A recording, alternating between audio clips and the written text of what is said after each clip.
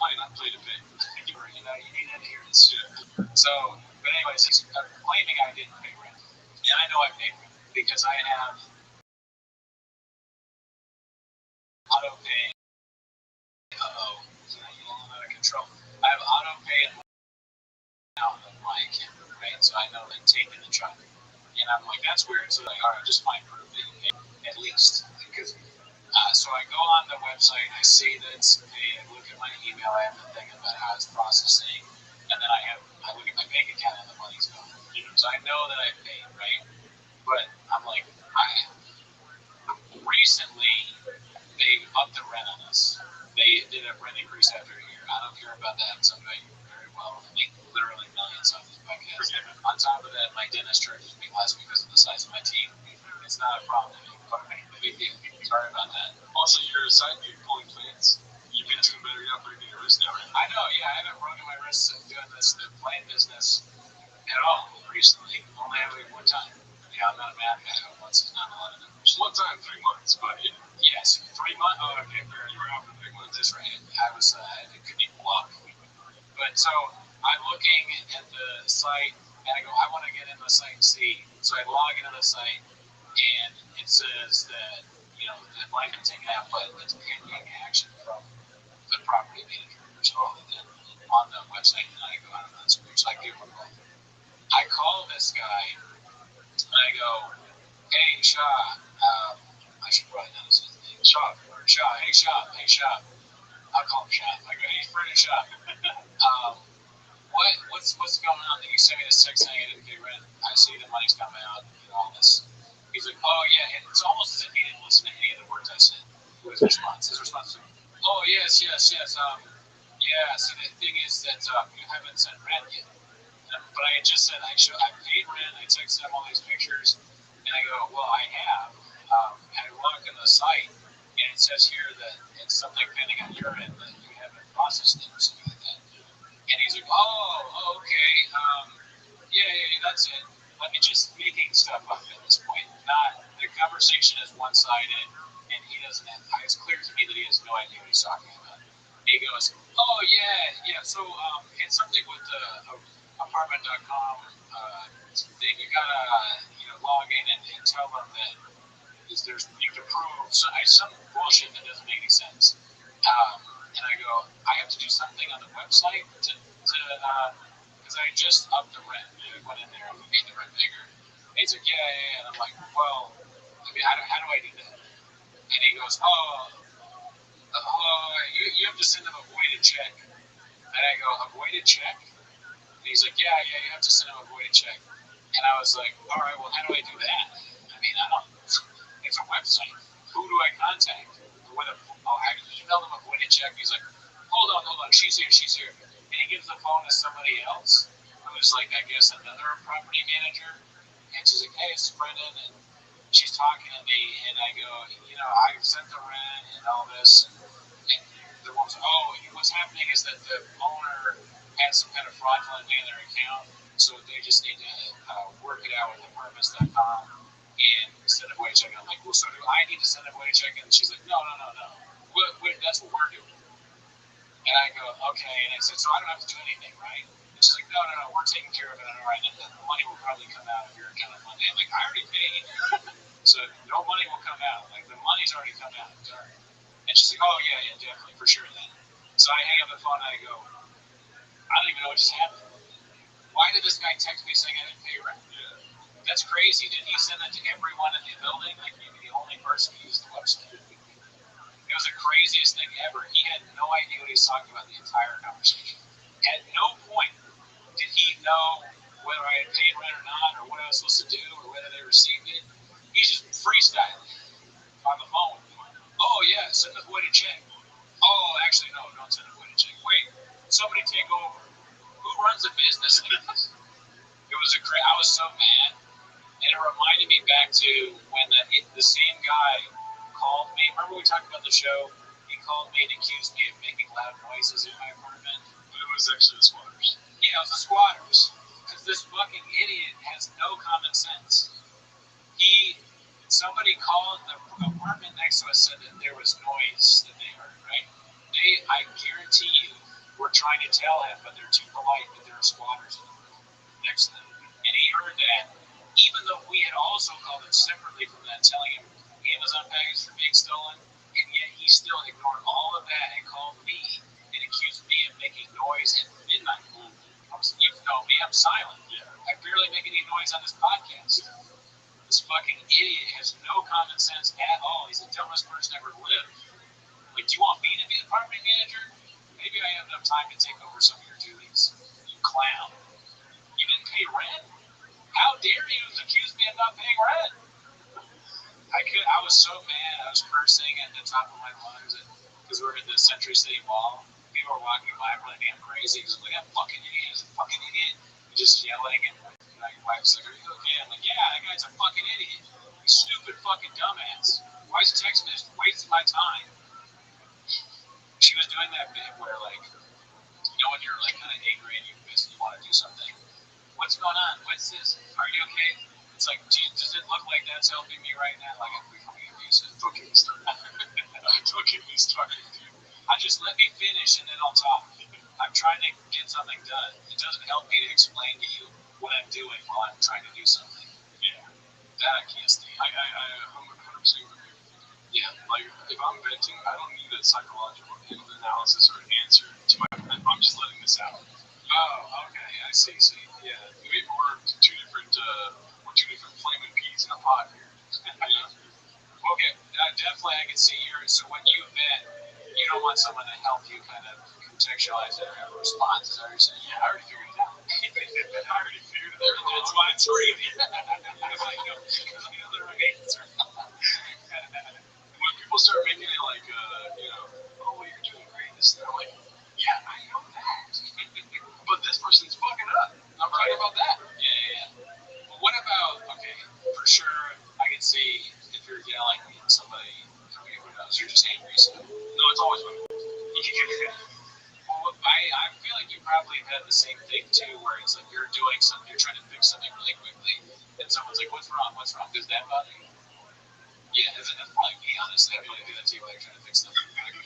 Oh no, not here, but yeah, it does bother me. But it's like, you know, you can only get pushed to the edge until you fall off. You know, you just kidding. It's the worst thing to say right now. Just give me some time to figure this out, and then I promise you I'll explain. But I don't. And people do that all the time.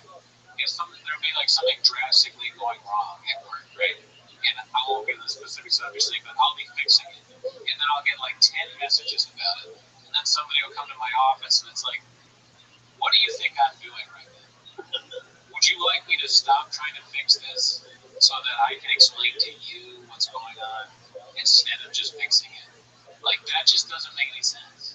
If it's my job to fix it, then I'm going to fix it. But I'm not going to have 20 conversations about what I'm doing to fix it. You want to know what's going on in my head? Oh, yeah, go ahead. You explaining all that, and I pictured you sitting at your desk with the fucking play toy where you gotta put the square in the circle. And so a bunch of people psychoanalyze you over this. It's so funny. They're like, they know how easy it is to fix. They're just like, just use the square. Because it's a square hole, or like, or whatever it is. Like, and I'm like, I don't want to know about it. I'll do it. It's my job to put the square in the circle. And I'm like this, and they're desperately trying to get me to put a circle in the circle. But no, it's difficult stuff. You wouldn't understand. You're just a podcaster, okay? But no, like that. I try not to do that to people. Like, if it's their thing to fix it, I'm not gonna go like, yeah, micromanage or desperately find out what's going on unless they're under me. Then sometimes you have to figure stuff out. You gotta get on about Baja mode sometimes. Yeah, this business wasn't built on trash control. Nothing I touch is ever trash control. It's not a constant Baja mode. I live in Baja mode. Dude, I went Baja mode this morning. That's it. Oh man, I prayed for you, little lady. Call me home something. Which one, dude? The one that you went with. That's a lot less. You know what I'm talking about. You mean the people that walk by you on the street and you're for Bobby? I'm sure many of them are women. Yeah, I never vocalize it, but whenever it's me, they're like, that guy's homeless, right? From the smell. Not gonna get to me. This morning. Okay, so here, let's start off with this, dude. I have this, maybe nobody else feels this way, but there's something about holding doors for people, right? You hold the door for people that aren't new people, you know. Yeah, right. And there's protocol. It's like if you're going inside first, and I hold the door for you, you're still first in line. You know, like if I show up first, I understand. If I show up first, but I hold the door for somebody behind me, they in turn have the opportunity to, show fealty and let me go before them in line, right? Yeah, that makes sense. So that was the case this morning where I showed up first, but I held the door for two ladies, and they were looking at items on the menu. But it was very busy at this place that called McCollum's, the coffee shop. Yeah. And I still waited for them to finish, and then they went first. I said, dude, I'm just doubling up the fucking gratuity, and then I go after them, but there's another lady behind me now. And then the lady that called McCollum's was like, I guess you're being kind today, Yeah. attitude kind of. Yeah. And I was like, yeah, and she's busy. She turned around, and then I looked the other lady really quietly. And then, she turns around and starts talking to me, but it's not me, it's this lady. And then I just go, I pranked her, dude. Oh, I see. That's funny. So what did you hear what she said to the lady? She's like, did you do that on purpose? And then she turned around. And it was this lady, and the face she made was all worth it. That is embarrassing when you say that thing, that you say something messed with the person. That was, like that with me all the time. Do you know what did the lady have any interaction in that? The lady was thrown off. She's like, wait, are you next? She looked at me. I'm laughing hard. So she thinks that she got pregnant. Yeah. But really, she was just upon in my face chest. You feel me? It's a game of fun chest. So that lady thought she was being pranked. I guess in a way she was sort of. She's part of it. You prank two people at once. Dude, and it feels so good. Basically, Salvo Kana. He says, I was in the bag, and then it was like, to it took more people, okay? Oh my god, speaking of which, dude, Foul Play by Anthony Davis is a new prank show. Dude, really? It's fucking The NBA player? On the Wizards. He was like talking about, I saw him on Draymond Green's podcast, another NBA player, and he's like, I just love Impractical Jokers, which is just funny to me. Some 7-foot dude that's dominated the NBA loves watching Impractical Jokers. Plus, Draymond Green is so like angry, right? The last person you think would be in Impractical Jokers. I feel like I don't know a lot about Anthony Davis was in Impractical. Oh, like didn't you say Draymond Green was also in that? No, so he was on the Draymond's podcast. Oh, and he was saying how much it is. Okay, so that makes more sense. We don't know how Draymond Green feels about it. Okay. Yeah, and I mean, not the sports side, because I know they hate it, but Anthony Davis on the Wizards, that's my team. They're the worst team in the league. Yeah. And that means that they're going to get the number one pick. Does not mean that, but they have right? They have a good chance. They have an 80% chance. I hope they do, because they have one guy that's in college, I don't know how to say his last name, AJ Depends or whatever. That guy is insanely good at basketball. He's so fucking good. Yeah. If we get him, then I might start watching. I mean, basketball could be interesting. Once again, it's LeBron James. Yeah, boring. Next. I don't care how big he is. Nice. Not big enough. Okay, that guy AJ is insanely good. Yeah. The Wizards might legit be good at that. Yeah. If they don't, I can go back to not caring at all. Yeah, but it's gonna be like the Celtics get AJ against or something crazy. That would be. Aren't they really good though? Yeah. That would be totally weird. Yeah. They got it. That's what I need to get that. You got AJ Depends, Darren Peterson, and Boozer, Cam Boozer. Those aren't. I don't know. I know Boozer is Duke. Who's the other one you said? Darren Peterson. He's number 2.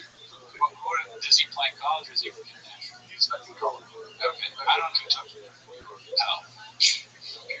That guy AJ was way better than those two clowns. I can't do that. That would be so cool. We finally get somebody that's good. Because then they'd have him, they'd have Anthony Davis, and Trey, and then they had two people that are scoring more than those guys. McCollum and Coulibaly. Star, right? Star, Coulibaly, McCollum's old as fuck. Yeah, that's enough of basketball. So we use our fucking quota, dude. Like, you know what though? I'm willing to do more. One thing I did do more than that from it, I went to see Springsteen. Oh, dude. Tickets, yeah. It's pretty cool. So, Land of Hope and Dreams, huh? Yeah, dude, I mean, it was very political.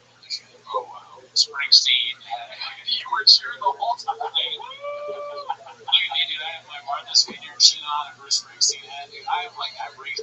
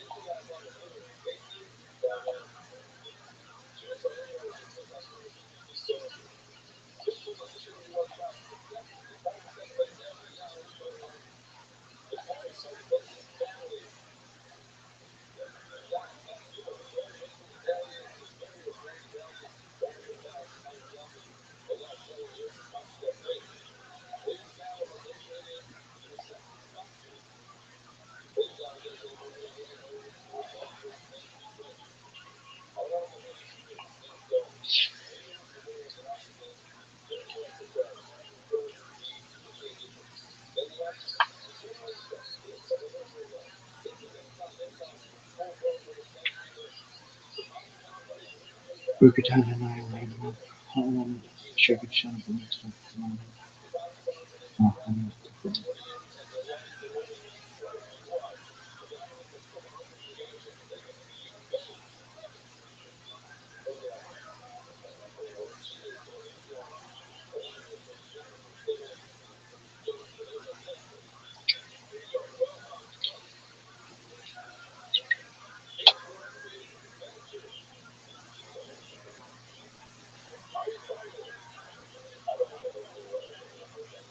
Rukutana Nine, Shaka Shantan, Moments Beautiful.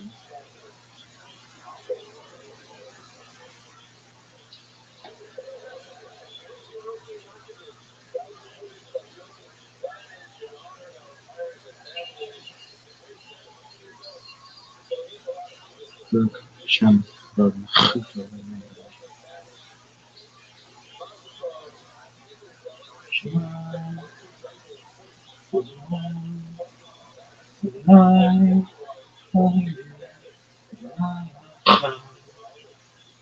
Yep.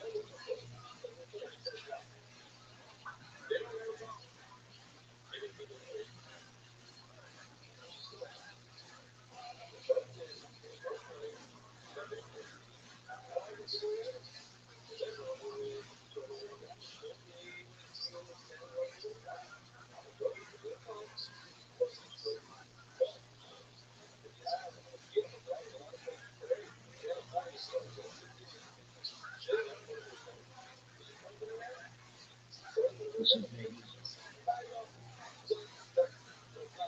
trying to survive with this disease since religion within the June 61 days. For the 761 creature believed with one solid 630 sets on out of 158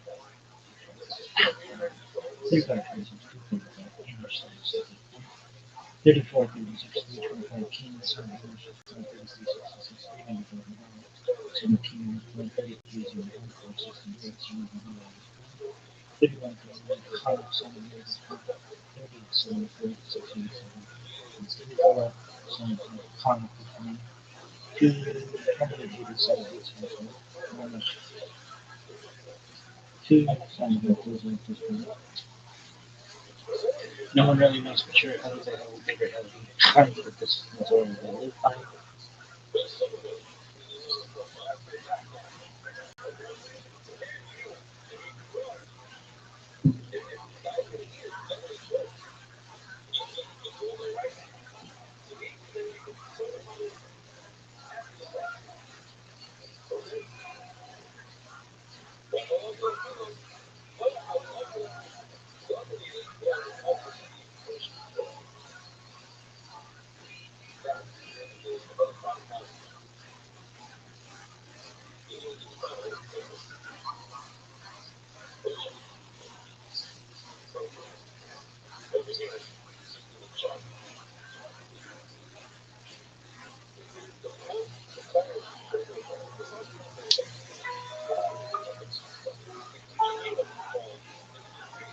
So everything goes well.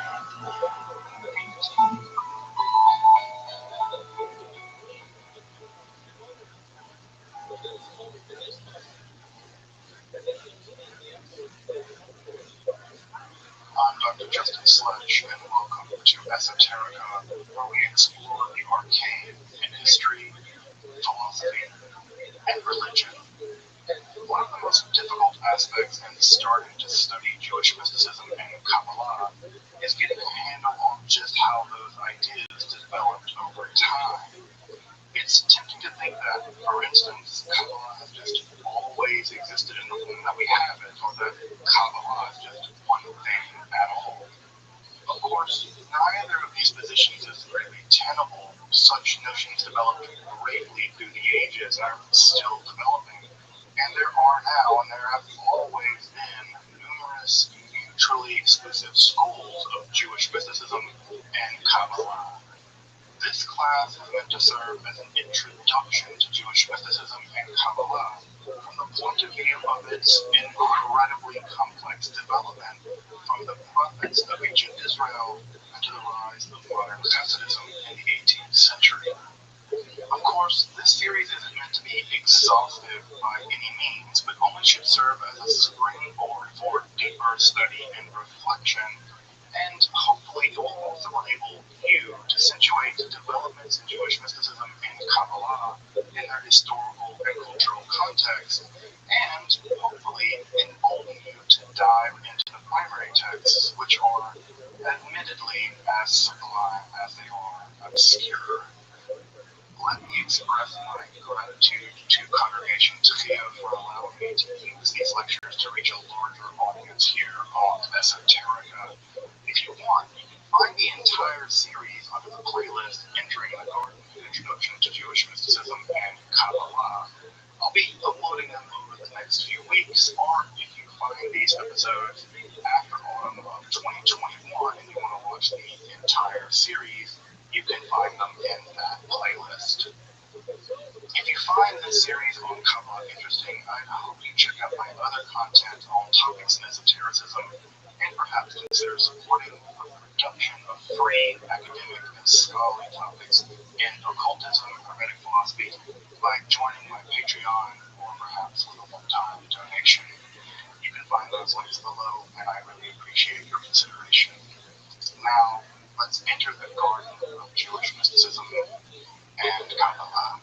So, first and foremost, I just really want to thank everyone for taking the time to join me on this journey through Jewish mysticism.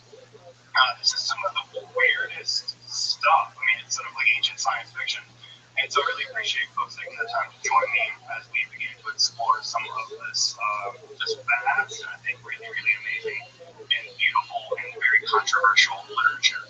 So that said, again, also just really stuff that some of the really awesome people, like scholars like Ashley Moore, really thank you so much. Ashley is an amazing scholar of Marxism who I really admire a lot.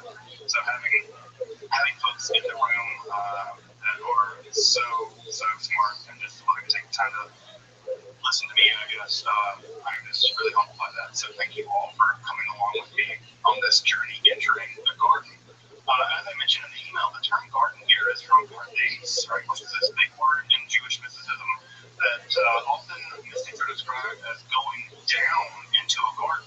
In Jewish mysticism, we don't typically go up, which is a little unusual, right? We typically think of mysticism as going up toward God or whatever that is up there. But typically in Jewish mysticism, we go down, we descend into things. And so the sort of lobby of the world of the mystical is this pardes, this garden. And what's really amazing is that we all get to enter this garden together. And I will say that in traditional Jewish lore, especially found in the Talmud and through the Middle Ages, this is considered to be a relatively dangerous journey. In the very famous story, as you may know, in the Babylonian Talmud, in Tractate Chagiga, 4 people went down into the garden, and only one came out alive, basically, right? So one became a heretic, one became insane, one died, and only one, Rabbi Akiva, emerged. And so we'll talk about that really famous story here in just a couple of weeks. So Jewish mysticism is, on the one hand, I think, an incredibly intriguing domain of study, but it also has always had an undercurrent of danger. And we'll see some of that undercurrent of danger as we get into it as well. So, what kind of class is this going to be? How are we going to approach this material? Well, I wear my methodology on my sleeve. I am a historical materialist. So when I approach this material, I try to approach it from a historically minded, material understanding of history. And what that means is I try to locate historical ideas and persons and other kinds of concepts in the environment in which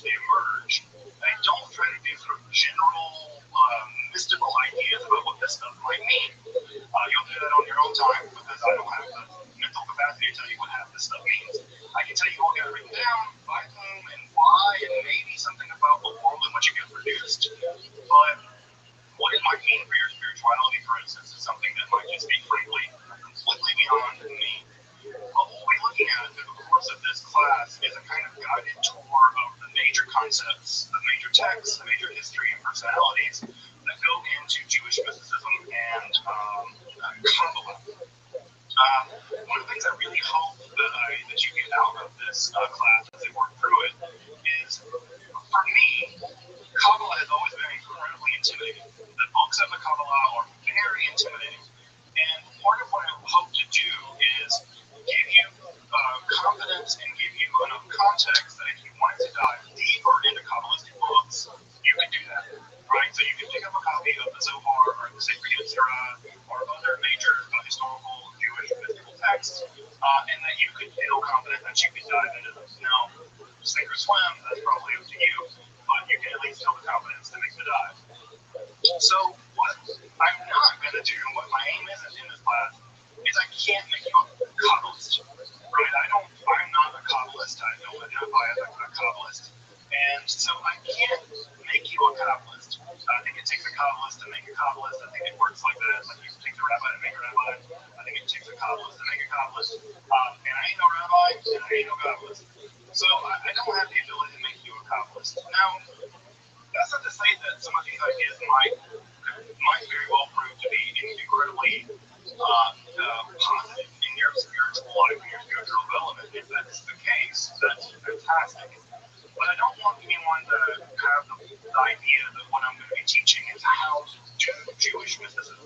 Because I don't know how to do Jewish mysticism, or if I did, I would be doing that in a different class, maybe. So we're going to be studying it again from a historical, academic perspective, as opposed to studying it as trying to be mystics. So we're not going to be doing much in the way of meditating on Hebrew letters to measure the body of God, which was a thing in Jewish mysticism. We'll talk about it. Yeah, they measured the body of God. God has really long fingers. So we'll get to that. This kind of mysticism later. So what do I mean by mysticism? This is a word that is really difficult to pin down. It's one of these words like religion or magic, where scholars and academics have no real consensus about what this word means. So I'm just going to throw out a really stipulative definition of what I'm going to mean by mystical in this class. And you're certainly going to hear the fact that I come from a philosophical background. And so coming from a philosophical background, I think about mysticism largely in a philosophic lens. And what I mean by mystical is a non-rational mode in which one experiences or learns about fundamental reality, right? So, and in addition to that, right, it's also the traditions that accrue, right, because of those kinds of experiences. Now, and by the way, the word tradition, right, I'm kind of punning on it in Hebrew, right? The word Kabbalah actually means received, and it has a sense of tradition, right? So I'm kind of punning a little bit on what this word mysticism. When I say non-rational, what I want you to hear is not irrational, right? It's not like mystics can just say whatever they want. They can't do that. They're inside of traditions, they're inside of cultural contexts, they're inside of religious settings. And so what they say, as daring as it might be, is always situated and only makes sense within a specific context. So it's not just irrational. They're not just saying random crazy things. Right? Sometimes mystics are thought of being somehow crazy or something like that, and that's not the case. In fact, many mystics in many traditions are incredibly systematic in how they go about doing their mysticism. Think of Hildegard being the great German Christian mystic. But when I say non-rational, what I do mean here is that they're not going to be giving us arguments. The mystic's not going to tell you A, then B, then C, therefore you should deduce D.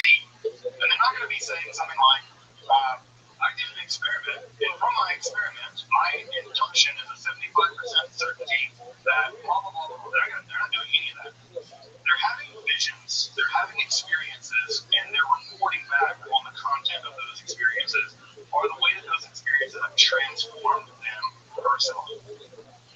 So when I say non-rational, I want you to hear neither irrational nor rational, non-rational, something in between, something in between.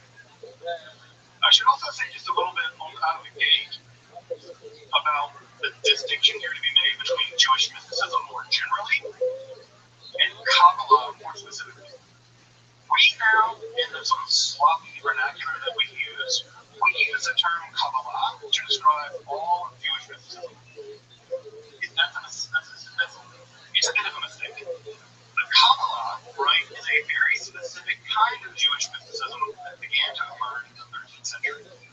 Now, 13th century of the Common Era, mostly in southern France and Spain.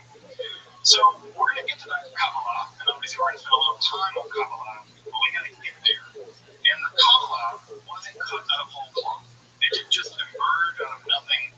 And so many of the complex ideas that you may have heard of in Kabbalah, like Tikkun Olam, which is a Kabbalistic idea, the reparation of the world, or the idea of Tzimtzum, the contraction into which God sort of shrinks God's self to project the universe or the cosmos, those ideas don't come out of whole cloth. And we're going to have to do a little bit of work to get there, but get there we will.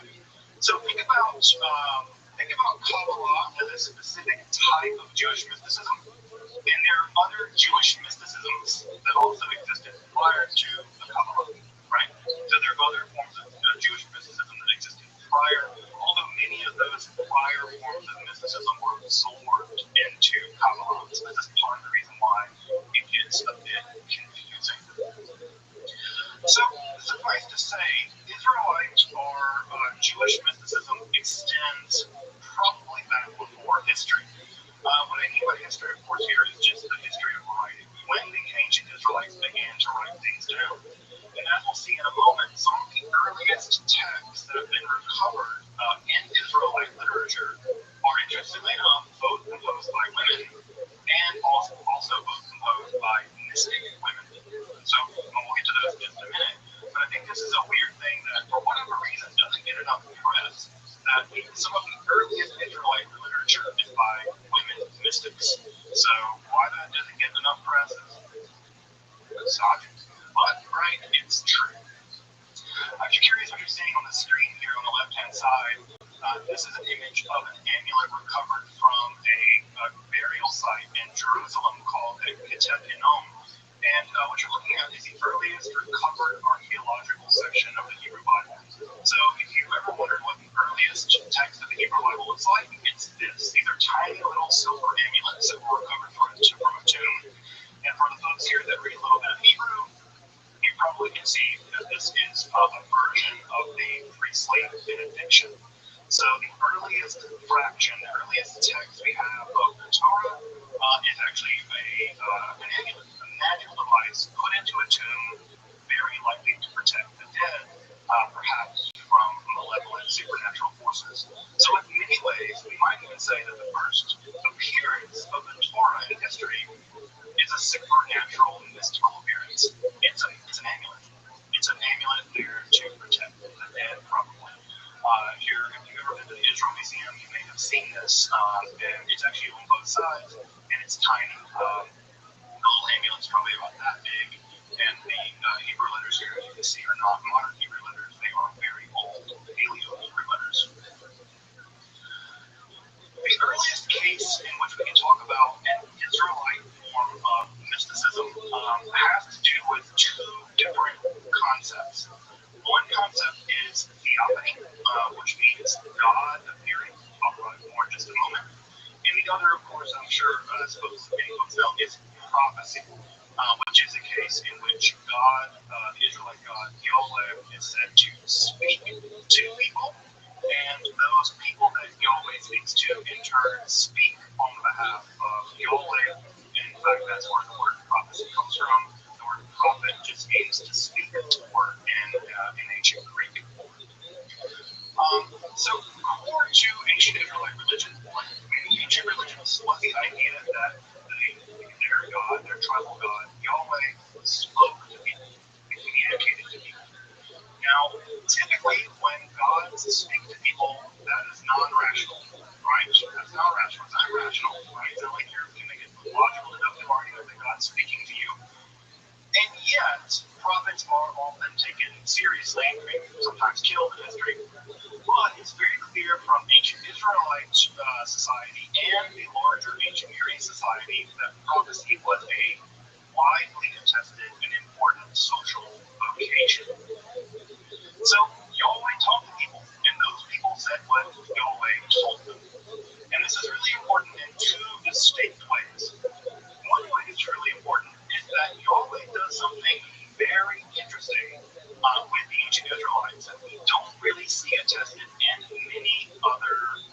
various cultures. And that is, Yahweh establishes a vassal contract with the Israelite nation. A vassal contract, is just what it sounds like. A vassal contract is where a lesser power agrees to be rolled over by a stronger power, basically for protection. This is, if you want to think about this in terms of like how the mafia, it's like paying protection money, right? The local mob boss comes down and says, you know, you can get hurt out here. You might want to pay us a lot of money, we'll protect you. Well, Yahweh comes along and says, it's dangerous out there, you Israelites. Maybe you should worship me alone, and I'll protect you, right? And so, in many ways, the Torah is actually structured a lot like a vassal contract. In fact, if you read ancient Near East vassal contracts written in the Akkadian language, it's very clear that the writer of the Torah, at least certain sections of the Torah, are emulating that contract language. They're diplomats. Diplomats had to be literate, and one of the things diplomats would have known is there was almost always a vassal state for the Egyptians or the Babylonians or the Syrians.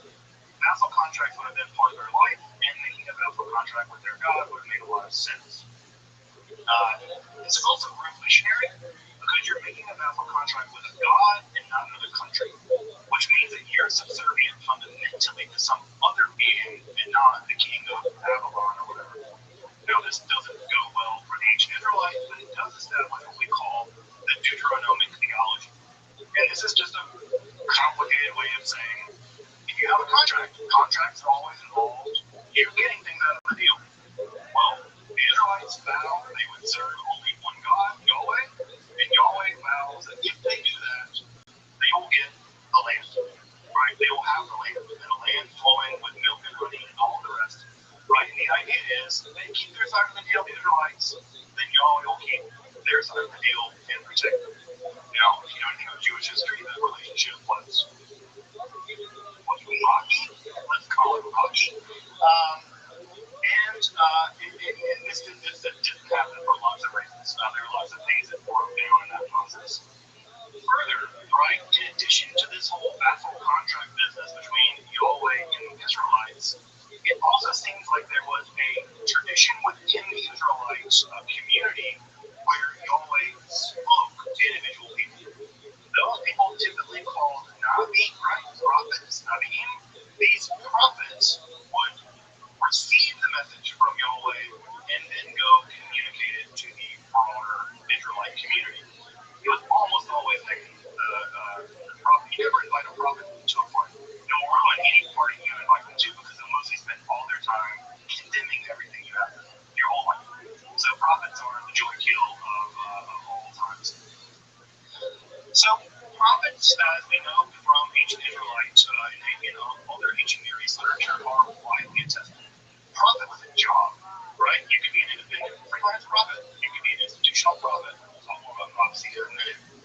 What you're seeing on the screen here on the right-hand side is actually a divinatory device. I don't know if you can recognize what organ that is, but that is a liver. That is a liver. And what you see here is the liver is divided into certain sections, and there is uniform script on that liver. This is from the old Babylonian period. And what you would do, if you wanted to figure out the will of the gods, is that you kill an animal, typically a sheep, and you would take out their liver, obviously, and you would inspect it. And what this is a Babylonian liver inspection guide. And so if there are blemishes or deformities or other kinds of markings on the liver, livers are typically very smooth organs. If you've ever seen a liver, they're typically very smooth. But they sometimes have all kinds of markings and things on them. And what happens is that you would locate the markings, and you can see here there's a guide in old Akkadian, and it would tell you what the markings meant. So this might mean that bad things are going to happen, the king's going to die, whatever. And so there have been, by the way, hundreds of these recovered from ancient Mesopotamia, and divination was widely attested. I should also notice this note here that we separate divination and prophecy when it comes to talking about the ancient world, because the vast majority of prophets, contrary to what idea might come to your mind about what a prophet is, very few prophets predicted the future. That was a different job. Those were diviners. Diviners predicted the future. Prophets communicated via the God. The God would tell the prophet stuff, and then they would tell other people. That's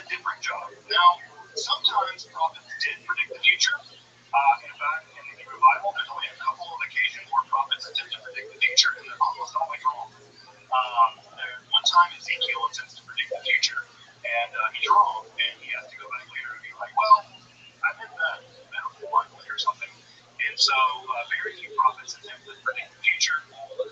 In the ancient world, that is a different job. We now think of prophets as predicting the future, but that's a modern idea, much more than an ancient Israelite idea or ancient Near Eastern idea. So let's talk about theophany first, right? So theophany just means God appearing. It just means that God appears to people, right? This was an idea in ancient Greek religion, but also in ancient Israelite religion. God is appearing to you currently on the screen. I don't know how many people have ever seen an image on the left. This is very likely an early depiction of the Israelite God, Yahweh.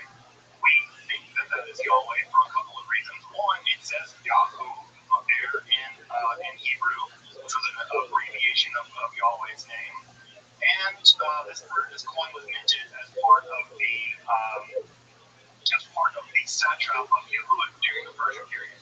And also we have a winged throne chariot that this is being sitting in, and that image is very tightly associated with Yahweh in the book of Ezekiel. You're probably looking at a depiction of Yahweh. That's probably the Israelite God. We're fairly confident that is how ancient Judahites conceived of how their God looked.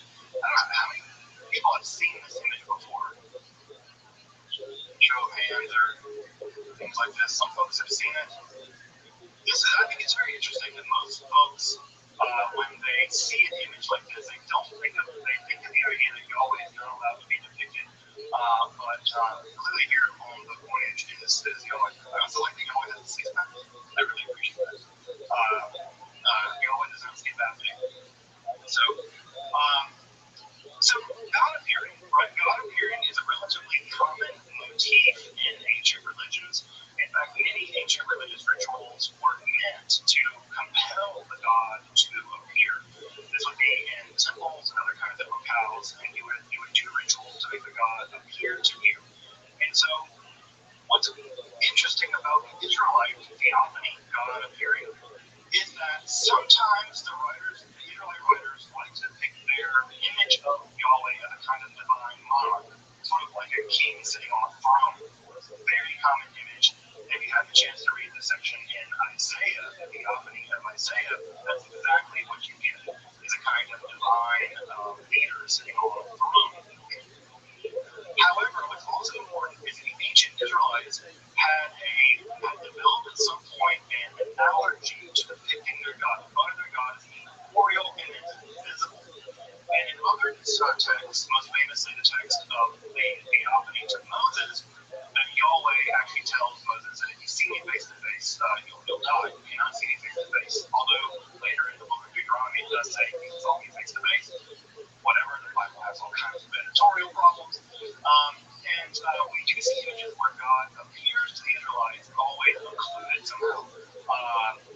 One of the main depictions in the book of Exodus is God is hidden in the Arabelle, which means something like the gloom or the darkness. And there's all kinds of light and lightning all around where the God is, but the God himself is actually hidden somehow in the darkness. So God appears, but God is also hidden at the same time. So the Israelites are always trying to navigate. On the one hand, they want to claim our God appeared to us on Mount Sinai and gave us a law. And this is our contract. We have a contract with God. That's what makes us special. We're chosen people. And on the other hand, they're like, yeah, our God's invisible. You can't see our God. Our God doesn't have a body. Doesn't live in a place. God's a God of everything. And so God also appears for quasi invisible as well. The main accounts we have of theophanies in the Hebrew Bible are the main three, right, or four actually. We have the theophany of Abraham, or Abram at that time, right? His name hasn't been changed yet. Where God appears to Abram and says, hey, you need to follow me and do what I said, right? Move out of the Lord of Canaan, move to Canaan, and show up there. We don't learn a lot about God in that instance. The other three theophanies that are important are the Moses theophany, that is to say, the one in which God appears to Moses, both in the burning bush. So notice again, God is there and not there at the same time. The voice comes out of the bush,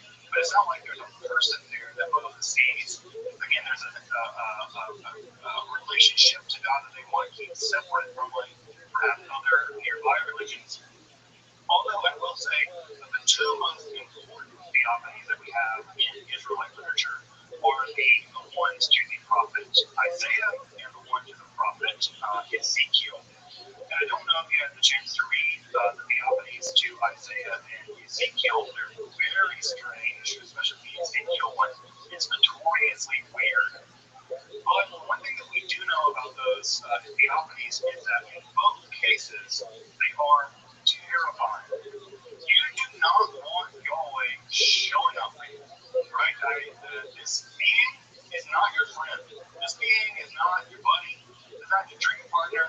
This being is a terrifying being that when they do show up, the people that seem to see this being, that they're basically, it's a quake in the boots. It's a quake in the text says they are quaking, like literally they're shaking in terror. And this is one of the things that we see in Israelite literature, beginning in the Hebrew Bible and extending into other mystical literature, is that the experience of the divine is terrifying. And we have the word awesome, right? But notice how we say all full of all, the word is negative. All full is bad, all some is good.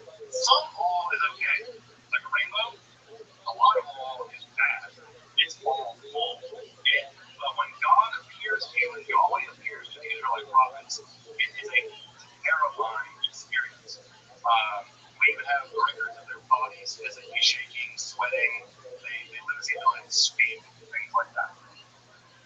What we think is that the instances of Ezekiel and Isaiah may have been part of what we might call Israelite shamanism.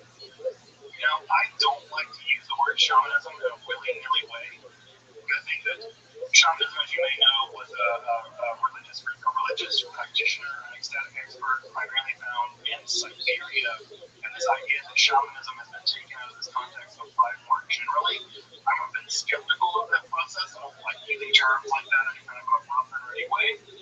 But what we see is that the ecstatic expert, or the shaman, is able to withstand a visitation from Yahweh.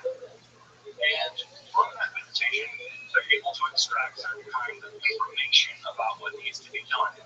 And so, in much in the same way that traditional shamans often travel the spirit world in order to cure people, it seems like something analogous is happening with some forms of Israelite prophecy, where the shamans are being visited by Yahweh, and Yahweh is basically telling them how to fix their country. Right? Most of what goes on in prophecy is criticism of society in a general way, and the idea is by criticizing society along religious and social terms, then the Israelites can restore their relationship with Yahweh, and therefore Yahweh will continue to protect them and allow for the prosperity of the land. So the prophets don't cure individual people. You can think about them much more like shamans, but they're shamans for the entire community. So again, this is where using some of these terms can be a little bit misleading and a little bit unclear, but I think that the term does track at least in a general way. We think that the experiences of the prophets Isaiah and the prophets Ezekiel, the literary record that we have in the Hebrew Bible, probably actually represents an experience. Which is just to say that the persons of Ezekiel and Isaiah probably did experience some kind of mystical event. And they record that, and that recording of it is found in the Hebrew Bible.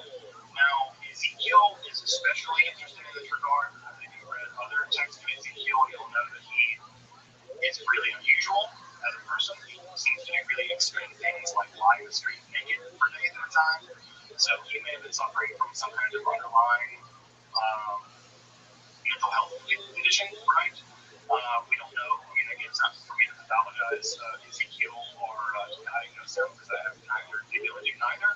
But from the record, it seems like Ezekiel may have had some other kinds of mental health concerns, we would say now, which is also interesting because it shows that what is insanity in one culture is prophecy in another, right? The shaman functioning in one culture, right, is completely normal, but you take them out of that and put them into capitalism where they can't work, and the other insane, they're crazy. And so it's just interesting to see how what counts as insanity can really change from culture to culture. Ezekiel is clearly a respected member of society, whereas I think now he might So, again, it's just interesting to notice how these things can shift enormously through time.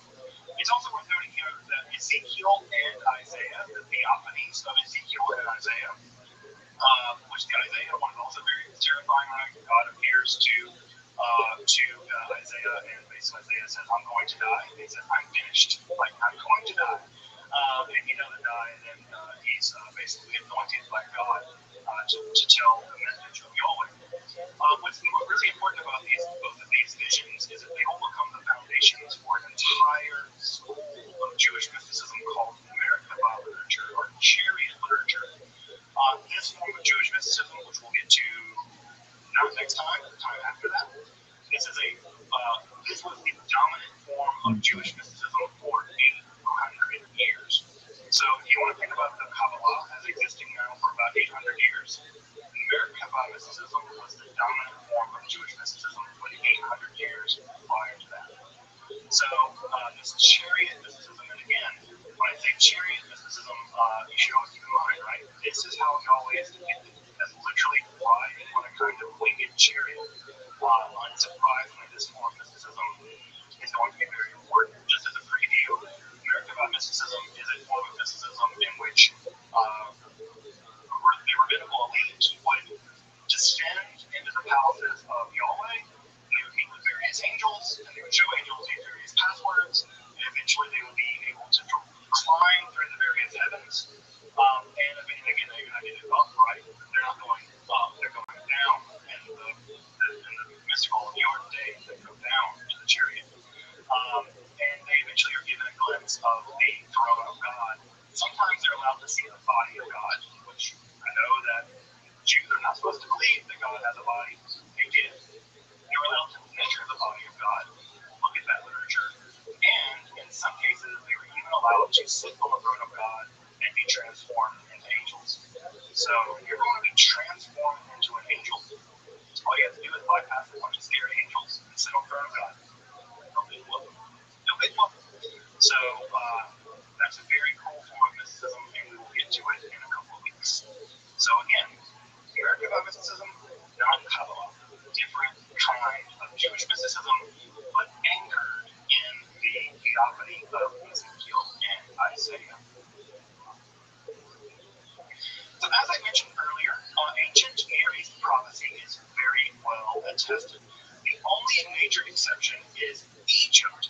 Egypt is the outlier. For whatever reason, there's not much in the way of Egyptian prophetic literature. Now, there's a lot of debates about why that is. We do have a quasi-prophetic document called the Prophecy of Nefertiti that does exist from the ancient Egyptian world, but it seems like the ancient Egyptians, for a host of reasons, and I'm happy to talk more about that later if folks are interested, for whatever reason, institutional prophecy just didn't exist. It probably had to do with the fact that Egyptian religion was very highly centralized in the temple structure, and therefore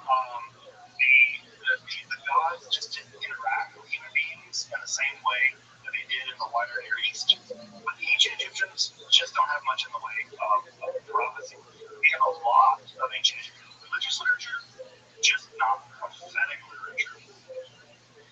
I will say that outside of ancient Israel, the best adaptation of prophecy in the ancient Near East world more generally is from the Neo-Assyrian period. Now, this may be a little deceptive because it just so happens that the Assyrian Empire was destroyed and they managed to burn down the main temple, the main library of Ashurbanipal. And when they burned that library down, the entire library was preserved. We have basically an entire ancient Neo-Assyrian library. It's like the Library of Ancient Alexandria, but over in Iraq. It has tens of thousands of cuneiform tablets that are in great shape because unlike burning libraries down now, right, the books tend to burn, that's bad. If you burn down an ancient cuneiform library, right, those texts are all preserved on clay tablets. And burning clay tablets makes them more likely to survive. So, thank God they burned it down, right? Because had they not burned it down, it probably wouldn't have survived. So, we have the entire library of Ashurbanipal. It's in the British Library because they're great at stealing things. And so what we have is an enormous amount of literature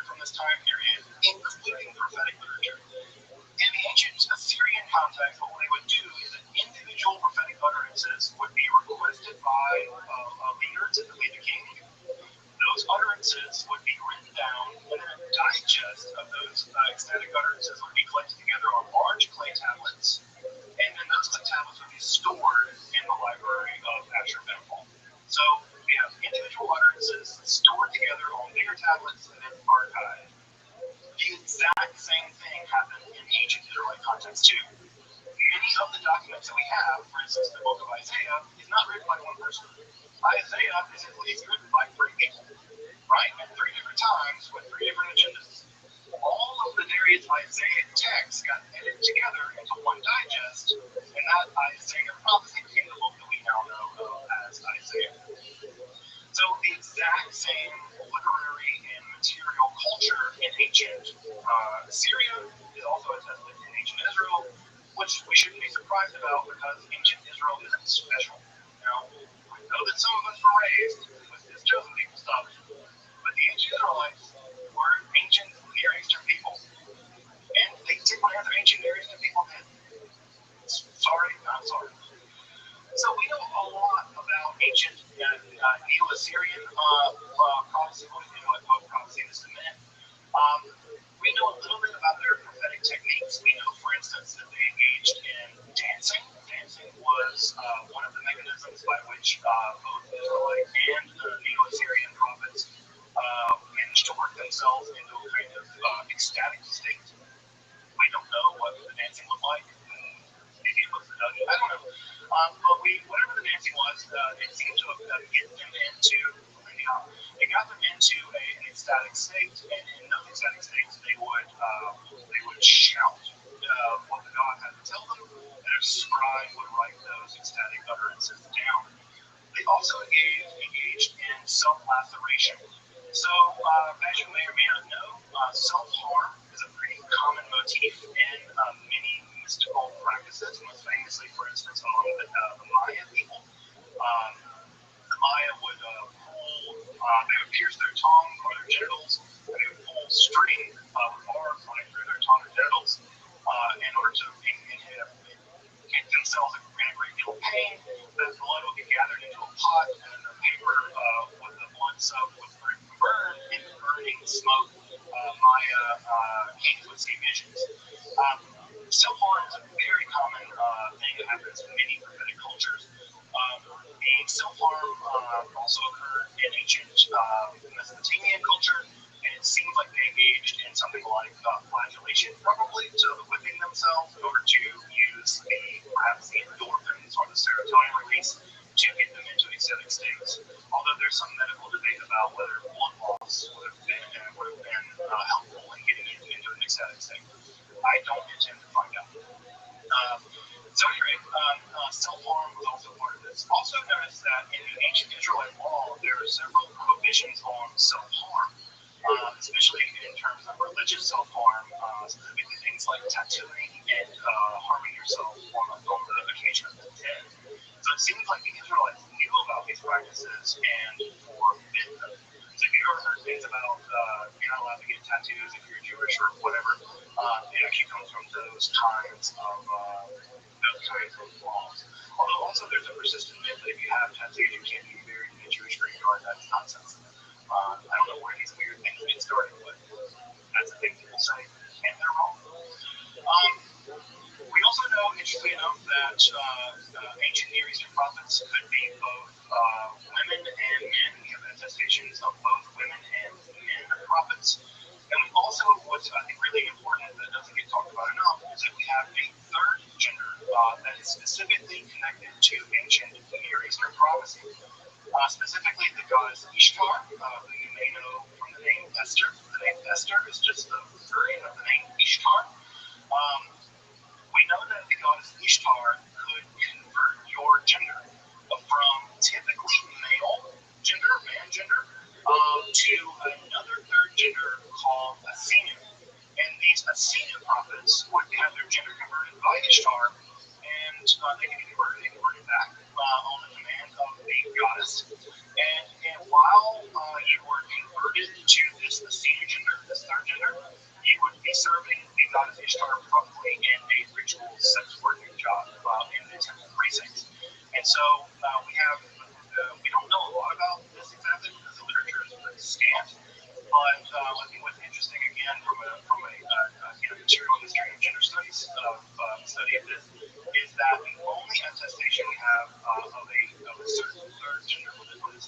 kind of grammar. The grammar here actually means womb person, but womb person is in the masculine gender indicating. So clearly, womb is associated with female people, whereas the word here is the female. They're clearly making it a gender bending category. And you can have your gender typically men. I don't know if there's any cases of women being assigned to be a senior, but men probably can be shifted to be a senior gender. So if you're curious about that, FYI, there's a great study of that by the SBL called Prophets, Male and Female. I can put it in the chat later. That is the most extensive study of this, the role of gender and the Essene gender in ancient Near East prophecy. We only know of one Canaanite non-Israelite prophet, and that is Balaam, son of Beor, who you may know from the Torah. He's also attested in another place outside of the Bible.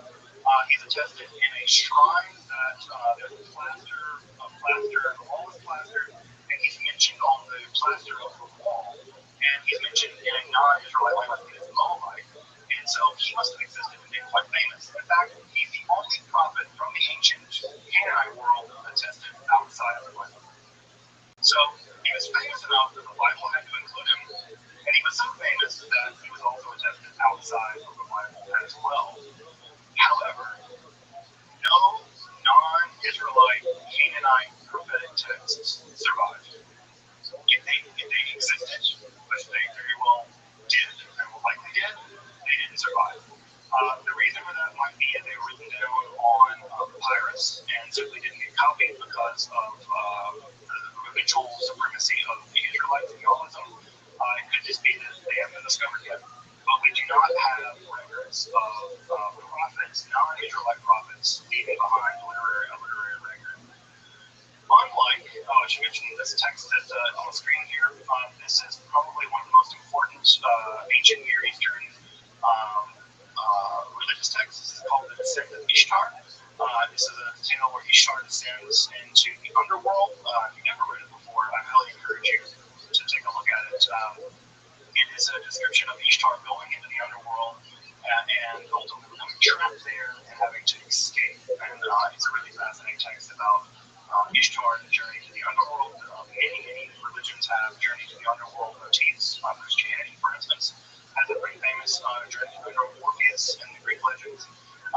So this journey to the underworld business is a pretty typical religious literature. And the journey to Ishtar is especially really wonderful to read, especially if you want to read again prophetic literature and religious literature from the ancient world, in which women are the central focus, unlike in Israelite mythology where it's all dudes all the time. First. What we have in Israelite prophecy is a very complicated set of affairs. Prophecy was a core component of ancient Israelite society. We know of hundreds of prophets from the ancient Israelite world. And when you put that into a sort of material cultural analysis, what that means is that Yahweh was perceived as basically being in constant contact with people.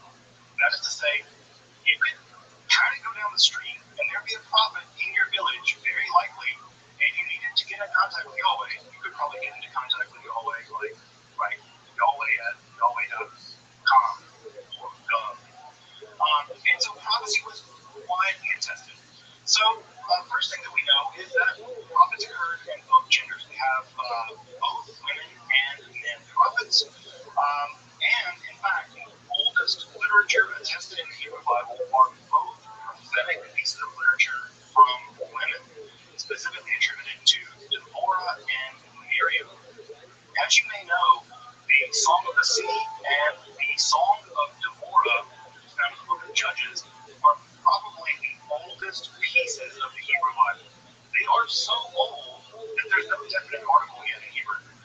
Right? They are very old, probably getting back to the Bronze Age. And what we think is that at this period, both of these prophetic pieces of literature, the Song of the Sea and the Song of Deborah, were what we call war-man prophecy. War-man prophecy was a very common form of prophecy all which a prophet had contact with their God, and they would give advice specifically about military matters. And usually what happened is you would consult the prophet about military matters, and then after you won, assuming you did, the prophet would sing your praises as having won on behalf of the God. And that's exactly what we have in the Song of Deborah and the Song of Miriam. The Song of Deborah probably is a very early, probably Bronze Age or very early Iron Age account of a tribal conflict in which one group of people killed the other, right? This is also the story of Yael driving a 10 spike to a dude's head, which is metal. And so, 10 spikes to his skull, that's the thing. And if you read the Deborah account, especially in Hebrew, it is very archaic. And of course, the Miriam story also probably is a memory of some kind of skirmish that occurred in ancient Egypt, where the Israelites were able to escape, or at least defeat the Egyptians in that case. So I think that's what's interesting about this is that the earliest pieces of literature we have from the ancient Israelites that survive are mystical literature. They're accounts of the God speaking. They're accounts of the God speaking to women. In both cases, this may indicate, and again, I have two pieces of evidence here. This may indicate that women served a unique role in very, very archaic Israelite prophecy. It may have been the case that because they were accepted from battle, that they were allowed to talk to God about the battle, or it may be a case that they had, for whatever reason, thought of as some extra kind of connection to Yahweh. We just don't know. We have no idea. It just is conspicuous that this earliest pieces of literature are both attested to women. We also have independent prophets, like call them freelance prophets. Those are people that basically go around condemning people for everything. Those prophets that you probably know are famous people like Amos, who is very famous for condemning the social practices of the ancient Israelites, specifically their excesses, being very wealthy. Amos is probably the most social justice-y warrior-y guy of the Hebrew Bible. He really dislikes the fact that the Israelites are so wealthy and they use their wealth to oppress poor people. If you've ever read that great section on Yom Kippur, right, where it says, "This is a fast I don't want you fasting from food and water, I want you fasting from all kinds of social injustice," that's Amos, right? And so those pieces that are really big in our tradition, I think, as more progressive people, come from the prophet Amos. So he was an independent social critic. We also know that the Israelite state employed hundreds of prophets. Hundreds. We have at least two different cases where ancient Israelite kings would have hundreds of prophets in their employ, and those hundreds of prophets would go into ecstatic states. They would often act out their prophecy. So, for instance, if you thought that the king would be gored by any, it's not common that the prophets would actually have horns made of iron, and they would dance around with the horns of iron in a very theatrical way, it seems. And then these theatrical shows where prophecy, ecstatic states, and theater really meshed together in ancient Israelite society. So we do know that the Israelite state, like the ancient Neo-Assyrian state, employed a huge number of prophets. It also seems like, by the way, FYI, that unlike other ancient Near Eastern peoples, the Israelites did not rely on astrology. The ancient Assyrians, ancient Babylonians had developed a very, very sophisticated form of astrology. The ancient Israelites rejected it for reasons that aren't clear. And they rejected it not because they knew better. It wasn't like the ancient Israelites somehow knew that astrology was wrong. Probably just that they were jealous and they didn't have the sophisticated math. But the ancient Israelites do not like the idea of astrology. Rather, they like a direct contact with their God. All things told, none of them were terribly reliable when it came to predicting the future. They all got destroyed by somebody. None of them saw it coming. We also know that there were roaming prophetic bands. These are sort of prophets that sort of roamed around the countryside. We know they had leaders. Samuel was a leader of such an band of roaming prophets. We also know that they would roam around and they would play music and they would dance. Again, this is more dancing and music were attested in ancient Israel. One of my things I really miss is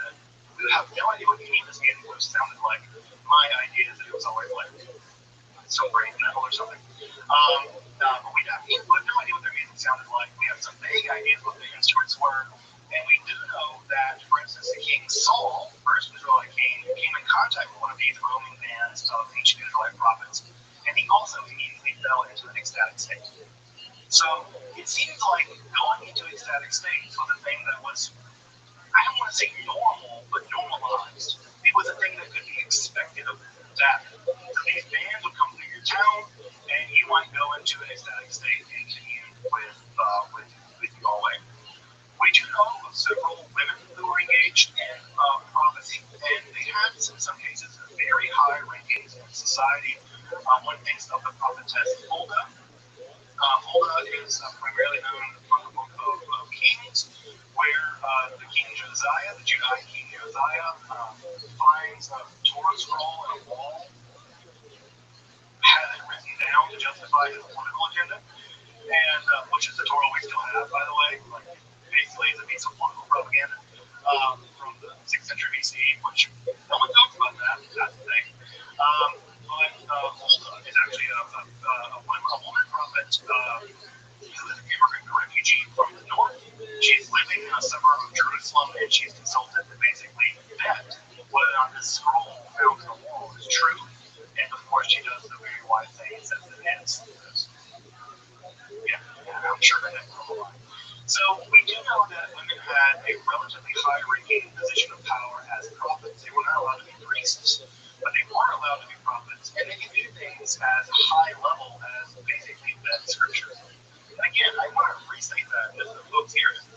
This is a woman vetting the legitimacy of the Bible. That is enormously important in the history of Judaism and the history of religion, I think, more generally, considering how completely excited women are on almost every level in this historical thing. The ancient Israelites vetted scripture, vetted the Torah almost as we know it, at least the book of Deuteronomy, by a woman Huldah. We know virtually nothing about her, but clearly she was considered to be in contact with Yahweh, and at least for political reasons, vetted some sections of the Bible as we know.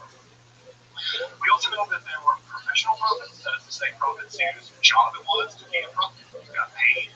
I don't know, you got 9 to 5 job, and you were a prophet. How can a prophet? I don't know if they did, but local prophet, one number 95. But they had professional prophets that existed. We also know of non-professional prophets. Sometimes they're called Ish Elohim, men of God. And these were often associated also with miracle working and what may be better described as magic. These would be folks like Elijah and Elisha, who the only accounts of people being resurrected from the dead in the entire Hebrew Bible are both associated with Elijah and Elisha. And so, on the one hand, they represented God mostly in divine duels.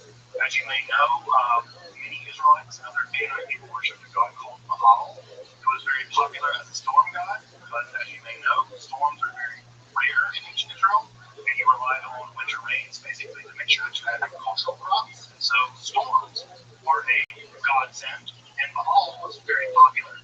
Well, just like on the middle school playground of your childhood, people fought each other to show how cool they were, and so did the gods. And so what we know most famously about Elijah, when Elijah challenged the prophets of Baal to a duel, and subsequently murdered them all by cutting their heads off when they lost the duel. That rings of Al-Qaeda or Daesh to you, yes, this is a brutal world, and whether the story happened or not, we don't know. But the fact that the Israelite writer that recorded it relished in it at least meant that they wanted to have happened, whether it really happened or not.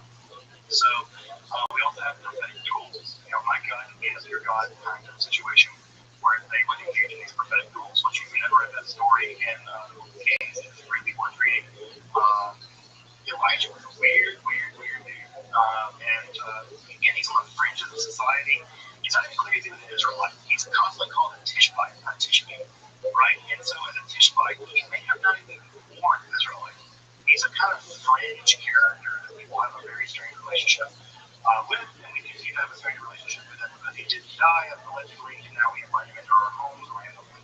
So just remember, right, when you invite him into your home, he did come out the head allegedly of like 500 people one time. So be careful who you invite into your home. This guy's murdered about 500 people. Elijah.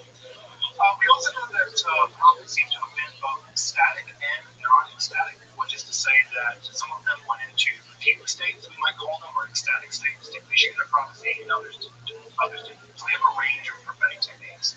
Unfortunately, what we don't have is any accounts in ancient Israel literature about how they did this. We have hands and nothing else. And yes, I know some of you are probably wondering if they do drugs. Probably not. At least if they did, it's not recorded. Right? We don't have the instantation of Elijah, ate some mushrooms and then went to town, or smoked some weed, or what, or even drink alcohol. Many of the prophets are actually sworn off of alcohol as part of their prophetic vocation.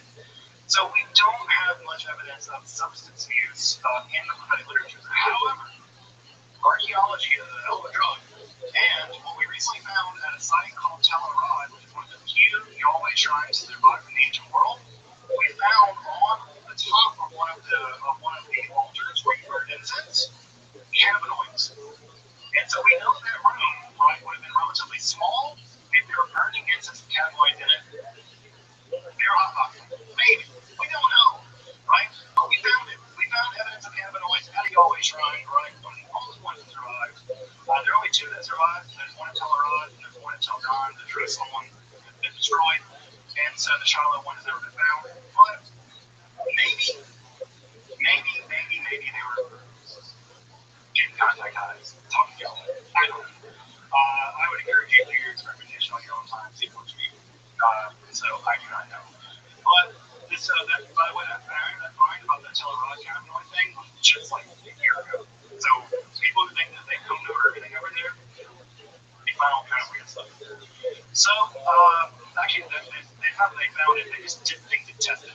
That shrine has been sitting in the Israel Museum for like 30 years. They just didn't test it or something. And so some guy screamed and was like, "It's leading here." So that's the thing. The image on the left-hand side here is from the Dead Sea Scrolls. This is from the Habakkuk picture. The picture is a commentary. This is the first commentary we know of in Judaism. And if you know anything about the history of Judaism, commentaries are our jam. We are a commentary-writing people. We love to write quote. We write things called hyper-commentaries, folks. The hyper-commentary is a commentary on a commentary on a commentary. That is, commentaries are our jam. And this is the first one. This is a commentary on the prophet Habakkuk. This is from the Dead Sea Scrolls, and this is the first time where a prophet, the prophet Habakkuk, is actually being read as an esoteric text. The commentator believes that inside of the prophecy of Habakkuk are secret things that are going to happen in the future. And so, if you've ever heard curious people say that they found secret things in the Bible that are describing the future, this is the first guy or person to do this. It's in the Habakkuk picture found in the Dead Sea Scrolls.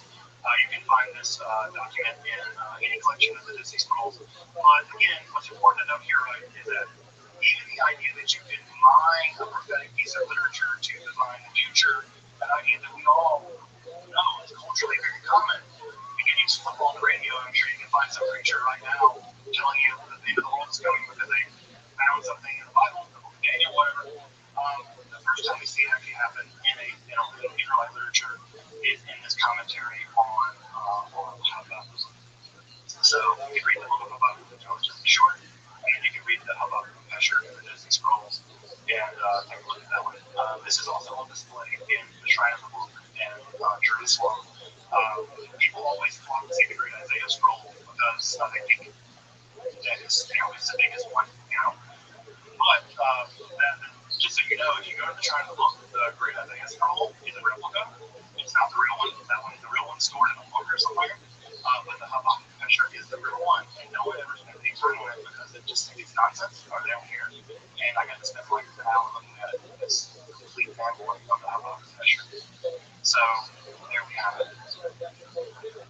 As I mentioned, we know basically nothing about the material culture of the ancient prophets aside from the books that get written down. Clearly, the scribes that wrote these books down felt all of them as incredibly important and copied them. We know nothing about their practices, their mystical practices. We don't know anything about their meditation techniques, their breathing techniques, the drugs that they have used or not used. We know very little about how they achieved these mystical states. So, reconstructing what they did is very difficult. We also know very little about the phenomenon is the $2 word that means the experience of this. What it was it like to be a prophet in Israel? What was it like to experience this ecstatic state? We know very little about it because ancient Israelites, like many ancient cultures, just didn't put as much emphasis on subjectivity that we do.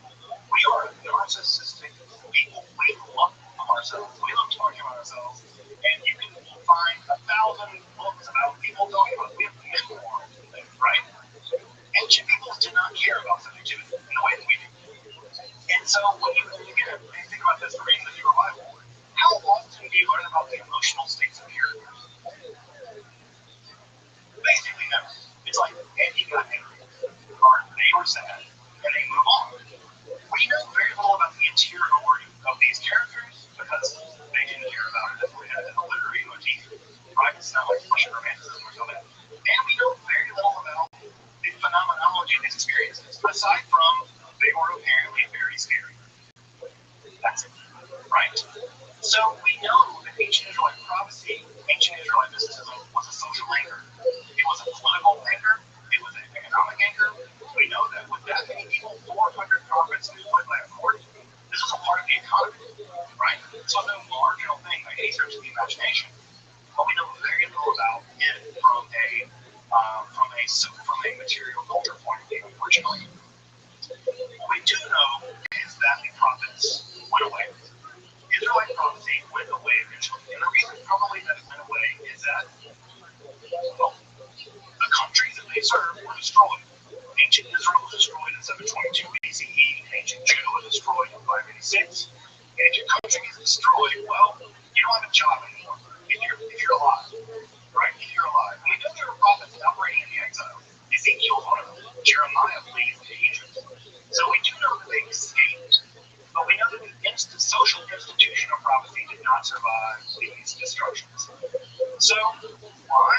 Well, it could be a lot of things. One of the reasons it could just be that they got killed, right? Just wipe them out. That's the thing that happened in the ancient world. Another reason why it could be the case is, well, they didn't see it coming. Your whole job is to communicate from Yahweh what's about to happen to us and how we can make this not happen. And they didn't, right? So, again, if your astrologer doesn't see the thing coming, well, get a different astrologer. So part of the problem of divination is if you don't see the big things coming, like your whole country being destroyed, well, that shakes confidence in your ability to communicate for your God. Also, we also know that prophecies weren't terribly popular in some ways. I mean, no one likes social critics, right? Go ask the social critics. People hate social critics, right? People hate people being like, listen, you're rich and God hates you for it, and God's going to condemn you and God's going to kill you because of your wealth and your religious abandonment, right? No one likes wealthy people. Powerful don't like to be told that being wealthy and powerful is evil, right? And they're also the people that kill people to prevent them from saying that. And so prophets often got themselves killed for saying these kinds of things. So it could just be that they were also always at some level, in many ways, a marginalized group. As the political situation in Judah gets increasingly bad, what ends up happening is that prophecy ultimately shifts away from condemning the Israelites to basically saying, well, one day God's going to come and kill all of you, right? You're not doing the right thing, and God is going to get God's revenge on you. And this becomes a shift to what's sometimes referred to as the Yom Yahweh motif of the Day of the Lord.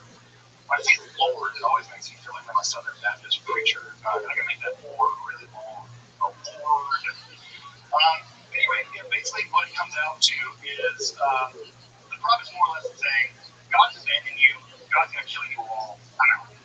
Right? And so there's a kind of prophetic frustration that seems to set in where the prophets are increasingly thinking about a more distant, removed future where God will sort things out because the present is just a nightmare. The Babylonians are destroying everything, things like that. And what ends up happening is that after the Judahite state is destroyed in the 6th century BCE, the prophets basically are done for as institutions. The Judahite prophets vanish. And the prophetic literature as we have it in the Hebrew Bible is codified. Now, that doesn't mean that people stop being weird. People continue being weird. It's just that their weird is a new kind of weird. And that new kind of weird is apocalypticism. Right? That new kind of weird is apocalypticism. Now, I know that the word apocalyptic typically has to do with the end of the world.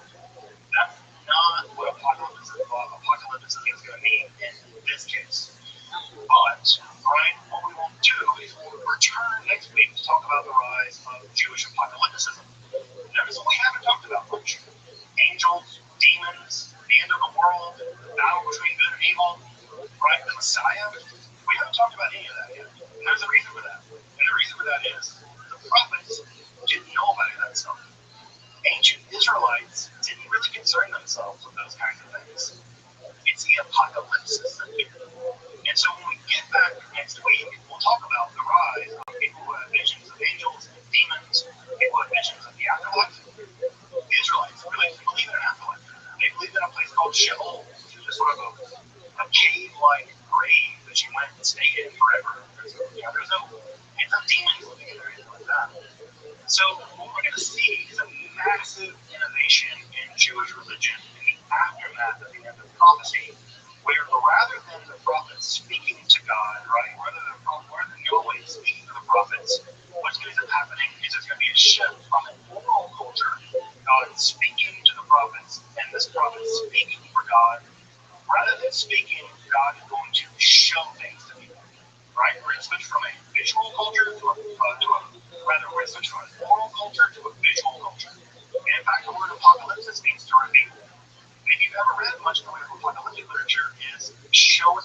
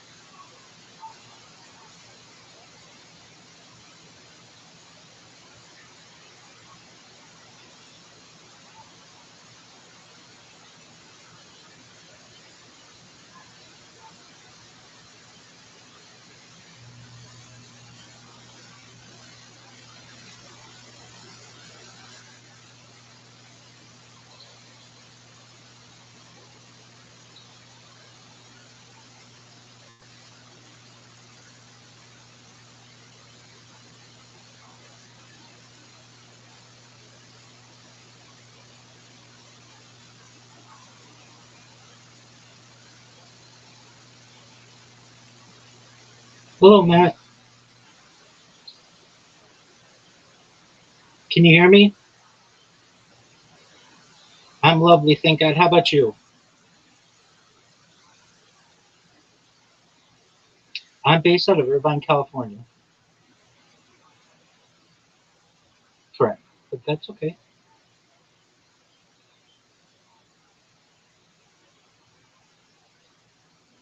I go by Rabbi Rothschild.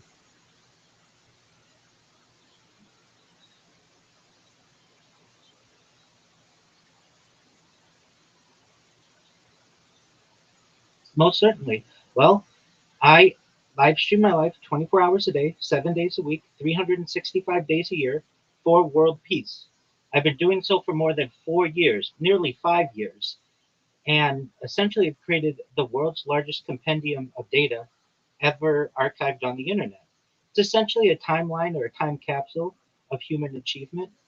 In the 1990s, the phrase content is king was coined, and I'm basically making it true today. I'm king of the internet in my own way. And essentially, this is a diary or a journal for people of the future to be able to study. And I think it may have much value for the world, specifically in terms of the biological data. We can study aging, we can study sleep patterns, circadian rhythms, and the Economist magazine stated in 2017 that data had overtaken petroleum as Earth's #1 resource. And I have more data archived on the internet than any person ever. In fact, I am live. Abs- Absolutely. Look at all these live streams that I have. I'm live on like more than 20 continuous live streams at any given time on YouTube, on Rumble, on Twitch. People can view my life in 360 degrees. I even have a ceiling cam. And what I'd like to do, because data has such a value, is I want to give back to the people, if and when I go viral, who have helped me along the way. Ideally, I'd like to be able to make you and your audience all financially independent if you're not already. I'd like to ensure that you have generational wealth if you don't already. And I want you all to be able to start charities and philanthropic organizations of your own. Well, multiple ways. First and foremost, there's the monetization of the data. Some of my accounts are monetized, and I just leave all of those funds within the accounts, and I'm just letting that build. I would like to take the many live streams that I have, again, like 20 that run 24/7, and put that into a 501c3 one day to basically create the world's largest trust and have all of the money that's monetized from that essentially run on its own interest and grow. Additionally, there are endorsements that I can do. You may see I have these are NFTs behind me, and my shirt is a cryptocurrency that's worth tens of millions of dollars. Now, I think in the future, I'll be able to do endorsements for much larger organizations, certainly your Fortune 100s, because I'm an influencer unlike anyone else in the world. Essentially, my streams never stop. So my advertising would be applicable to people whenever they want to view my stream. Moreover, I think that I'll be able to create even more funds for this trust through not just wearing the endorsements, but also endorsing products and doing live reads and basically creating commercials and product placement within my streams. And then there's the cryptocurrency aspect of it. So I'm very invested in many ways in cryptocurrency and have been throughout my stream. I wasn't always, though I have been in Bitcoin for over 10 years. And the thought is that many of the conversations that I've had with people within the cryptocurrency world and in the NFT world will be of value in the future because, again, this is a timeline, a time capsule of not just my life, but world history, which I think will have quite a bit of value. And with that being said, I think there are other aspects potentially to be able to monetize this through my social media. Matt, I have more social media than any person in global history. I have over 100 YouTube. I do, yeah, at Rabbi Rothschild. At Rabbi Rothschild, it has over 10,000 followers, but I have over 200 Instagram accounts. I have others that have 200 of them, more. Yeah, I have over 100 YouTube accounts, over 200 Instagram accounts, over 500 Twitch accounts, over 1,000 Kick accounts, pardon me, over 1,000 TikTok accounts, over 2,000 Twitter accounts. 100%. Yep. I have over 5,000 Blue Sky accounts and over 10,000 Kick accounts. I have more social media than any person ever. And many of my Instagram accounts have thousands, even tens of thousands of posts that really nobody has seen. I create robots, and one of the robots that I've been able to do, it records my life every hour and automatically uploads it. So I literally have a timeline on Instagram of my life going back years, which is really an exciting opportunity.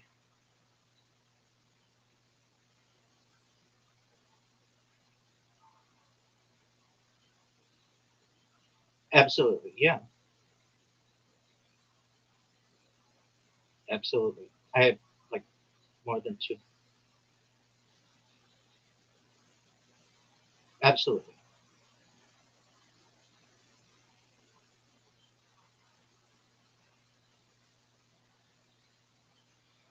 Well, I am familiar with him, especially his work on Kick in the looks maxing realm, and he, as to my knowledge, doesn't stream himself sleeping.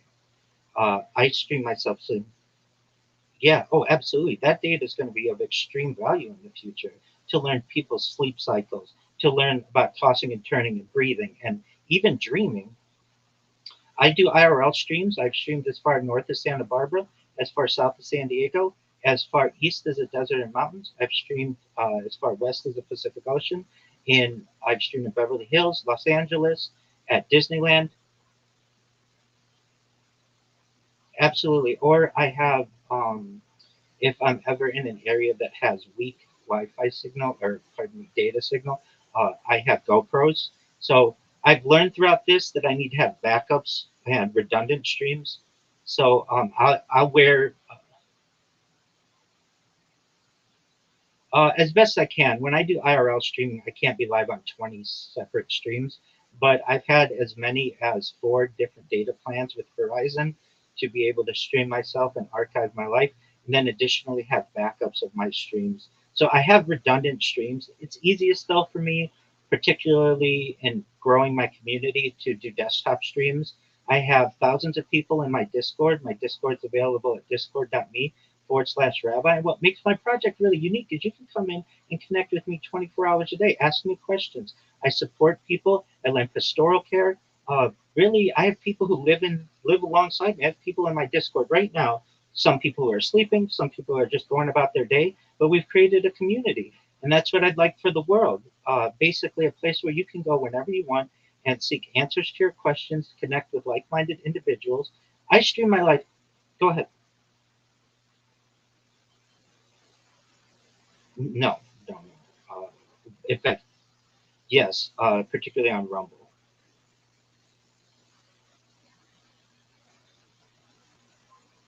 Oh, absolutely. Yeah. I use a platform called Rumble Studio, which multi-streams for me. And so using one stream, I'm live on 2 separate YouTube streams, 2 separate Rumble streams, 2 separate Twitch streams. I'm live on Nemo TV. I'm live on Facebook. I'm live right now in more than 4 years. Yeah, I'll be approaching 5 years this fall. And this is, one thing I noticed on your website, you had a quote of Buckminster Fuller, and he is someone who I admire. The other people who you quote on there as well, including Nikola Tesla and I believe Einstein. I love the quotes that you have there. And so I think we're like-minded. And Buckminster Fuller actually is someone who did their best to do what I'm doing, which is journal their life. As I understand, his journals were basically what went on throughout his day, and after his death were dedicated to Stanford University. I want to share my journals with the world. And so I want to give people the opportunity to view my streams for free whenever they want, not just in 2026, but 2036, 2046. And many of the discussions that I like to have are on futurism. I'm fascinated by futurism. And so I like to talk about things like anti-gravity, antimatter, faster than light travel, faster than light communication, space elevators, space tourism, terraforming of other planets, things like Santa Claus machines, which are like replicators, teleportation, telekinesis. I like to talk about de-extinction. People don't know this, but the first successful de-extinction took place in the year 2003. It's already happened with the Pyrenean de-extinction. Yeah, like what you would see. Best way to see it in popular culture is like Jurassic Park.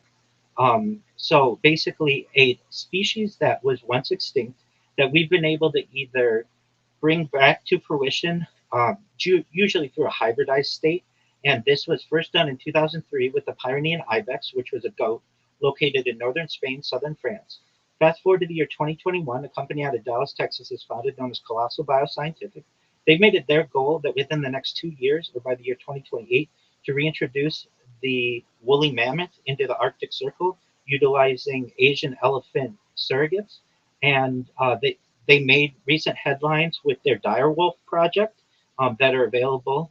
And following the reintroduction of the woolly mammoth, they want to reintroduce the Tasmanian tiger, followed by the dodo bird. And when I was a kid, and I'm sure you're the same way, this would have seemed like science fiction. It would have, but now it's become science fact.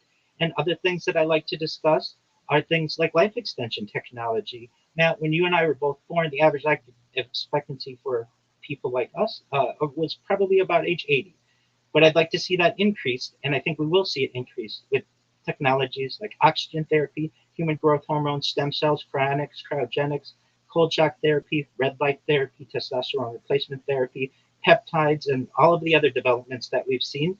And that's really getting us into a new world of transhumanism, where I think people may have the opportunity to be able to extend life past 100, past 120, and maybe have the opportunity to continue to perhaps use reverse aging and be able to pause their aging or perhaps reverse it, then eventually get to the point of a type of technology, at least one known as mind uploading, where with people's consent, and I want to emphasize that consent is of extreme importance, people will be able to scan their brain into a computer like a CAT scan or an MRI, knowing where every atom is in their central nervous system and their peripheral nervous system for later download.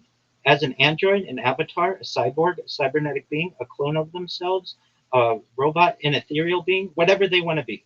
But essentially, what I'm saying to you and your audience is that there may be an opportunity at some type of digital immortality. And that to me is a really exciting future. We may be the first generation, or perhaps the upcoming generations, that can basically avoid death, or at least delay it indefinitely, which I think is a really exciting opportunity.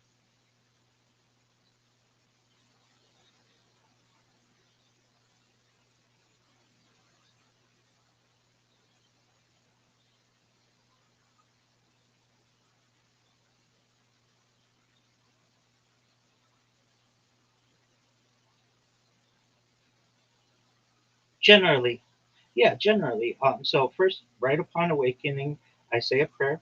I then do the necessary. A lot of people ask me, do you go to the bathroom on camera?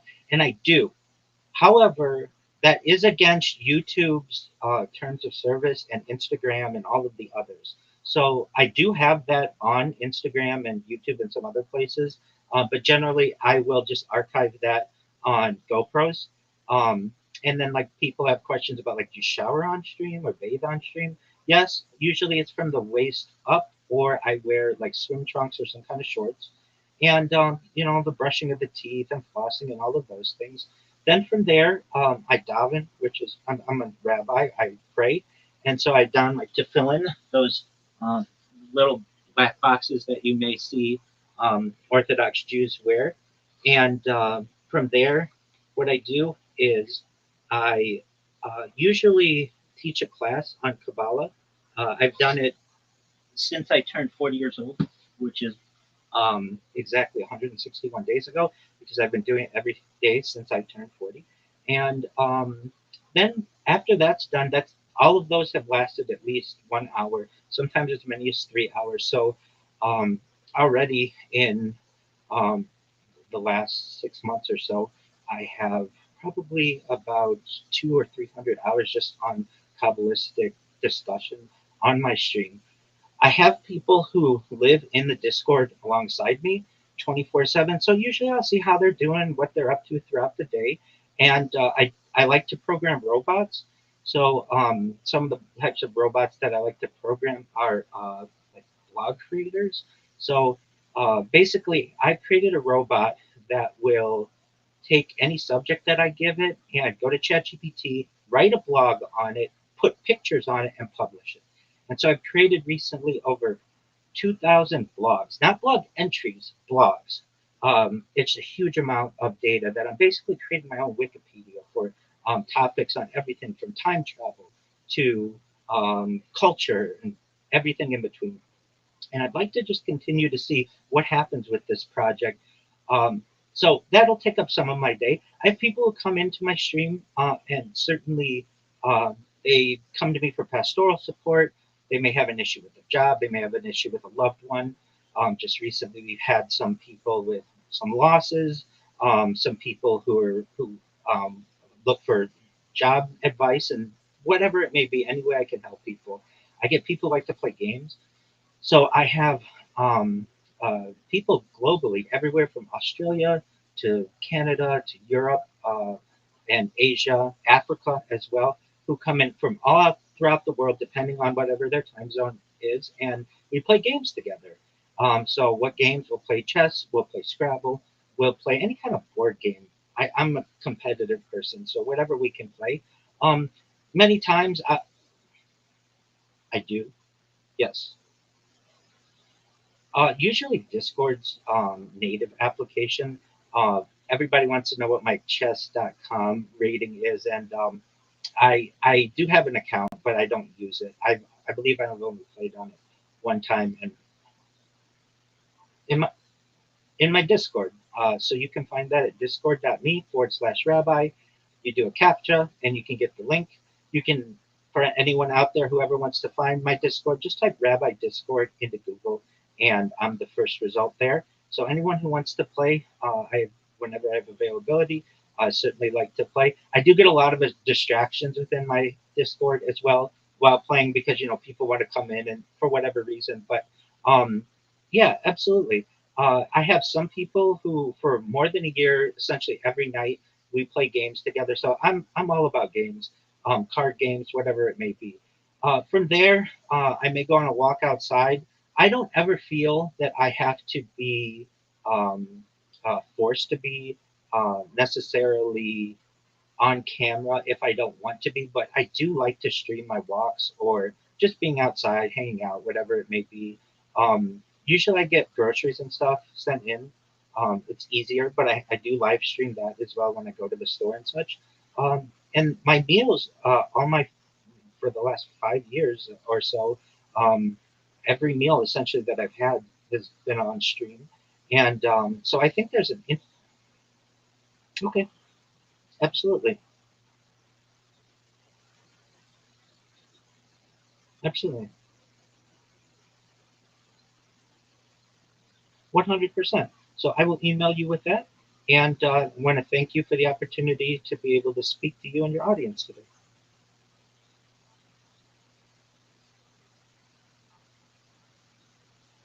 Excellent. Thank you. Bye.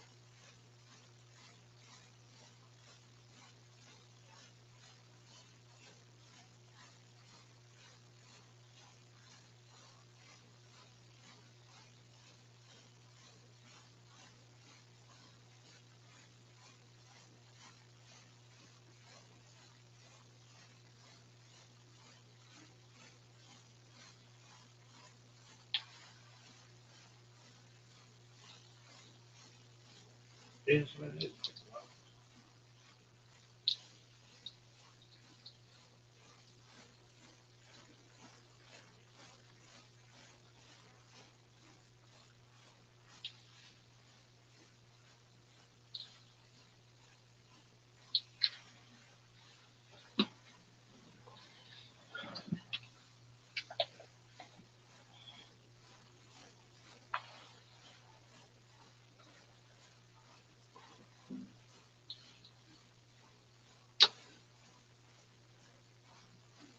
Showing rather than telling, right? Showing rather than, and I saw, blah, blah, blah, blah, blah. So we're going to see a huge shift starting next time with the rise of the apocalyptic. And the apocalyptic is going to bring in the course of a new form of Judaism, and that new form of Judaism is going to be really, really, really weird, with a lot of weird themes and things like that. I will say this just as we wrap up for tonight: prophetic Judaism did not completely go away. There continued to be prophets from time to time that did speak on behalf of Yahweh. You probably know one of the more famous ones, Saint Jesus, Josh of Nazareth, as I like to call him. It's probably the case that Jesus of Nazareth, I mean, Jesus is just a Greek version of Joshua, Josh. He probably voted himself as speaking on behalf of God. So these people did emerge, and they did manage to get themselves killed pretty consistently. And what we'll also see through the Middle Ages, through the rise of the Middle Ages, is a new form of prophetic Kabbalah, where Abraham Abulafia will actually develop the first techniques, mystical techniques for getting a vision of God. And we actually have those techniques, they're breathing techniques and meditation techniques. And we'll talk about some of those techniques as we get into the rise of Kabbalah. So prophecy is not completely gone away, but it has a kind of, I think, a kind of half-life. That as an institution, it passed away, but it has a half-life, and there continue to be prophets from time to time. In Judaism, they also continue to have a pretty bad life. Abraham Abulafia was excommunicated to Judea and died in obscurity, so I don't recommend. If you want to be happy, don't be a prophet. And if you want to make others happy, don't be a prophet. Welcome back, and thank you for joining me as I explore the garden that is Jewish mysticism and Kabbalah.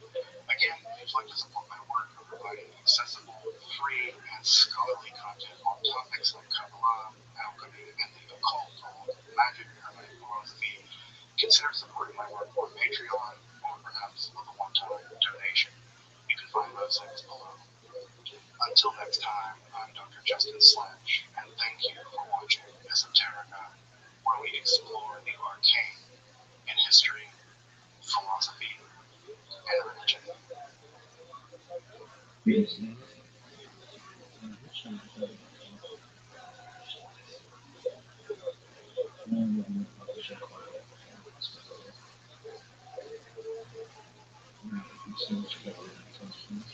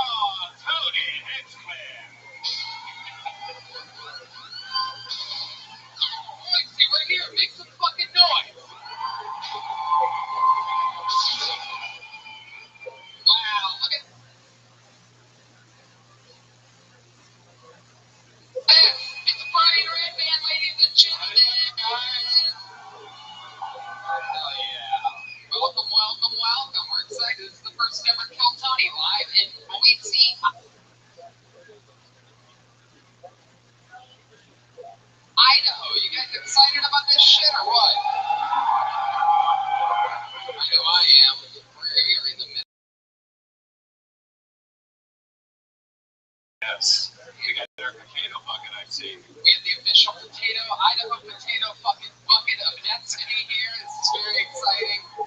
They went bad on 4/18/2019, but we're going to be pulling out of there anyway.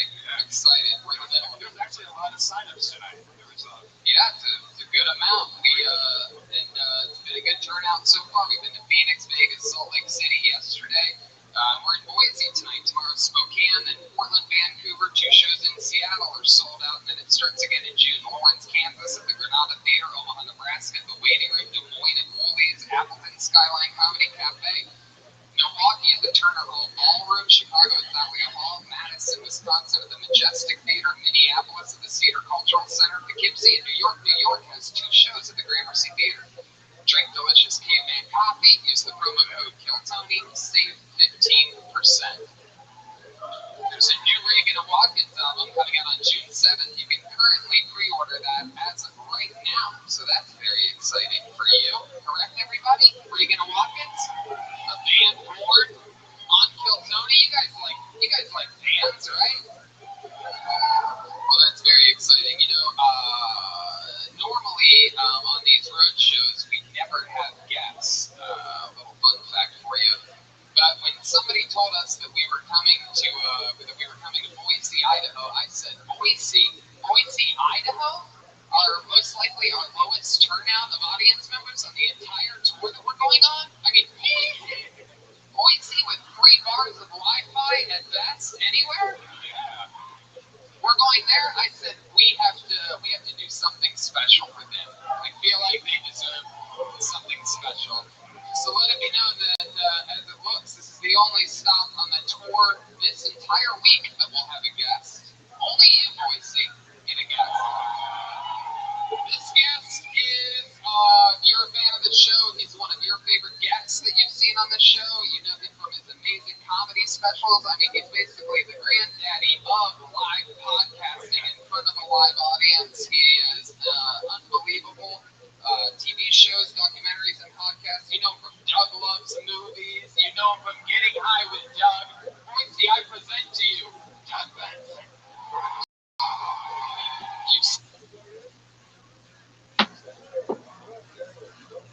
Sons of bitches.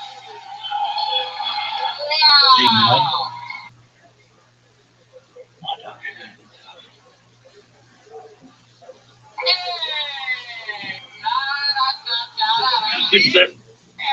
Guy with the hat from Bad Albert got pissed. Yeah, but he got through it.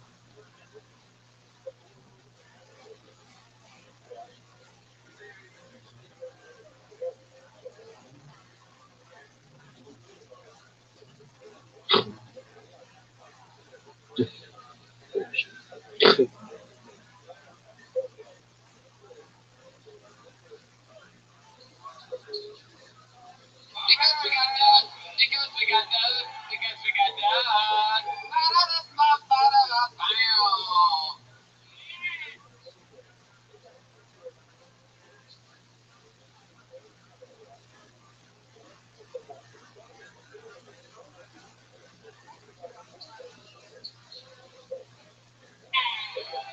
Doug Benson is here live in the flesh. Doug Loves Movies. He's going absolutely everywhere on the road with it. It's very exciting times. You are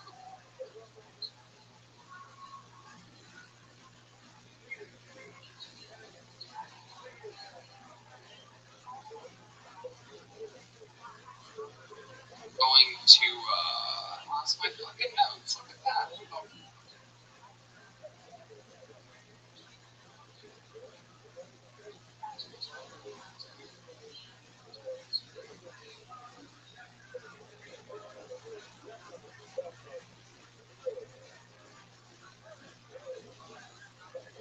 I can say it. I'll be in Madison, Wisconsin.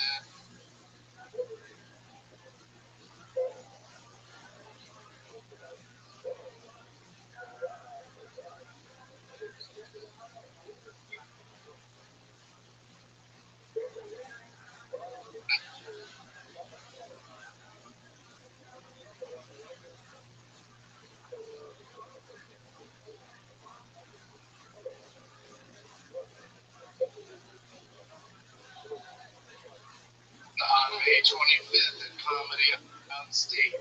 That's correct. There it is. Yes. May 25th, DougLovesMovies.com, touring everywhere. Yeah. Welcome back, Doug. This is so So good to be here. I love Boise. Yeah, he literally.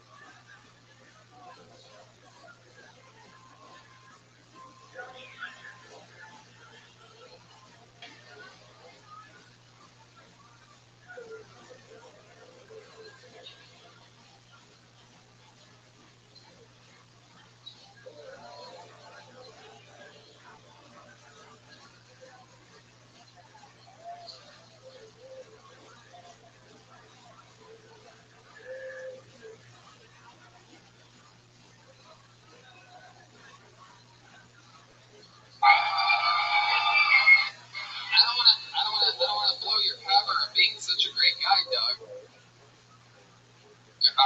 Or get this audience any more on your side because they seem like they already love you.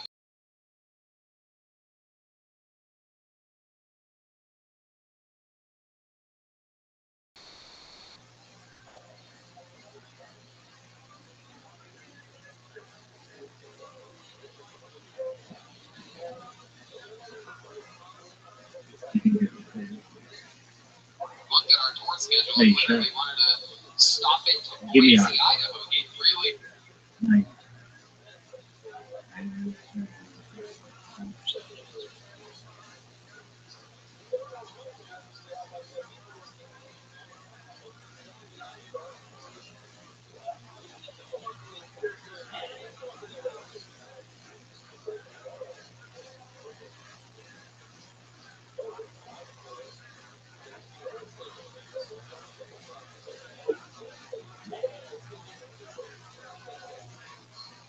Would you be shocked?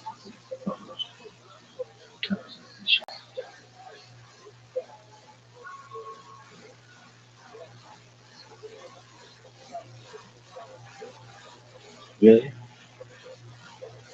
Yeah.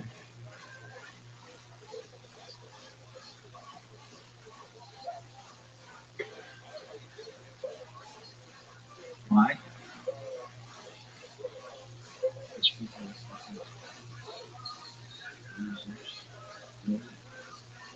Why?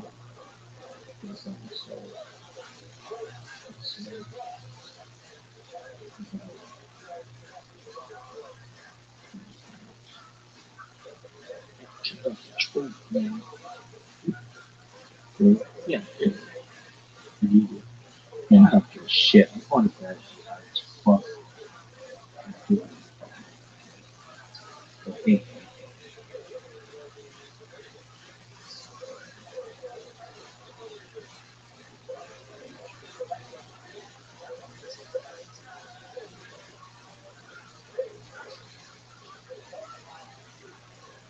So you getting ghosted? Oh yeah, you can call my ass Casper. But isn't Casper the one who ghosts? Well, whoever Casper is, that's what.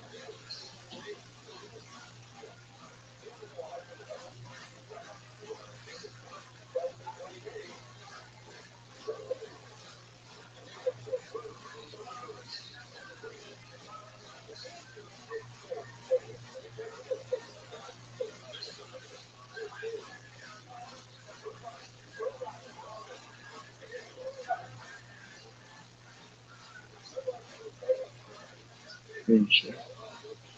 No, who looked it up? Who did Casper?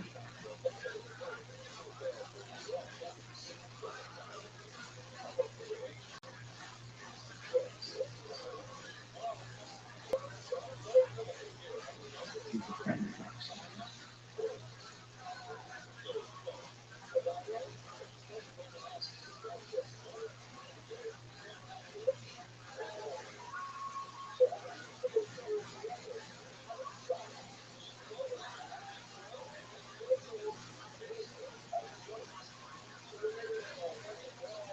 scare people. The Irish? Caribbean kitten. And foreign kids whisper.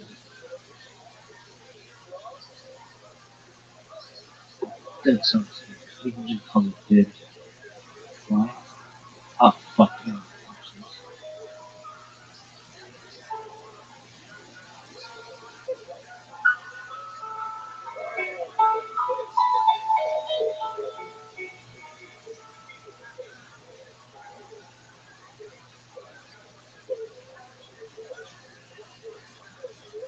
I'm Dr. Justin Sledge, and welcome to Best.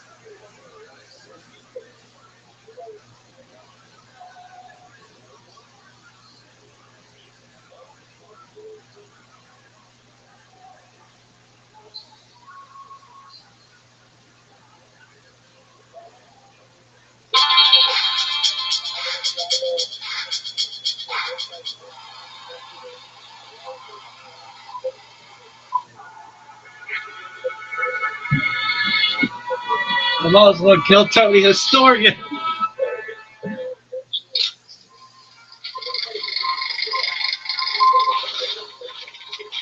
Really?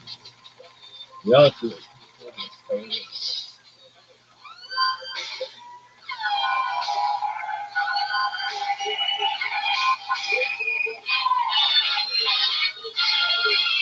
Hey, this is Redman coming live from Boise, Idaho. For a brand new episode of Kill Tony. Yeah, Tony Hinchcliffe.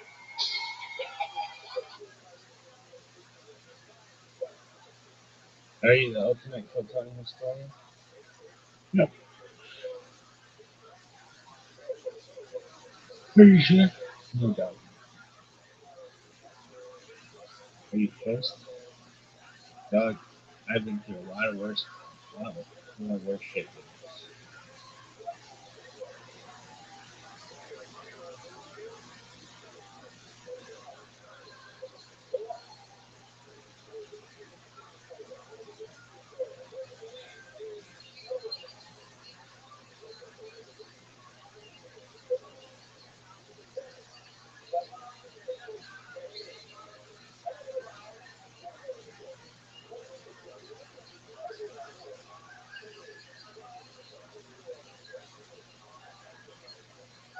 Seriously, I think if I turn it on, it is like this.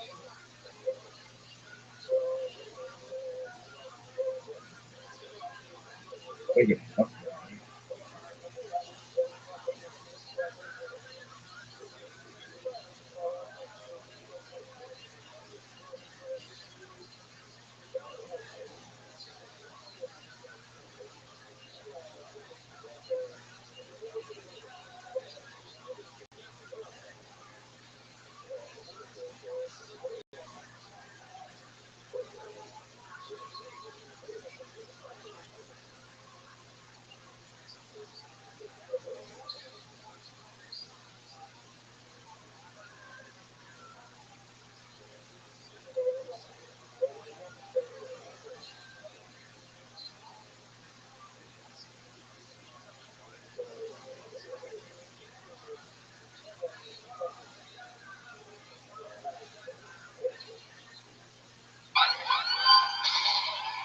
Boise, we're here. Make some fucking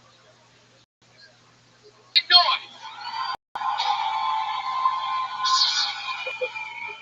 Wow, look at this. It's Brian Redman, ladies and gentlemen. Oh, yeah. Welcome, welcome, welcome. We're excited. This is the first ever Kill Tony live in Boise, Idaho. You guys excited about this shit or what? I know I am. We are in the middle of a big crazy tour, Brian Redman. That's just bringing us to Boise. Yes, we got our potato bucket, I see. We have the official Idaho potato fucking bucket of destiny here. This is very exciting.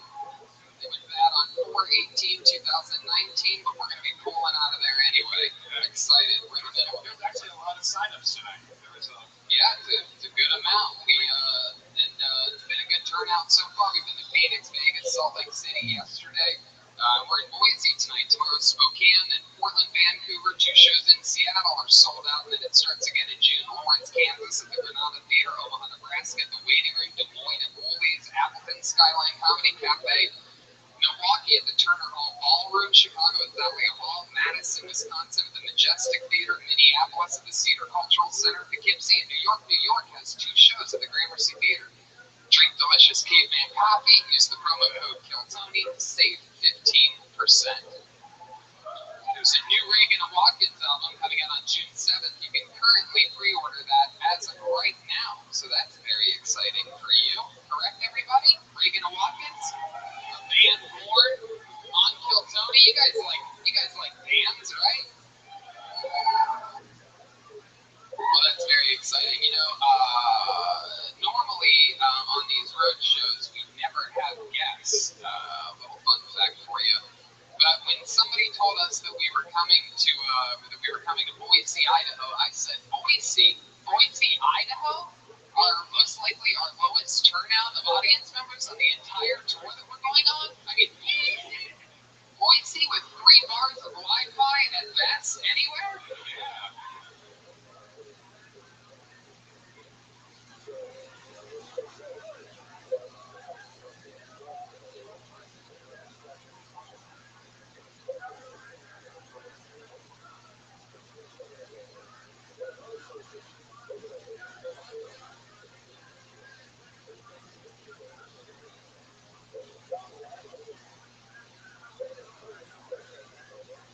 We're going there. I said we have to do something special for them.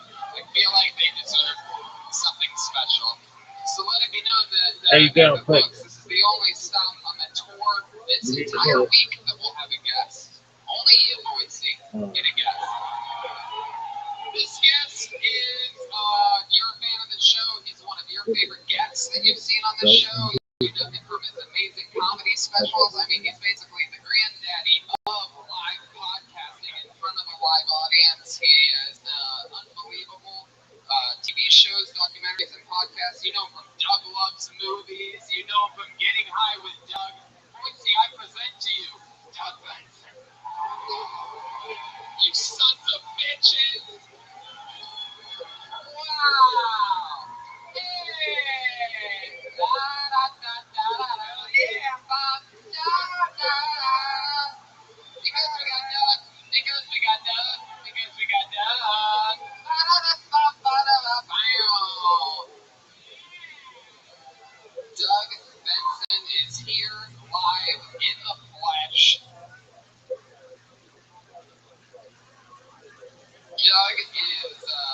Doug's got Doug Loves Movies. He's going absolutely everywhere on the road with it. It's very exciting times. You are going to look at notes. Look at that. Oh, I can say it. I'll be in Madison, Wisconsin on May 25th at Comedy on State. That is correct. Oh, there it is. Yes. May 25th. DougLovesMovies.com. Touring everywhere. Yeah. Welcome back, Doug. This is so Good to be here. I love Boise. Yeah. He literally.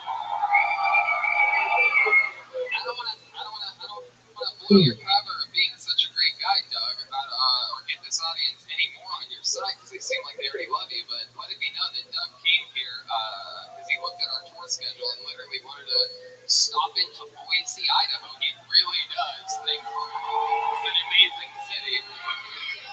Honestly, I still need a little more convincing. I don't really. I'm not that big of a Boise guy yet. No. It's way better than Salt Lake City, Utah. Yeah. It's true. There you go. Fuck you. Fuck you.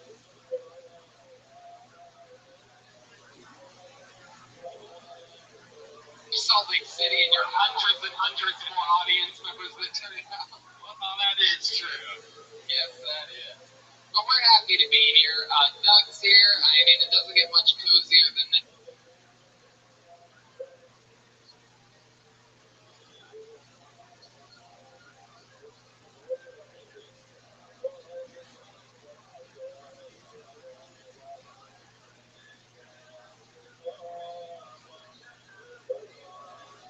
For me when it comes to this show, since we're only missing one thing, and that's a band. Here on this show, we have what I like to call the best damn band in the land. Every single episode, they commit to being different characters. I never know what they're going to be. We never know what they're going to be. It could be anything. Maybe it's the return of some of our favorite band characters of all time. Maybe it's a brand new character. Boise, I would expect maybe, I don't know, anything can happen. Let's see what happens all together, shall we? Ladies and gentlemen, I present to you one of the greatest things in all of comedy. It's the Kill Tony Band. Jeremiah Watkins and Clover Joel Jimenez. Let's see what's happening here. Wait, what? What is happening? Oh my goodness. Wow. We were in Salt Lake City yesterday, and I'm guessing these are a couple Mormon guys. That's what's happening? What exactly can you help us out? Tart? Get him?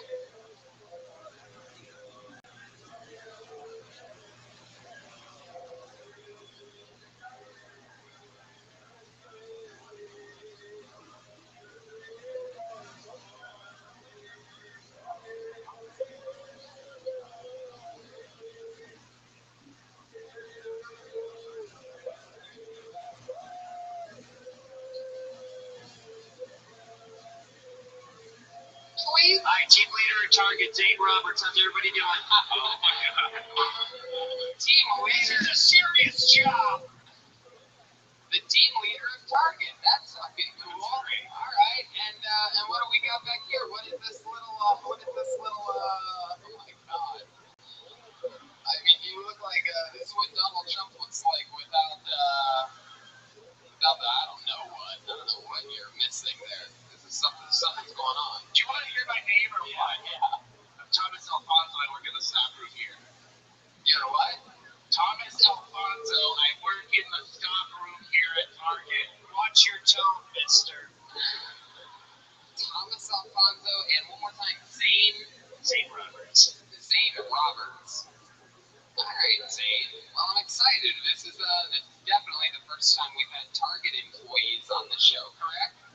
Am I correct about that? Yeah. This is the debut of the then we have Doug Benson, we have Brian Redden. It's very exciting. This brings me back to the amazing Idaho potato bucket of destiny that we have here. A bunch of people signed up for the show to get the opportunity to do 60 seconds of stand up on this stage and then talk with all of us about your lives. Maybe we find out something that you want to talk about too. Maybe we find out something that you don't want to talk about. You just answer the questions honestly and we'll take care of the rest. You know your 60 seconds of stand up is up and you hear the sound of a kitten. Aw, isn't that adorable? Did you hear that? Let's hear it one more time. There you go. It's louder now. That means wrap it up there, or else you're going to bring out the angry West Hollywood Bear. Oh, I mean the angry balcony bar bear. Is that the right reference? Balcony bar? Balcony bar, yeah. The balcony bar. There was another one also. Yes, the runner-up for that was the Lucky Dog Tavern. There's a couple of you guys that know what I'm talking about. Lucky dogs. The staircase is a perfect name for a gay bar, right? Just easy conversation starter. Hey, you come here often, you lucky dog? Just fucking immediately afterward. Alright, anyway, there's a staircase right here down the middle. Don't try to get on the stage any other way. Take your time being safe coming up and down. That is a real cement floor. So take care of yourselves and one another. And you people at the bottom there, catch them if they fall. Please, this big soft guy right here, please. That's called for him. Yeah. Alright, you guys ready to start this fucking thing? This is how it happens. We're live for the first time ever in Boise. We got a balcony up there. Balcony, how are you guys doing? Wow, there's got to be at least 17 people up there. This is very exciting. It's the type of warm welcome we were hoping when I found out we got fucking Boise, baby. This is how it works. Okay, let's see what happens here. Put your hands together for Joshua Dickey, exclusive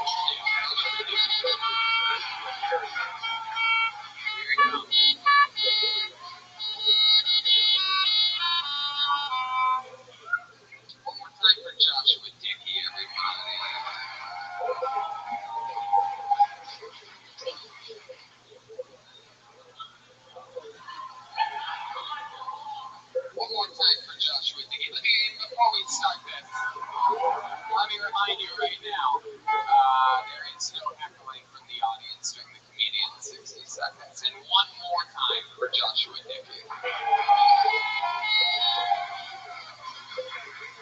Where my anti-vaxxers at? There you go. Here go my jokes.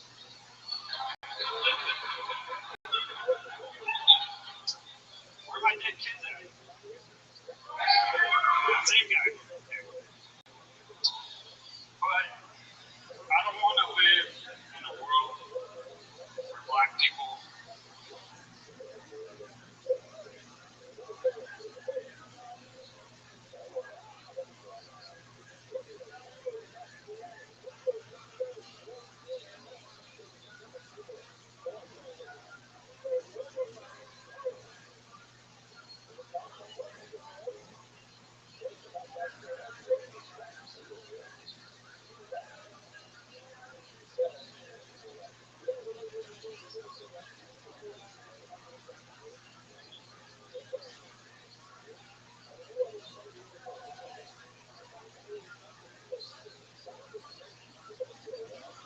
are allowed to call each other N-words, but mentally handicapped can't call each other R-words.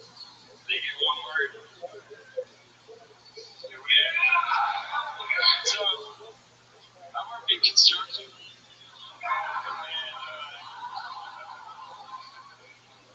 And we gotta turn our music down when it gets too vulgar, you know. But forever, just one house down, just blast drug cartel music. Nobody understands it. So that's all I got. Thank you. There you go. That's all you got. Joshua Dickey. I like your style, man. I've always wondered what my comedy would be like if I had a traumatic brain injury. This is good. You got a good smile, kid. I like your fucking bone structure, dude. Maybe one day when you're a little bit older, you can grow some of this manly facial hair that I ended up getting one day. How old are you, Joshua? 23. Is that your cell phone ringtone going on right now? Dude, Wowzers. All right.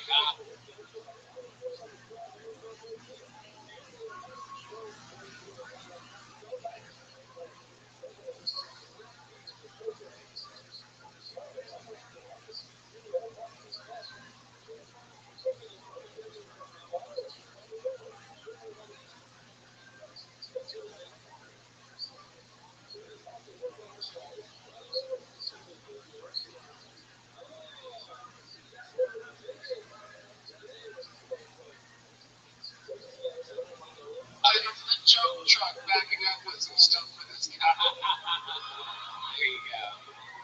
Absolutely. So Joshua, let's talk about it. First time ever doing stand-up? Hell yeah. There you go. Pop in your cherry. And you wrote it all out on that piece of loose leaf paper? Can I read it? Can I take a glimpse of, I always feel that when somebody comes up with notes that I should get to examine the evidence sort of like a judge in court, you know what I mean? I mean, I got a bad memory too for obvious reasons, but I mean, I think I could hold a minute of material in my head. Just the 1 minute. And they don't penalize you for going under. It's not Crayola. That's a good sign. Better on the page, Can I just tell you, there's one, he did everything word for word, right down the barrel, except one thing here is scratched out, and it might be my favorite joke out of the whole thing, of course. It says, my new neighbor's dog just got kennel cop. Now you guys are going after dogs now? That's it. It's perfect. It's got it. Did Seinfeld write that one for you? I know people don't take their dogs to dog parks anymore. Because of the anti-vaxxers. They're right? Wait, dogs can get measles? I don't know. I don't get it. Wow. So Joshua, your first time doing stand-up, how old are you? 23. 23 fucking years old. That's great. And you work in construction? Yeah. What do you do, the paperwork? I'd rather do actual work. Yeah, like what? Back-breaking work? What is that for you? Getting out of the car? Getting up the phone books that you sit on? How many women do you yell at during a day while you're working as they walk by innocently? I yell at the guys at work. Oh yeah. You're not cat calling, you're dog calling? Puppy dog? Did you say you're hollering? I'm confused. You said you're hollering at guys while you're at work? What does that mean? Get them to work. Getting them to work? You're like a supervisor there? Getting there. Really? How are you moving? How are you moving up the chain so fast at 23 years old? Well, for plumbing, you gotta take 4 years of school. You gotta get so many thousands of on-the-job hours. You gotta get your journeyman exam, which is 2 exams. I'm on my way there, so Yeah. just got done with the 4th year. You wear a hard hat while you're at work? No, I can tell. A few beams have definitely fallen. You look like an attorney, man.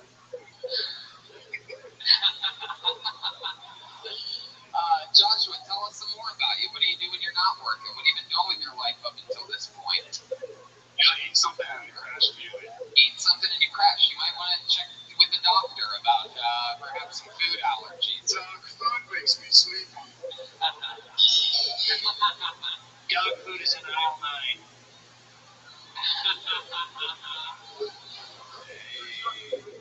Hey, Tony, I like this guy. He's slim and shady. for sure. Joshua, what else about you? What do you do for fun? Lose yourself in the music, the moment you own it. You better never let it go. Hey, make a murder, you fucking weirdos. These people were just picturing chanting all day long. But we're gonna fucking do it when it happens. Gotta let them warm up sometimes. You'll fucking know. There's been a lot of opportunities for Adam Sandler cosplay. Adam Sandler with leukemia cosplay? Joshua, I'm trying to find out what you do for fun. Not much, really. Come on, you gotta think hard on this one. There's gotta be something. You seem like the kind of guy that shoots yourself in the head with a paintball gun or something like that. There must be some hobby. There must be some trophy that you have on your wall, or like a sport of some kind, or maybe camping or something like that. Do you play a lot of pinball in a cigar store? Or do you perhaps you smoke a lot of cigars in a pinball store? Anything. Not to answer, that's the question I was hoping not to get. I really don't have much hobbies. So, okay, you want to play this game? Let's fucking play it, Joshua. So when you go home, right, after work, what time do you get off? About 5, 6? Maybe 6:30, yeah. 6:30? Okay, that's pretty specific. What's the first hobby you do? No, what do you do exactly when you get home? What's your living situation? You live with your parents? Prepare dinner. Wait, what? Prepare dinner. What? Dinner. What kind of dinner? Yeah, sure. Come on. Yeah, like what? Hungry boy. Chicken. Chicken? You cook chicken every day? Stick with me, Joshua. Don't get fucking turn your hand upside down at me. Like I don't know what the fuck I'm doing, dude. Chicken, rice, hamburger. I do like your mic cord work your first time out. It's impressive. Okay, so you cook some fucking chicken. Yeah. And then where do you eat the chicken? You sit at a table by yourself? Yeah. I was by myself. Yeah. And then what? And then what do you Get me to say I jerk off every day? No, Joshua. If that's something that you do every night when you get home, then we're gonna get there. We're gonna get there. Do you jerk off while eating your chicken? No. I clean my plate. Some fucking jerk chicken? Is that what we're talking about? So you eat your fucking chicken, and then what? You do your dish. You do your dish. And then a week later, You only got one dish. You do it then. You put it in the sink. I'll wait till I run out. Clean dishes, then I clean them. You wait until you run out of clean dishes, then you clean them. So you put it in the sink is the answer, right? Yeah, where are we getting at here? You put it in the sink. Don't worry about where the fuck we're getting at. You answer the questions. Look at me. Stop looking around. Stop trying to memorize. This is a great Law and Order SVU. Stop trying to memorize your dreams, Josh. I'm living the dream. You put a dish on another dish, and then where do you walk to next? You do it. Let me remind you of this hard question. You do it every day. I sit down, Where? Back of the table? I don't have to. So you have a TV tray that you eat on. You eat your chicken? A bar stool. I'll watch like comedy or whatever while I'm eating, but Yeah, and then what? And then what do you do? oh, I'm on YouTube Music a lot, like podcast app. Okie dokie. What are you expecting? I'm 23. Are you good at cooking? Something interesting, or Are you good at cooking? no? No? You just make yourself shit chicken? Chip off of it? Maybe after I eat it. Because I was going to say that could be a hobby, the cooking, but he's not even into that. This guy doesn't seem like he enjoys the fucking thing in the world. He just likes telling people what the fuck to do.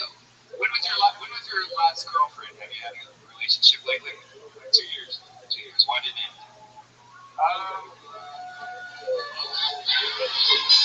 Go ahead, Joshua. This is where you answer the question. Just not good at it. Not gonna what? And keeping a relationship. Yeah, I don't really get out much. She got sick of chicken. Yeah. She got sick of eating chicken and then sitting around until they fell asleep together. Hey baby, I'm gonna listen to some podcasts. Yeah. Comedy. You just sit over there and maybe do the dishes that I've never done before. Joshua, how long were you with her for? A couple months. Couple months. Is that your longest relationship? Yeah. Yeah. All right. Well, Okay, what was your reason for leaving? what did she tell you? Let's get personal here. Yeah. It's on every application. Your reason for leaving your previous job. Just answer the question. Move back to a home city. What? Move back to a home city. Oklahoma City. She moved back to A Oklahoma. home city. Her home city. Where's that? California. It's one of the best cities out there. Yeah, it really is. The city of California, you gotta get a chance to check it out. It's pretty big. It's cool. So we live there in that city. You live there somewhere. Joshua, if I could give you one piece of advice, it would be to start wearing a hard hat while you're at work. What? If we have to wear a hat, we just hang it up outside. You don't have to wear it. One more time for Joshua and Nikki, ladies and gentlemen.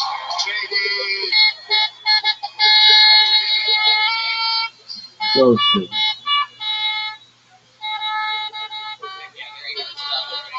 Construction where you really had a hard time pulling out a microphone out of a little clip.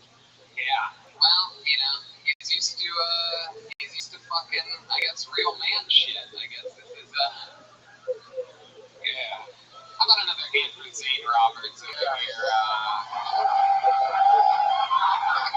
Thomas Alfonso. Who's running the target while you guys are here? Well, there's a young boy with a bright future who's taking my place at the moment. His name is Dylan. He's 16. Wow. He's my apprentice. If he follows everything that I say, he can pay me something. You see this wedding ring on my finger? I'm not married. All right, I'm glad I asked. I'm married to Target 24/7. You got a problem with that?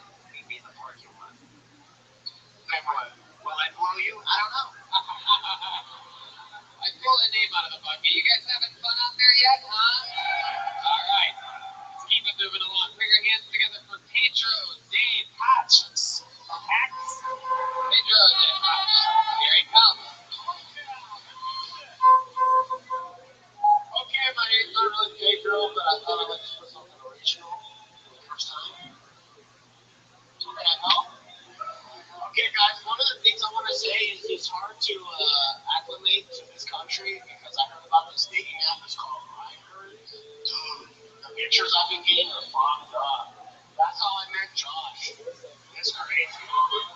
And then I tried out for the Olympics, and bro, they disqualified me. They said I had an unfair advantage. I already made it 4 years. That's fucked up. It's bad. It's bad. Okay, let's go to another situation I had. They say this is a land of equal opportunity and it's fair for everybody. But has anybody been to that bathroom? The fucking urinal's like this high, bro. My balls are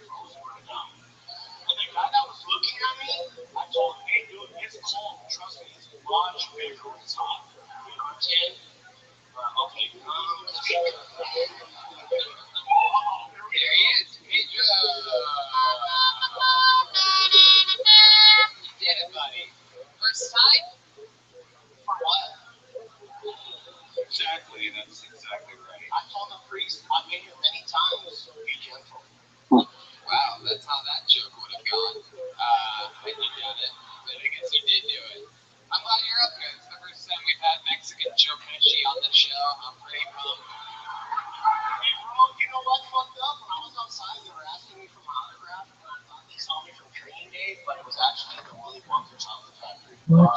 Wow, that's how that joke would have gone.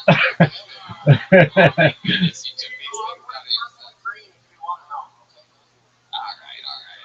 Yeah, Pedro, let's slow it down a little bit. So first time doing stand-up comedy tonight? Heck yeah, there you go. First time, see? Trying to get them to like you a little bit here.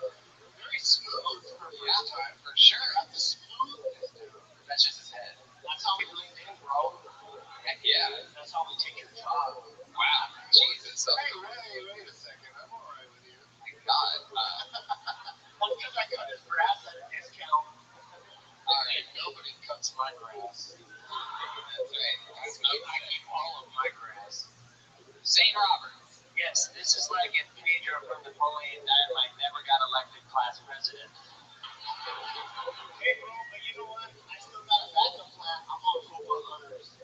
Yeah, what? Popa Hunters. Back up in Pussy area. We all know what it is. Wow. Right? All right, very good. Clean up on that. Repeat it back. I like your Doug, you keep up that attitude, you're gonna get a job real soon. Hey, bro, I'm a parking lot. But I still want to meet you outside. Wow, all right, easy, angry Eddie Bravo. Hoping the push pops at Target were really good. 0 for 7. This is incredible. You're like reverse, you're the He's got lines. He lays them out there with confidence. He tries. Yeah. Yeah. Or how did I make it across the border if I wasn't confident? Because you're a Mexican genie. Oh, shit. I can't give you wishes, but I can give you something else. No one knows what you're talking There's about. response to everything, but it never adds up. It's so weird. It's like the worst. How did I get across the Mexican border to get to the other side? No, that would be fun. I know. I accidentally. I was straight up. I was accidentally funnier than anything. I'm trying to be unfunny, and I can't even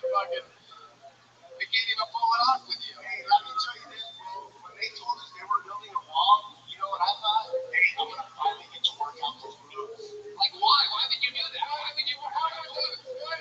What's the connection?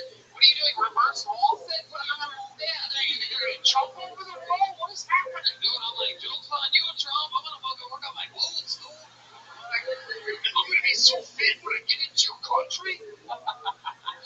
but only my glutes. I could be working on everything, but I'm gonna focus on the glutes. Hey, bro, I can't tell you why, because then they'll know, and then I won't make it. It's like a Mexican fortune cookie.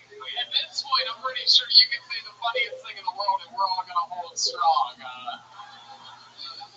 Pretty much, I've never seen anything like this before. Tony, can I try to do one you asked me like I'm your own ass? Oh, that's fun. Okay, Pedro number 2. Pedro, so tell me, what have you been doing with your life up until? Oh, shit, we got an imposter, people. Wow, Pedro 1, worst thing you could have done is interrupt this part of the segment. You're digging yourself a deeper hole, but of course Mexican guys love doing that. So,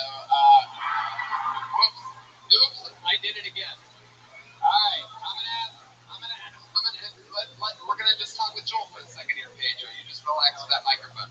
All right, Pedro number 2. What have you been doing with your life up until this point? Oh, you know, just doing it, and that's it, you know? All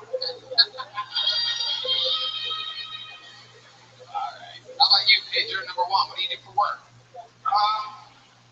My work's kind of shitty. I'm a plumber. Wow, social comedy. I know, dog. I know. No, I'm glad you're. Are you really a plumber, or do you just want to shit you? No, I'm really a plumber. As a matter of fact, I'm Josh Dickey's boss. Whoa, is that true? I saw that you were sitting next to Joshua Dickey, the previous comedian. There's the only next to him was yours. And I also noticed you were filming his whole set, so this is really true. You guys work together. I was just using it for blackmail, but whatever. I think in your case it would be brown mail.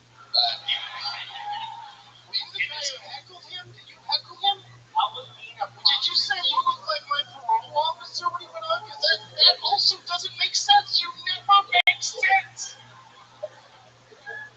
It's true. This guy's like, I'll tell you what, he does look like my parole officer, but only when his pants are down.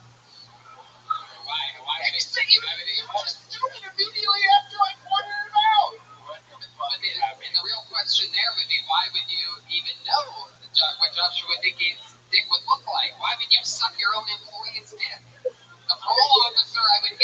why would you know what Joshua's dick looks like? Well, what one of Joshua's hobbies is him sucking his dick. Yeah, you definitely shouldn't. Finally got one. You definitely shouldn't be inspecting his plumbing.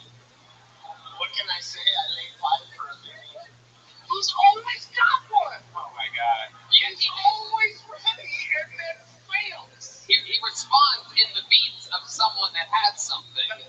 Hey, Yeah, do it again. I'll tell you guys something right now. Yeah. The ball is not done because if it was done, I would have came up here and I would have clapped the fuck out of that right there. You know what I'm saying? No, we do not understand your jokes. They never make sense. But don't worry, they're working on it, and I will be back and we'll make it work. Nope, yet again. Bill doesn't have it. Let's check in with Zane Roberts over there. Yeah, how does it feel that your boss is way worse at this than you? That's true.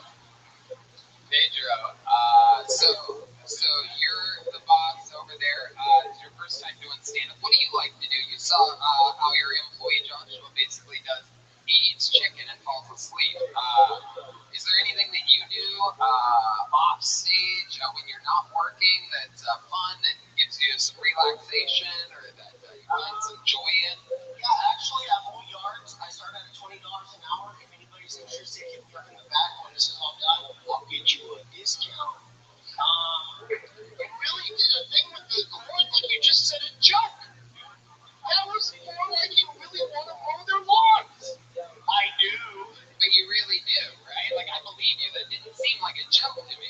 Do you not mow lawns? You know what it is, bro? I haven't had hair in so long that it almost feels like I got want to like dance around. And one guy's clapping at that. He might be on mushrooms. You don't know. You can never really count on one guy who's in the wrong. He may have actually seen hair appear in that joke in the act out that you did. I got some of those little Colorado mushrooms. Yeah. Sneaking them over the Rockies. No, you're just like all the other white guys at the construction sites. They was asking for drugs, and I can hook them up. Okay, that felt real at least. That felt real. It wasn't funny, but it was, you know, seemed like a true story. So I'm ordering a MAGA hat right now. All right, Pedro. Well, you had your first time up here. You gave it a shot. I love your confidence. We all agree that you have the delivery of a comedian. There you go. Yeah, there you go. It's going out on a good note. There goes Pedro. Yeah. The name of the city. Is there any people in the audience that signed up that actually do stand-up comedy? Okay, we got it. Yeah, we've only pulled 2 names out of it. But also that you can't sit out there and heckle anymore. Don't yell shit out. Yeah, You had your turn. Nobody heckled you. yeah. Don't yell anything for the rest of the show, okay? So there you go. All right, put your hand together for your next comedian. Goes by the name of Timmy Coors. Here he comes, right down the middle. Here he is. One more time for Timmy. How's it going, everyone? Yeah. So I came up here to tell you a couple things. The first thing is I want to give you a warning. So here at Boise, we like to do a lot of outdoor activities. One thing you should be wary of if you go hiking is what you eat the night before. So I went to go take a hike, real nice casual hike. What I didn't expect is that I went 5-10 minutes into the hike.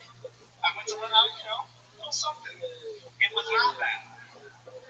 It was more than that. It was a little surprise, and it ruined my entire day.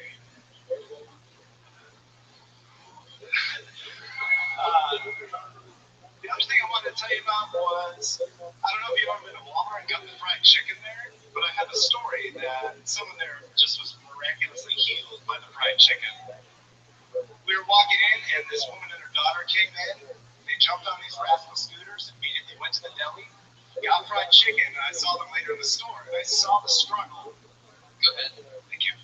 I saw the struggle, and she looked up and looked at the shelf, and she reached up to the top shelf, stood up, and I said, holy shit, it's a fucking miracle. I need some of that chicken. Thank you. All right, Timmy Coors. Now, you ate something the night before your hike. You said that you thought you were going to let out a little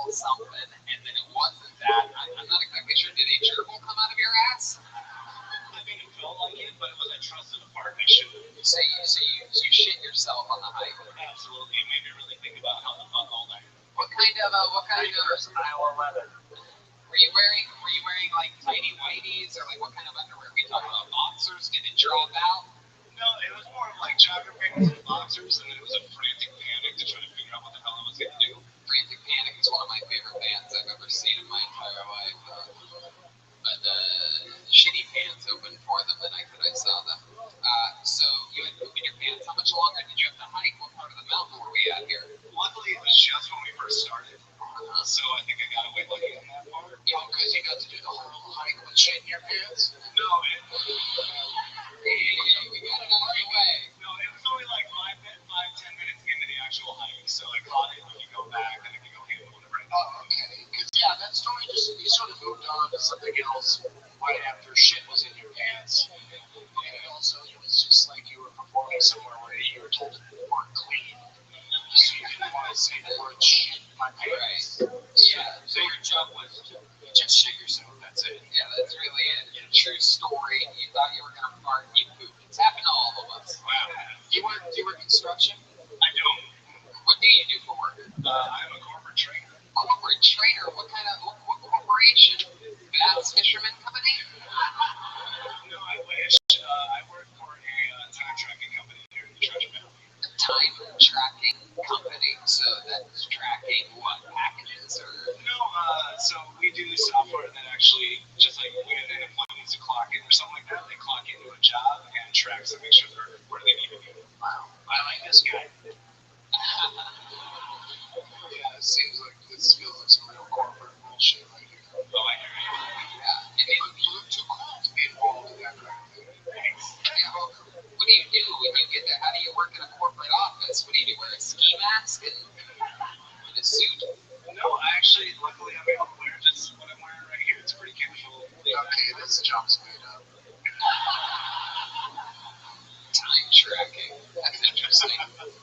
What were you talking about the fried chicken, and have you ever eaten it with Josh before? I have not, but I'm really interested in seeing what his recipe is. Yeah, me too. I didn't really ask him. I get the feeling he doesn't cook it all the way through. It's like a gummy bear in the middle. What you guys said, home alone eating raw chicken. I'll ask you the same thing I asked him. What do you like to do for fun? You definitely seem like you have hobbies. I mean, I already know for a fact you've been on one more hike than Joshua ever has. Yeah, that's factual. Can I guess what your hobby is? Yeah, of course. Building birdhouses. That's a good guess. It's a really good guess. I'm actually not that handy, though. What is it? One of my favorite hobbies is I like doing like stand-up paddleboarding, or I like breaking clay pigeons and doing sporting clays with my shotgun. Wow. Shotgun. A very Idaho thing. Yeah, no, I can tell. You ever shoot a potato hooker? Never have. Hey, if you do that, you become governor of Idaho. Is that how that works? Yeah, you have to shoot a potato with a shotgun. Or else you don't have a chance. Okay, Game of Thrones Idaho, bitch. You gotta shoot it right behind. Target. Right in that potato. Target shooting with a potato. That sounds actually fun. Just line up a bunch of potatoes. Hey, don't mention target shooting. Yeah, Sorry, guys. Yeah. We're not trying to learn. It's a subject. You guys don't sell potatoes, do you? Target shooting. We used to. Before the incident. The target shooting?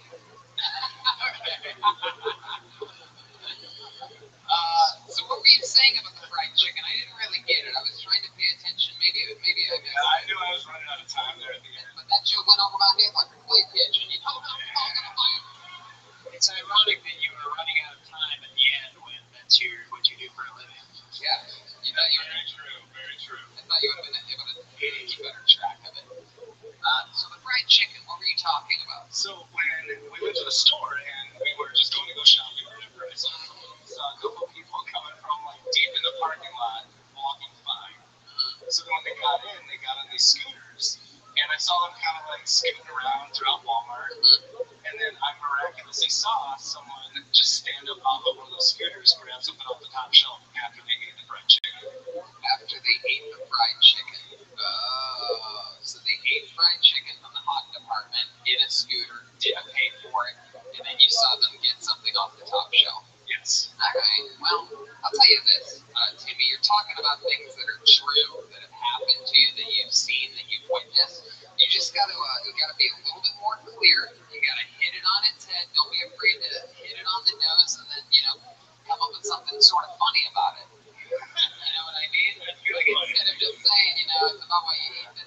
before. I thought I was gonna fart. Instead, I fucking pooped. No worries. Luckily, I was still at the bottom of the mountain. I had to go change my underwear, and then I went back up, and I accomplished my goal of shitting myself twice. See, that's not it, but you put something at the end. I think we should go to the poop master himself, Ryan Redman. Yeah, let's go to the poop meister. Yeah, can you punch this up? Yeah, absolutely. You know, chickens, a lot of times when you eat chicken, there's actually poop in the chicken.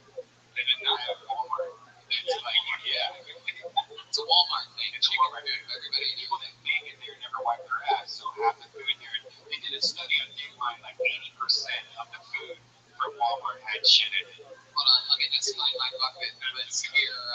Walmart sponsorship gone forever. There it goes. You really wanted that. I knew you so bad that you lost it. Who needs Walmart when you have time? Oh, that's right. Hey, look at that. Teamwork up here. All right, Timmy. Well, was this your first time doing stand-up? Look at that. First time. All three first timers there. And here we go. Timmy, I like your style, dude. You think this is something you're going to do again? I would love to keep pursuing it. Well, there you go. Start going to fucking open mics. Get your shit together, all right? Sounds good. Here goes Timmy Corns, everybody. All this sign up telling true story. Those first three guys combined, if they took each of their, strengths, you'd almost have a comedian. 100%. His honesty with Pedro's performance and beats, and with a little bit of Joshua's sweetness. Yeah, Joshua Sweetness. That's right. Joshua, you are one of the sweetest comedians we've ever had on this show. All right, let's see what happens next. Put your hands together for the one, the only Brandon Brewer, everybody. Brandon.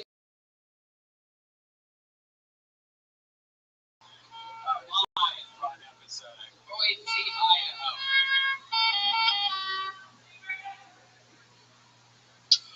You call me a comedian.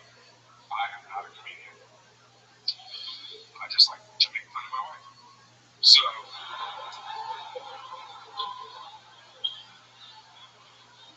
I came over here to talk shit about my own self.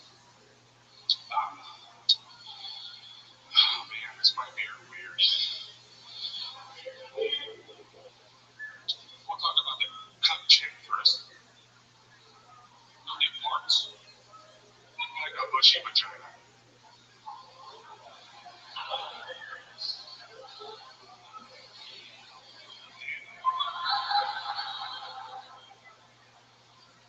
I'd like to talk about the anti-Hitler I have here. Very fun. To own. This is my life. So,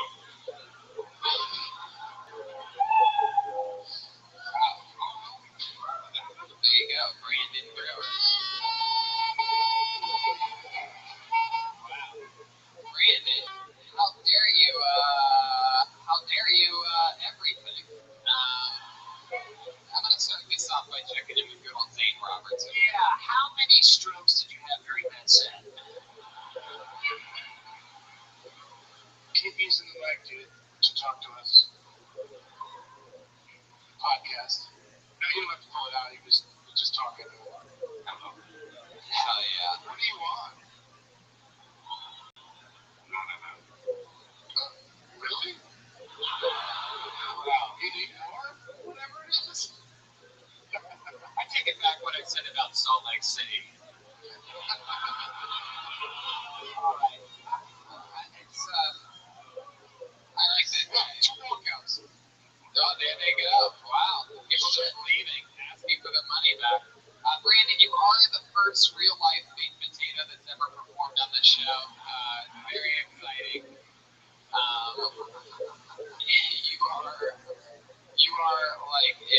You are like if Action Bronson drowned in a kiddie pool. You are. Do you really have a wife? Step up to the microphone. You don't need it. Why don't you just sort of like casually stay close to the microphone? Have you ever seen a stage or a microphone before? You got this. I believe in you. Let me ask you I watch something. the show all the time. I love it. How long have you been with your wife? 4 years. 4 years. Let me ask you something. You ever titty fuck your wife? Hell yeah. Has she ever titty fucked you?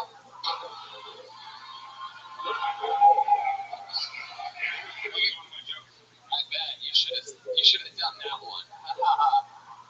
Should have done that joke Tony just wrote for you. Yeah, that joke wasn't the only thing you left hanging. I'm talking about your giant tits again. Those hangers. You were great in Fight Club, by the way. And the guy with Steve You're also great as Meatloaf in the movie. Right on target. Right on target. Brandon, you said that you watched this show a lot, huh? Yes, sir. So you're excited about this? You're excited to be up here? Oh, super. What do you do for work? I work in a warehouse. You work in a warehouse? I'm walking up the beat up here. Really? Oh, see, I knew something was up. Jesus, be careful on your way down the stairs. You don't fall.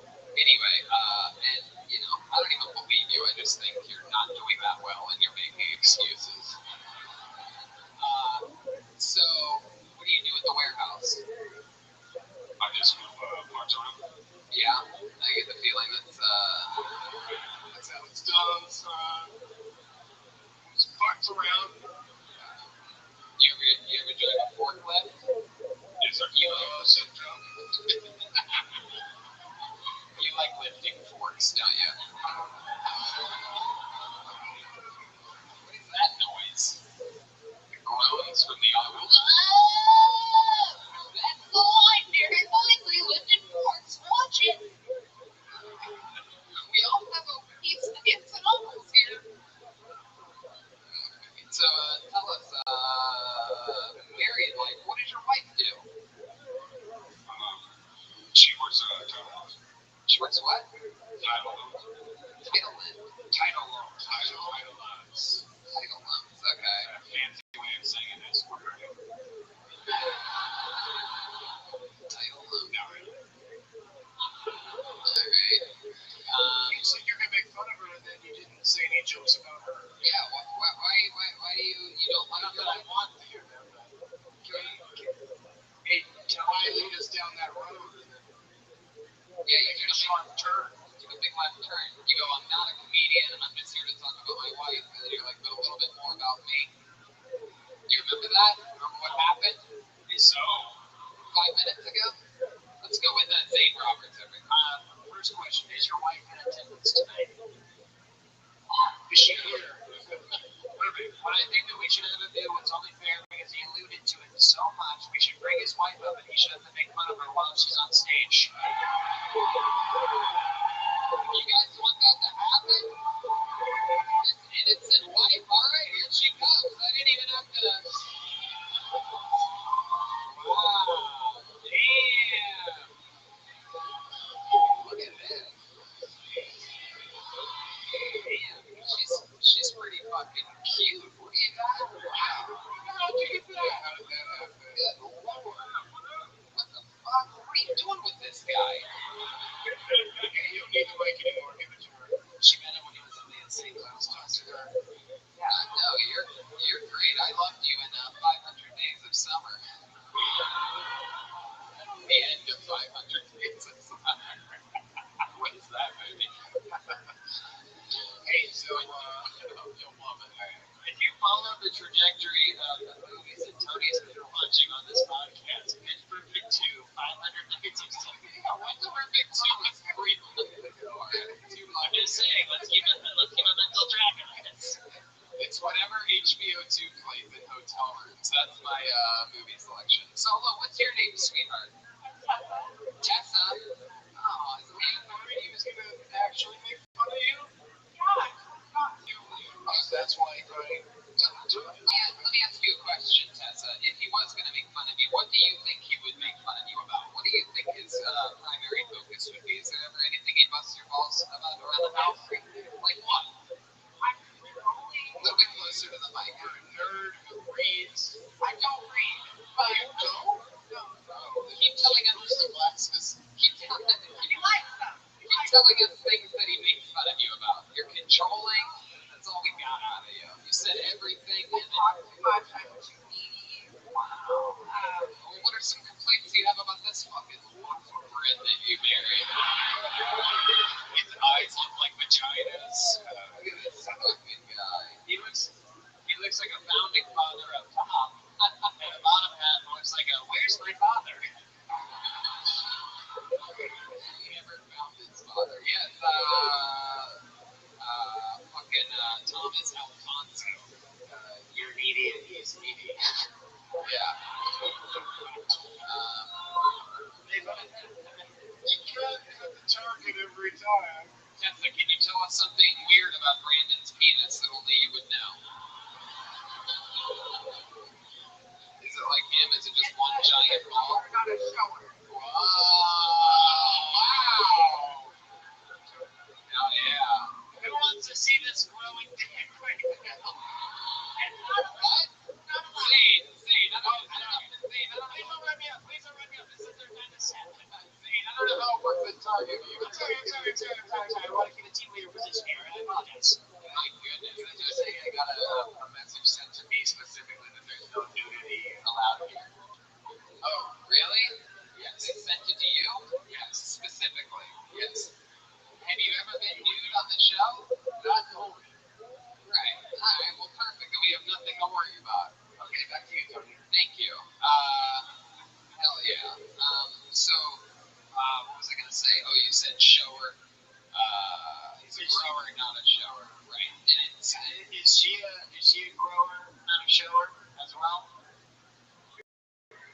Like, he doesn't understand the question, and nor do I. yeah. Who are you talking to, Zane? I usually have to translate for it. So basically, a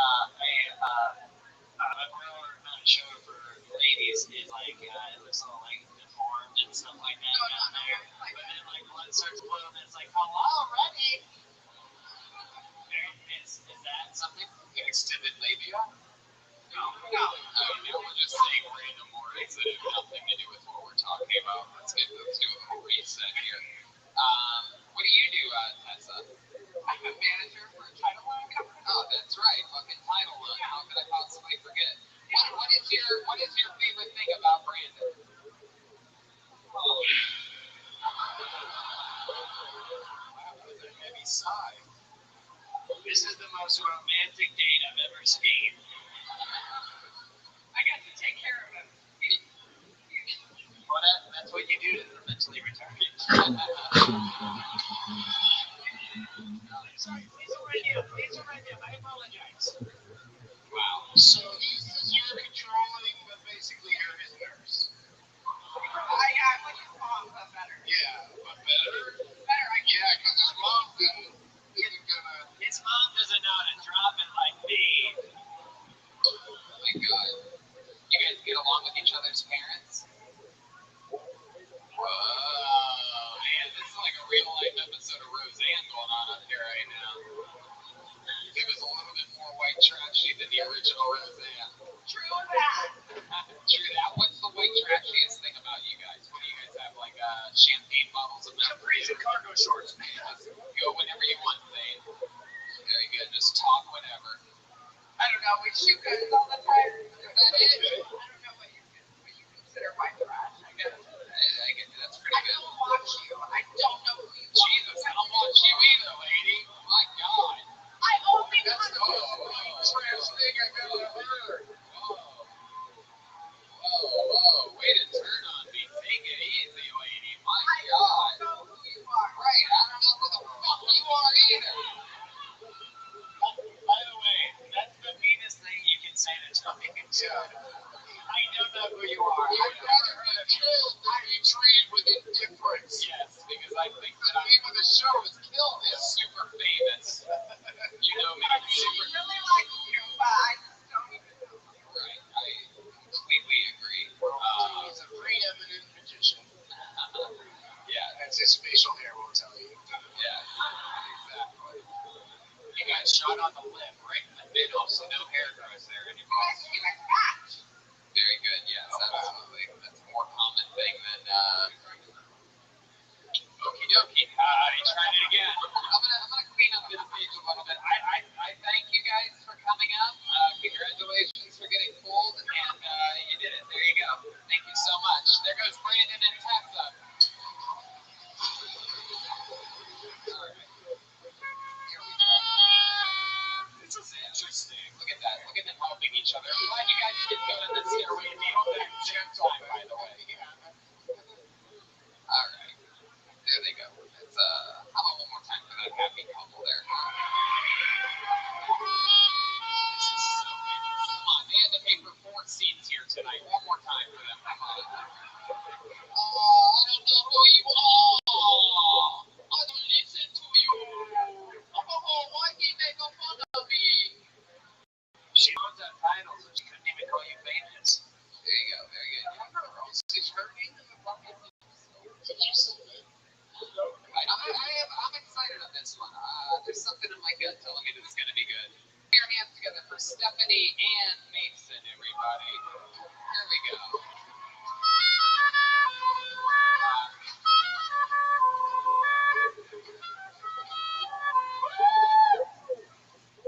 I like to start off every show of mine with a toast. So raise your glasses with me, if you will. True greatness comes from truly great struggle. So here's to getting through true struggles and reaching out for greatness. Cheers! Woo! I've known a lot of fucking struggles. My greatest strength is my greatest struggle. I have to get to gab or shut the fuck up. Yeah. And I snort, which is like the greatest cockblock ever. I once snorted in the middle of a blowjob. I had to ask how it felt. He said, like, you snorted on my dick. No. There's actually a term for excessive talkativeness. It's called gonorrhea. And you can remember like gonorrhea because they both come from my mouth. There you go, Beth.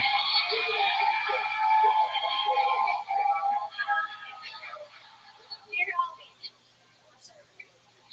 Anyway, so, yeah, so I used to be a prostitute shooting at meth. Oh shit.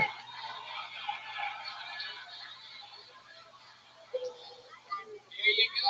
Stephanie and Mason, everybody. Hi, Stephanie. How are you? I've known you for a while. I've known Tony since he started. Yeah. You were in LA, indeed, at the Comedy Store back in 2007, 2008, 2009, around then. And now you live here? Back in Boise, yeah. This is where you're originally from. How long have you been back here? About 7 years. How long have you been doing stand-up comedy? 13. 13 years. How about that? Stephanie and Mason, you hit what could be considered the first joke tonight by a comedian. It only pull out of the bucket. First joke of the night. 50 minutes in. Yeah. Great joke with she also did the drink take where she took the sip right after the punchline. It was very professional. It was incredible. I'm very happy to be here. I know. Thank you, indeed. So, Stephanie, what you been doing in Boise? How long were you in LA for? I was in LA for long enough to do cocaine and get back home. Did you just do a little like that? I got sloppy with cocaine and I had to come back home for a little while. But yeah, I mean, I was doing the Miller Room, if you remember. I was doing pretty alright there in LA. He got the house sitting gig and I got sent back home. You got the house sitting gig. The 46-year-old helicopter pilot I was dating. Is this voluntary? Because I am so turned on right now. I apologize. No, yeah. So, and then I started doing the funny volunteer a long time ago. Yeah, I did. I worked with Doug Stanhope. Anyways, yeah. All right. I'm a child. I'm a little adventure. But yeah. What do you do for work here in Boise? I'm a server. Yeah? Where are you serving at? I work at Terry's Cafe. Oh, a lot of Terry's Cafe fans here. Very good, dedicated clap from the audience.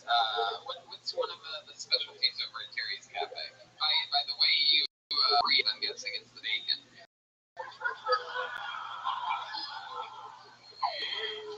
Sort of. I should have said sort of breathe. I was like, dude, I need to do more cardio. No, if I was going to pay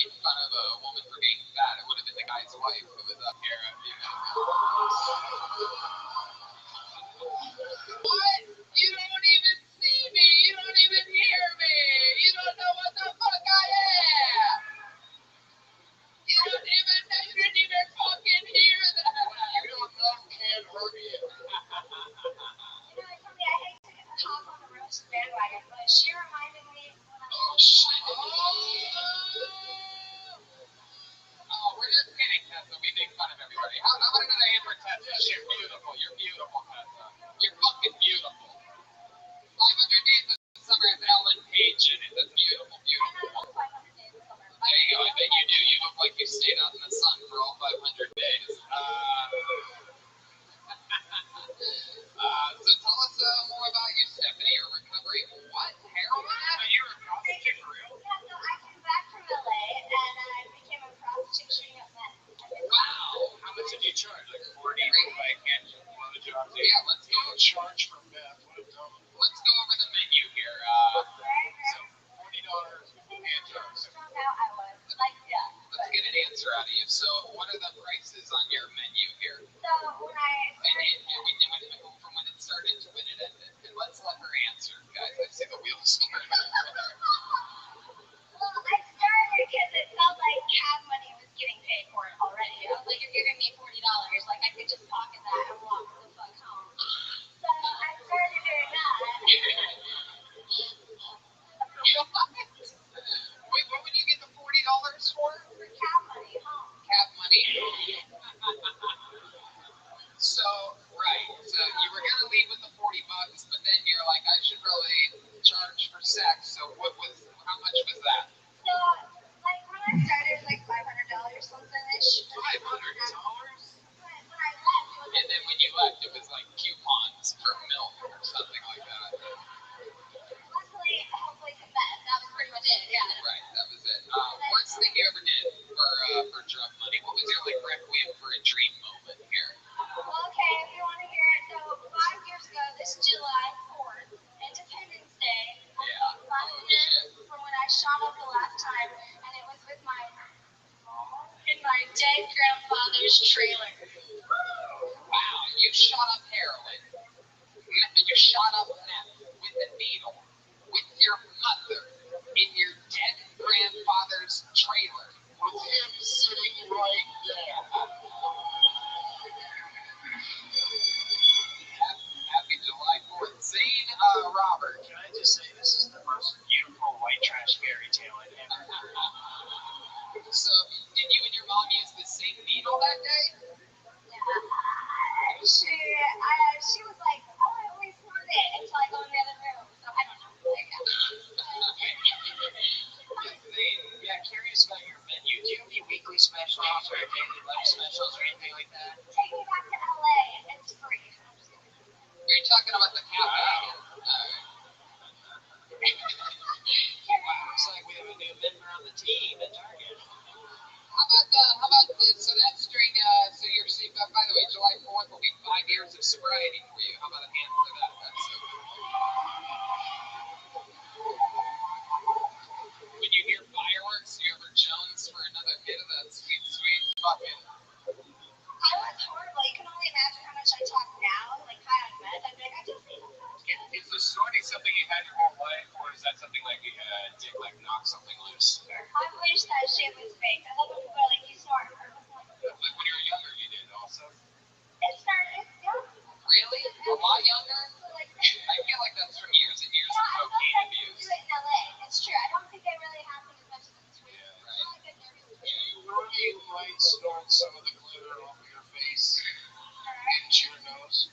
I went big. I was like, I'm coming to kill fucking Tony. I'm so happy to be up here, guys. So seriously. I love that. Of course. Yeah, I super watch exciting. that show all the time. I love So we talked about your lowest low when you were doing drugs. What was the worst thing that ever happened to you when you were prostituting? I find it so compelling. We've never, in our almost 6 years of doing this show, we've never really gotten to talk to anyone that has been in the business, and it's so cool. I think you should be so proud of yourself for being out of it for this long. And but is there something that is there like a low in that you remember, something like that? Anybody ever want you to? Actually, I had to quit because I kept getting left in like really bad places. Like towards the end, I was just over everything. I was just like, I don't care how many drugs or money. I was like, why don't you respect me? And you can't do that. So like, I was just like, leave me alone. Getting left places? Well, yeah. So I was left in Nampa at a dog park, which is like one of the worst places.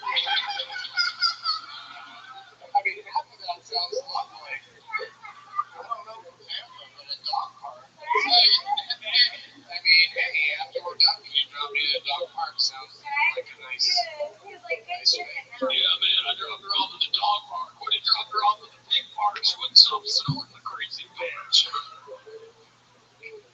What a bench All of those dogs. All right. A dog park, man, that is frightening. I never would have guessed that. So what did you do? Did you run around, play? Did you fetch? Bring it back, bring it back, bring it back. Good girl. I bet you did. Hello. Yeah, luckily I wasn't arrested, and they were just stopped getting left in Napa. But yeah, that was like a breaking point. I was like, bitch, you're smarter than this. What? Wow. Damn. But anyways, yeah, so, and yeah, like, been sober since, and like moving towards, and like working in comedy, and now I feel like now I have something to say. Versus before, when I think you would know before, I'd be like, I'm from Idaho, give it a ranch. But yeah, now I have something to say, which is what I hope. Stephanie, you are charismatic, you are adorable, you are a bright, shining star. I mean, it's just so cool, and it's amazing to hear your honest, incredible, compelling story. Take note, Joshua, so that one day when you're talking in a few years about being a recovering heroin addict, you can talk about it with confidence and swagger. So far, I mean, you're my favorite so far. There she goes, Stephanie and Mason, everybody. Good to see you again. Congratulations. Stephanie and Mason. Give me her number. Yeah. You're sleeping over. Just kidding. She doesn't have a mattress, guys. I love it. Dog park. Okay. All right. Pull another name out of the bucket. One word name. Put your hands together for Pinky. Pinky. Here comes Pinky. Right down the middle. Come on, boys. Let's make some fucking noise in here.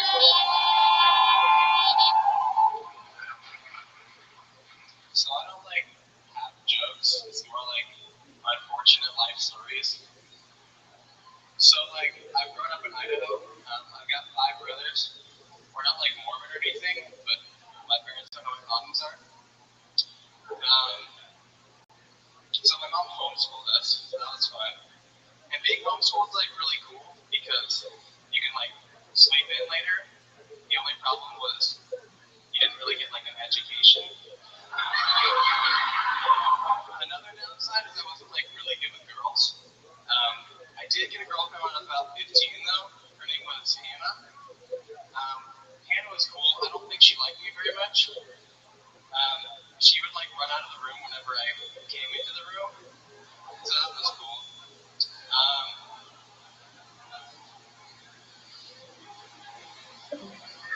Shoot. I rehearsed like 50 times. The play is Hannah the cat. I dated a cat. You dated a cat? Yeah, basically. You dated a cat? Yeah. Why did you date a cat?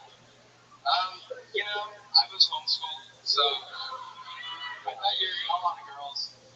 You like girls? I do. Is that you just said I like girls? No, not a lot of girls. Oh, not a lot of.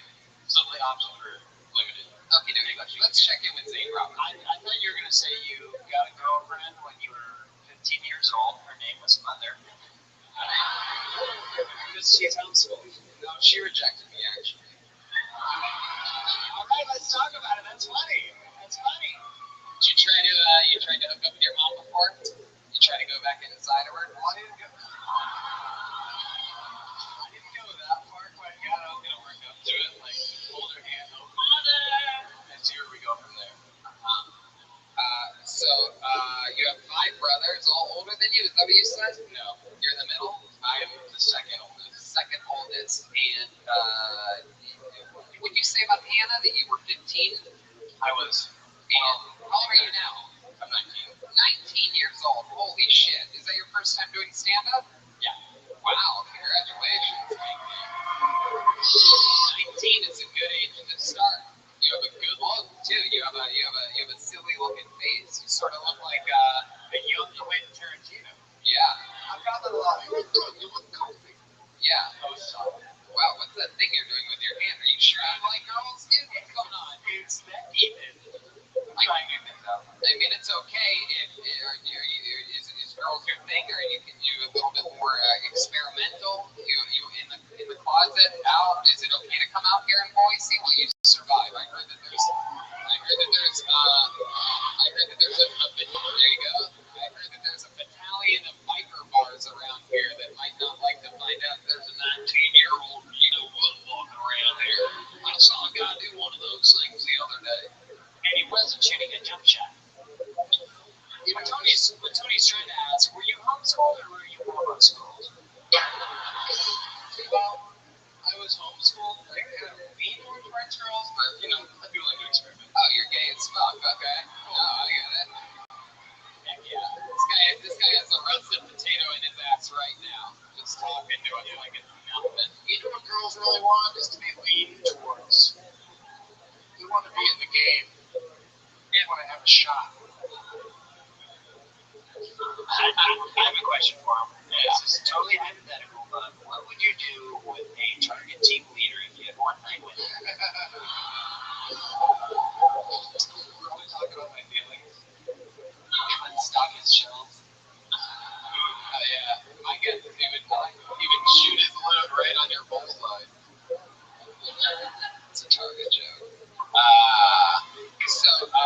Pinky, you're 19 years old. Do any of your brothers or any of your family know that you might be a little bit gay? They probably assume. Yeah. Are your other brothers a little bit like tougher, like a little bit more like, hey, why are you playing sports, dude? No, they're actually worse. They're a little bit more feminine. Yeah, my next youngest brother has a man bun, and he wears a tie-dye t-shirt around the house with like unicorn ice cream leggings. He's just stoned, dude. He just found prom before the rest of you guys did. I used to be that guy myself. Not really the unicorn leggings, but not really the man bun either. And I never owned a tie-dye t-shirt. I'm just lying right now. But I started smoking pot at a young age. You ever smoke pot? No, actually. No, you haven't. 19, You ever smoke ball? I'll try. Wow. My goodness. Hey, so what's with Pinky? Why are you called Pinky? Yeah, is that what you like to stick in your butt? I like to go middle finger for that, actually. Yeah, fuck you, bud. Yeah, fuck you, butthole. Fuck you. Pinky, I didn't really have imaginary friends when I was a kid. Like, I was that low. I had imaginary enemies, and Pinky was my imaginary enemy. So, like, what would you say to your imaginary enemy? Like, what would be something that, like, a everyday conversation that you would have? I didn't really talk to him. I mostly tried to avoid him. Yeah, that's how I feel about anyone named Pinky. It's interesting because you look more like the brain.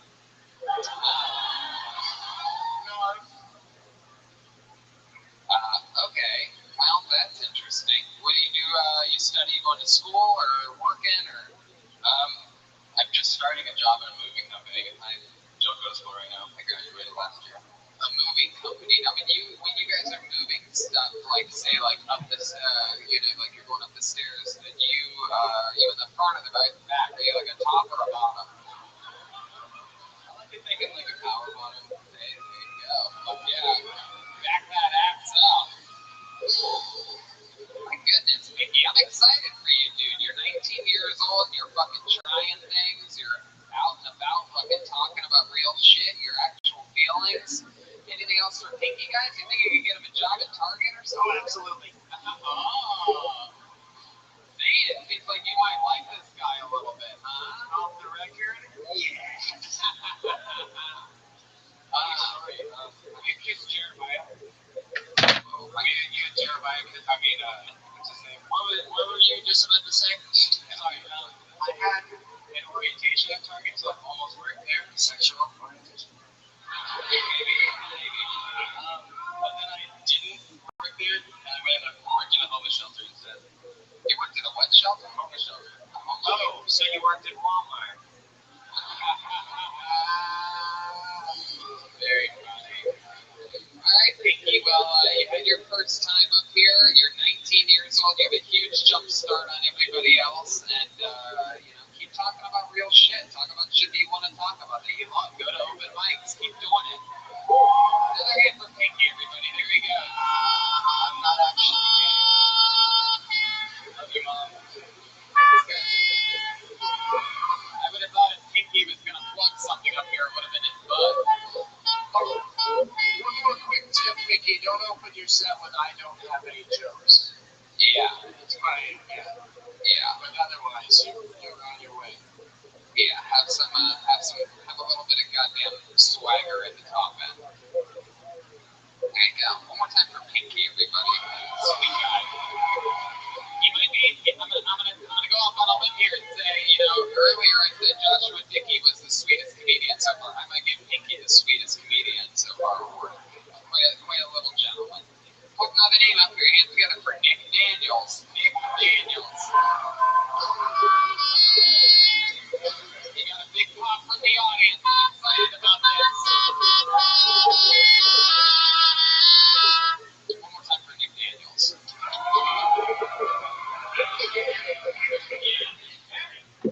Hey!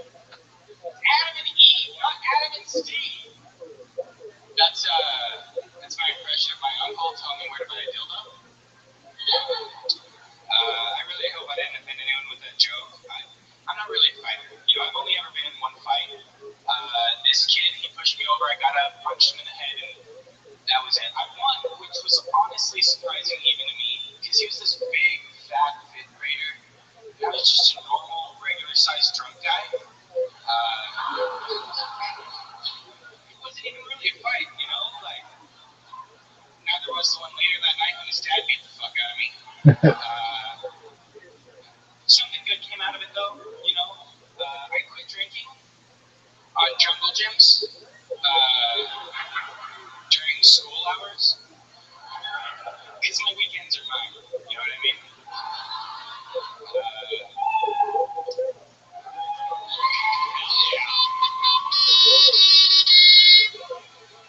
Nick Daniels. Fuck yeah, welcome to the show, dude. That was great. Thank you. Hell yeah. We better hurry this up before you complete turning into a werewolf.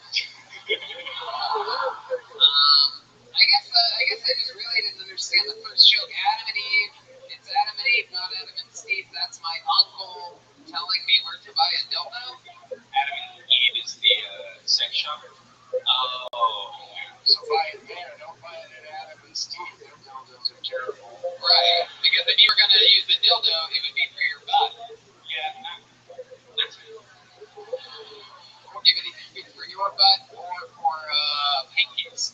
Have you ever seen Pinky before? Have you ever seen him at Adam and Steve? I haven't, no.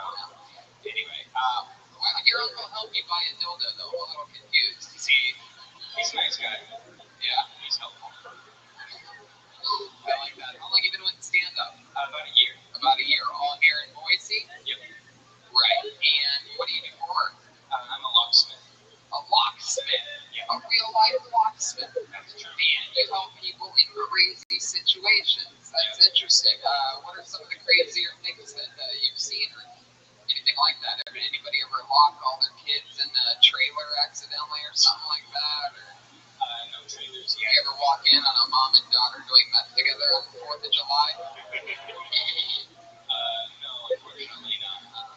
How long have you been a locksmith for? About 6 months. Oh, okay. Have you seen anything crazy yet? One time, this guy hired us to get into his house for him, and we unlocked his garage door, and his wife was on the phone with the police, thinking that someone was breaking in. Oh shit! Yeah, it wasn't great. She was all sad. You say they tried to the doorbell first or something like that? Well, he didn't tell us that there was anyone in there. Did he know there was someone in there?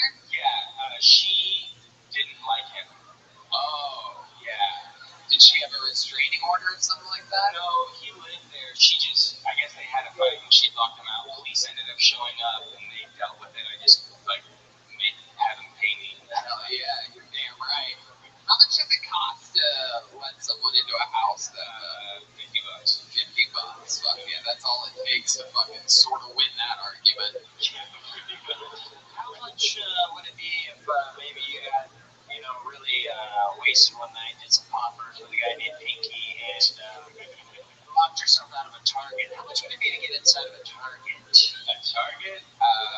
That depends on the kind of lock it is, man. Are locks getting harder to pick nowadays? Honestly, no. Getting easier? Yeah, a lot of them are really easy. The only ones that I have trouble with are the electronic ones, and that's just because if they fail, I mean, you gotta kind of just break them. Yeah. Wow. You ever use your locksmith abilities for anything a little bit shady? You ever break into an ex-girlfriend's Chastity belt? Hey now, look at that. No, honestly, I never had a big lock because I wanted to be a magician when I was a kid. You did? Do you know any tricks? Yeah, I know some tricks. Can you do a trick right now for us? You guys want to see a fucking magic trick? I know I do. Here's a little bit of magic from the amazing Nick Daniels. I'm really excited to see this. I fucking love It's a cigarette magic trick. Uh-oh, cigarette. What's going to happen? It doesn't work when I'm behind you. Yeah, I know. You guys are totally in on it. It was just for the three of us. Everyone else saw what happened. You really have that chick on lock. My goodness gracious. You have a girlfriend, Nick? I do, yeah. You're a good-looking guy. How long have you been with this girl? A month. Wow. Where'd you meet her at? Comedy club. Oh, is she a comedian too? She is, yeah. Oh, interesting. How long has she been doing it? About a month. About a month. Yeah. I was hosting the show that she first did her first set on. Oh, cool. And then that night, you're like, you were pretty funny. What do you say we Pretty much, yeah. I have the keys to your heart. Let's do it. What'd you guys do the first night you hung out? Do you remember? The first night we hung out, we went and got some drinks. Yeah. And went and watched Dave Attell at her house. Wow. No, yeah, little insomniacs over there, huh? Staying up all night. Then you went to work on our chastity belt. Did you guys hook up that first night? We did, Yeah, you probably only made it, 28 minutes through David Tell until you started throwing fingers up in that? Yeah. How long it is. So you're recording this in your shed? Just drop the camera. I love it. It's great. She's gonna come up beautiful. Yeah, she is. She's in the book. That's so cool. Is there any, secrets of, locks with, a vending machine? You can push it twice and open it up. Yeah, is there any special tricks that we would be shocked to know about that allows you the access for anything? There's a type of lock that pretty much every new house has on it. Smart lock, and you can just open it up with a pair of pliers and a flathead screwdriver. Oh my god. But she just said that. Wow. Crime skyrockets in Boise, Idaho after Kill Tony. That's right. Crime has skyrocketed 1,000% because there was one crime in Boise today. Police are searching for a male between 5'6" and 6'3", white. Good luck. There's only white people. Yeah, it's true. Wow, people in Lincoln are crazy about that. We have some proud racists in the audience, and we only get the fact that it's all white people. Jesus, all right. I love it. So, anything else crazy about you, Nick, that we'd be surprised to know? Any fun facts about you? Fun facts, I don't know, I play Magic the Gathering, I beatbox. You beatbox? Can you please, for the love of God, give us an example of the beatboxing that you're able to do? You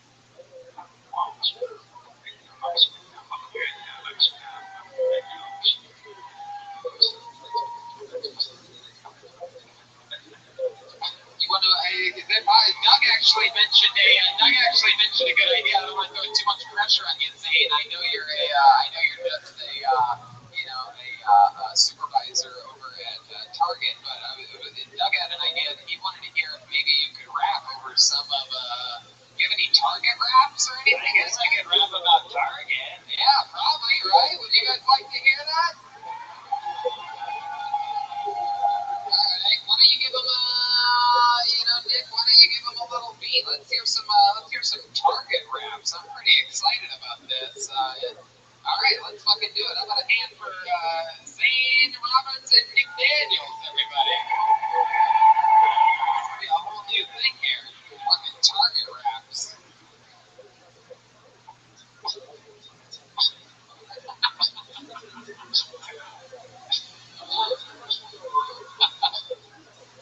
Hello.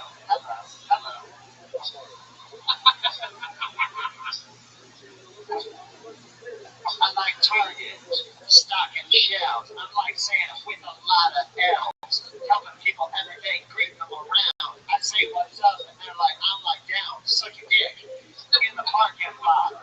Let's go there and all beat box. Low. Dickies come in too.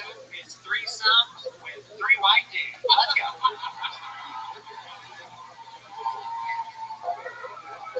Motherfucker! I knew you had it in you, Zane. I knew you would summon the fucking devil. Of course you could do it. How about one more time for Zane Roberts? How about another hand for Nick Daniels? Let's get back to this bucket. Back to the bucket we go. This is a fun episode. I like this. What happened, Thomas Alfonso? Have a little bit too much pepperoni pizza before the show? Maybe a little. Shout out to, I believe it's Gino's Pizza here in Boise. Is that a place? Guidos? It is? Guido's. Yeah, Guido's Pizza. Very good. Very good. Better pizza than we had last night in Salt Lake City. Yeah. We're doing a 6-day pepperoni pizza binge. We're testing out each city, and so far, Boise is in the lead. All right. There's a little something to do. Since you can't be proud of your Canadians, you can be proud of your pizza. Put your hands together for your next comedian, Trevor Secreto. Trevor Secreto. Here we go.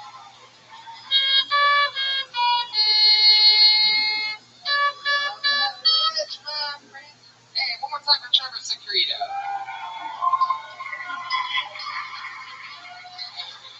I was traumatized as a child. When I was about 2 years old, I saw this TV show called Tales from the Crypt. Yeah, you people know it. There's this creepy puppet on that show. It's got rotting skin, and when I saw it, a lightning bolt shot up my spine, and my goose pimples turned into real huge pimples, and I was so scared. And my mom, being the good person that she is, tried to help this little kid out. Like, don't be scared, little guy. It's just a fake puppet. You don't have to be scared of it. And that's like, Mom, the grenade already went off, and this soldier isn't coming home. That was quick. One more time for Trevor Secreto. Did you have anything else? Did you want to finish it or something?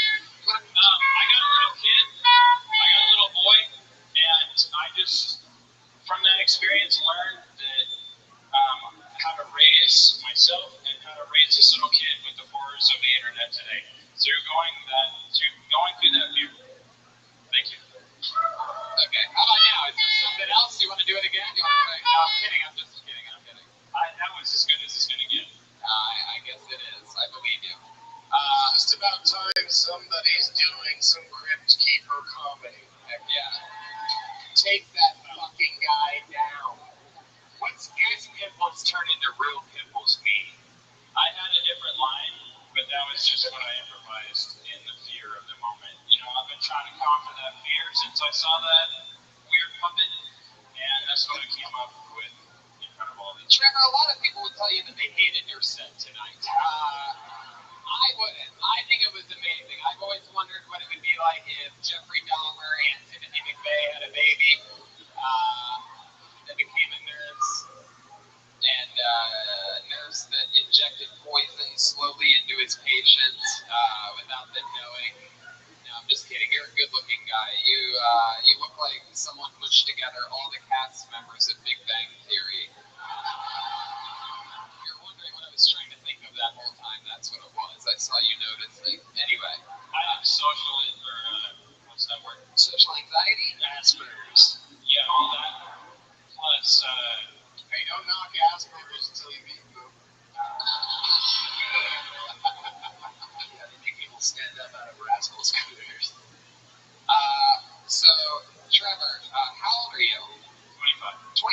first ever time doing stand-up? Yes, sir. Hey, how about a hand for that? There you go, Trevor. It's good. That's better than whatever you did up here was better than 90% of people that starts. I could start. Hell yeah. So, is this something you've always wanted to do? You love comedy? Yes, sir. You seem more like a drama guy. I always envied the drama kids, but I was in welding class trying to be a tough guy. You were in what? Welding class. Welding. Yeah. This is literally the beginning of a dramatic film. You think you'd do well in drama because you already have a huge part.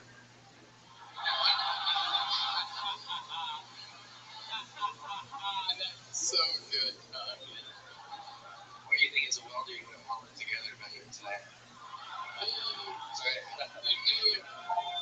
You do have a huge. Doug covered something really, really interesting there. You have one of the most aggressive parts we've ever had on this show, hairstyle-wise. Have you ever thought about taking it 1 inch further and just combing your left ear over to your right side of your head?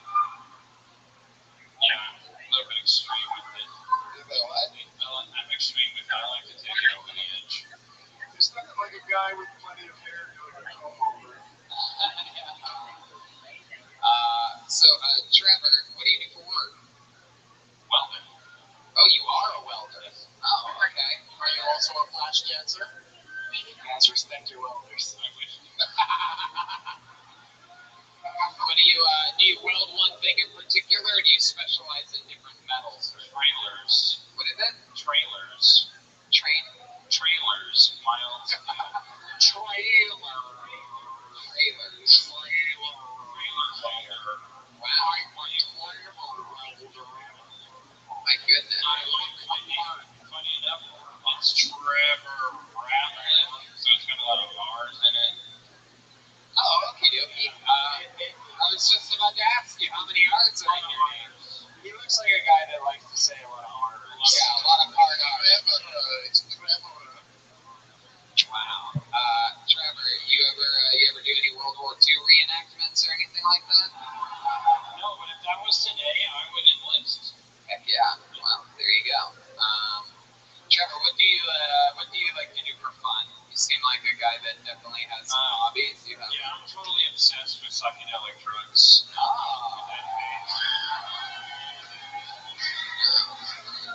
It's my obsession right now. Well, we all play our very, very large part in. What are your favorite psychedelic? I mean, what's truly your go-to? Acid? Yeah, acid. The last time I did acid, I communicated with another human telepathically. Wow. Did you see all his articles? Yeah, it was weird. Were you really communicating telepathically, or were you on FaceTime or something like that? Like, how hard were you tripping? Honestly, yeah, it was a good first time hard tripping, and Was it just you going, hey, and him going, hey, back, like in your head? It's like, whoa, you heard that? But honestly, we hiked down to the river, and we found this bridge, and we sit down on this bridge, and he suggests, hey, let's just sit here and meditate for a second. So we sit there, focus on your breath for a moment. Within 10 seconds, we feel each other above each other. Wait a second. Is this a story about the time that you sucked Pinky's dick? Good to see you again. Sitting on a bridge, dude. Let's just, you know what, Trevor, why don't you just sit there and meditate? I'm not going to do anything. You just sit there and open your mouth and close your eyes. That's all. You'll feel something on your tongue, and that's the acid. I want you to fuck me in my acid. Did you do that? So you did the acid alone? You had a partner? That was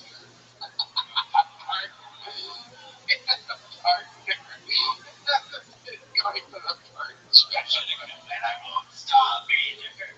I love it. We're going to keep going until we get a good one for you, Joe. Have I made up? What's that? Fuck. Anyway, His favorite movie, The Partners. hey. Park goes the weasel. Trevor, what else other than psychedelic drugs? What else are we talking about here? What kind of cars. Cars? Figure out how things work. What kind of car do you have? You should wear a shirt that says "Who farted?" I'll buy it from DougBenson.com. I would. What kind of car do you have? It's a Ford Bronco. Yeah, Yeah. I heard that it's really hard to get parts for that car. Now, is that a full-time hobby or a part-time hobby? Everything's part-time with him. Nobody knows how to get the party started harder than Trevor. I don't know how to finish. I don't know how to finish. Did you write that book part of the deal?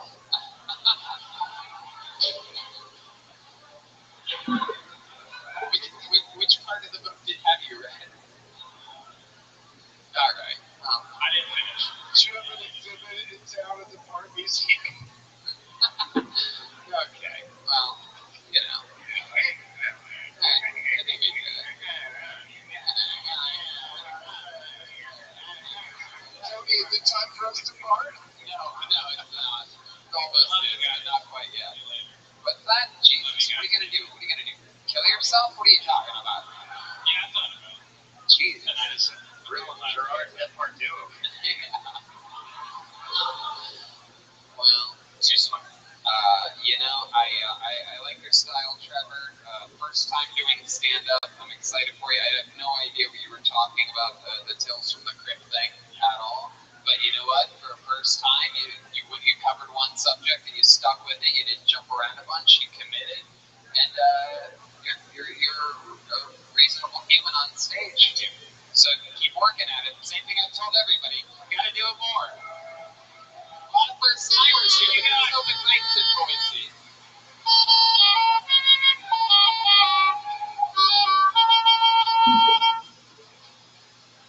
You guys want to go back to the bucket one more time? Let's go. One more time. Let's do this shit. Put your hands together for your final comedian of the night. I wish Danny Brown was here. Okie dokie. Anyway, back to this part. Your final comedian of the night. Put your hands together for Muffin Talk, everyone. Muffin Talk. Interesting name. Excited to see what happens here. Not seeing movement. Muffin Talk, you coming from up there? What's going on here? I think Muffin Talk figured it out, huh? Pedro wants to go up again. Blacklisted. Pedro, 0 for 24 tonight, is convinced that if he has one more chance, he'll fucking nail it. Holy shit, you two guys brothers? Okay, perfect, good. That would be frightening if you weren't. Alright, your final comedian of the night. Put your hands together for Nate Ford, everyone. Nate Ford.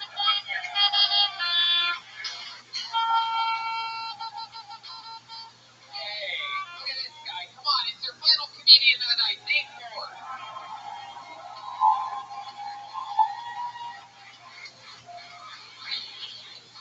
I love pot. The reason I say that is because I am out.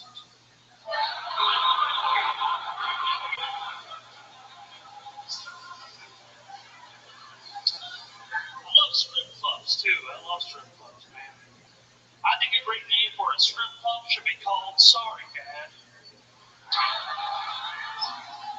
Do you have like a monthly announcer? Open the stage now. Disappointment. Give her $1, make her inner child smile. You think abortion doctors have kids of their own?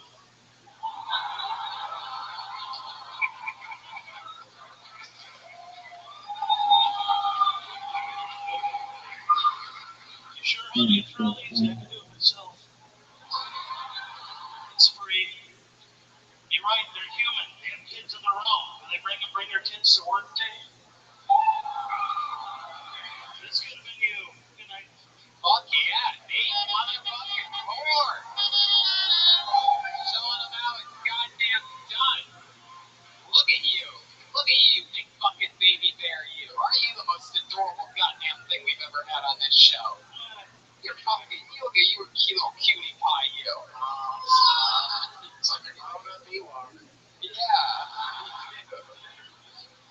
never went for an Ewok. It is like, Nate Ford, I believe you. Everything that you said, great jokes, the strip club, the abortion, everything. You really love pot?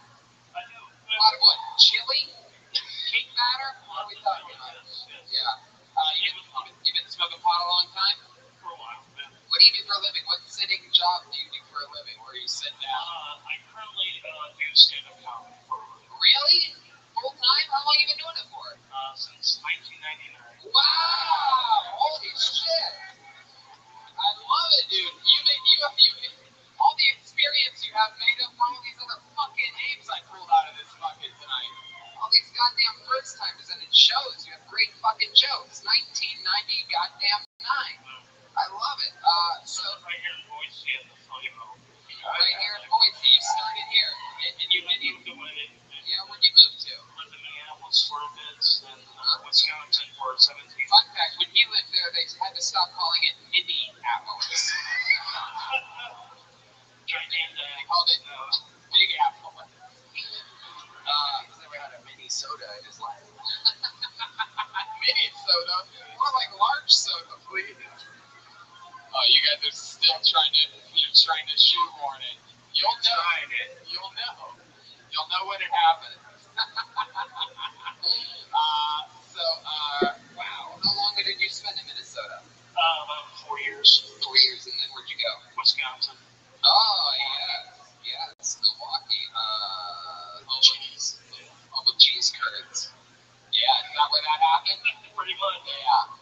Was that the main thing that you think got you the cheese curds? Is there other things that? Beer and brats. Beer and brats. Hell yeah. Absolutely. And when did you come back to Boise? 4 weeks ago. 4 weeks ago. You moved from Milwaukee back to Boise. Well, I'm turning 40 in June, so I thought my mom could use a new roommate. So Right.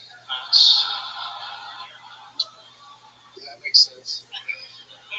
What's the comedy scene like out here? Because we've seen some of the most amazing talent today. There's actually quite a few talented comedians in almost. The Funny Bone's still here. It's called Liquid Laughs now, but it's in the same location as the old Funny Bone. Hey, it's not the Funny Bone, it's Big Bone. Yes. Okie dokie. Hell yeah. So you do stand up full time. Are you still going to be able to survive doing it here in Boise? I got to do traveling too, so just the home base right now. Yeah, you do the road a lot. A lot of tough grinding gigs. You drive a lot. Bars, the theaters, and everything in between. You try and do a lot of the gigs. What kind of car do you have? I have a Honda Civic. Honda Civic, fucking perfect. The hatchback with the hunchback. Yeah. I love it. A new CD.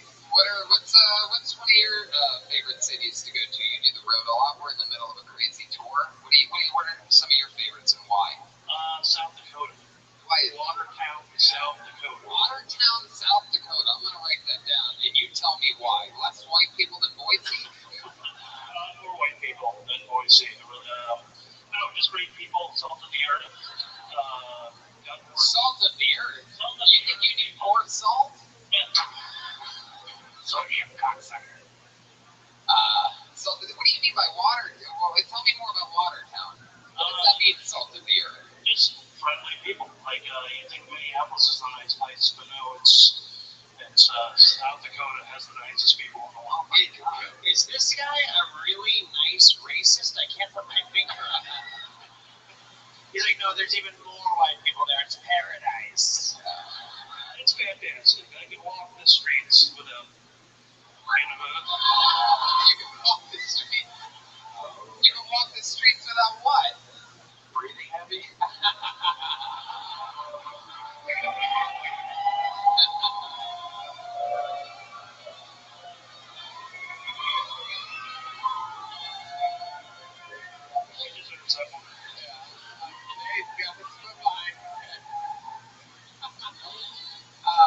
Wow, that is so fun. So, Watertown has, and I don't think you're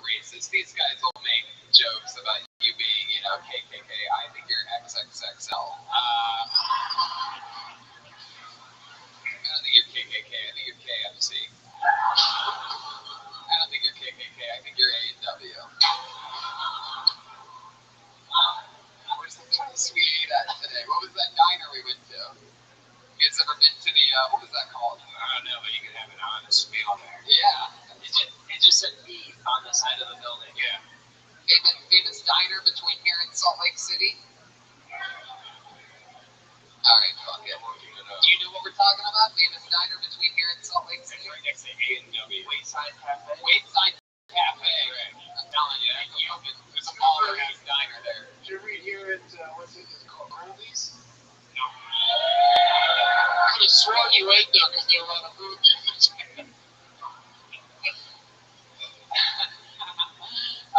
Nate, what do you like to do for fun? What are some other fun facts about you when you're not doing stand-up? I like to watch movies. That's about it. I like that.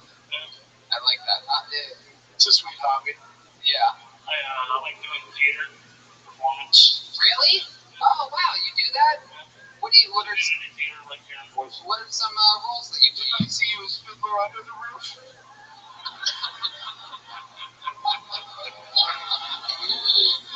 Fiddler breaks in the room.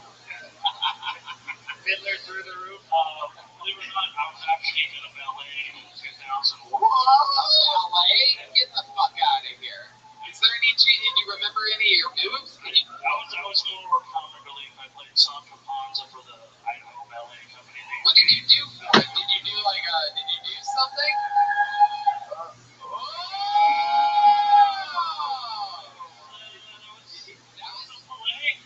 Did you know how to like catch somebody and like anything like that? But they took a big sheet and they threw me up in the air quite a few times. Wait, did you wear the sheet before they threw you up in the air? No, but I had to do like a trampoline type of thing. And How big were these people that could throw you up in the air? My goodness, were you this big back then? probably bigger. Wow, damn, look at you. That's pretty fucking good, man. And by good man, I mean John Goodman. Yeah. The only roles he did were dinner rolls. All right. Yeah. We'll ask. Hello, sweetheart. How are you? What do you know this young lady? You're The reason why you're sitting there. Why are you on? Oh, Do you know him? You just thought you would know her? So he's a crazy woman that's sitting on stairs. I'm Nate. Nice to meet you. Wow. What's your name? Molly. Molly. Great Yeah. security data. You're about to. He didn't ask me what do you want. Prices start at $300. Wow. Look at this. Nate and Molly looks a little bit more like Mike and Molly. You know what I mean? I love it when you laugh. That gut goes fucking ballistic. That's a beautiful thing you got going on there. All right, Nate. Well, I mean, anything else? Any other fun facts that we'd be surprised to know about other than ballet? Anything cool? How's your mom? She is 65. 65. And who do you think is going to die first out of the two of you?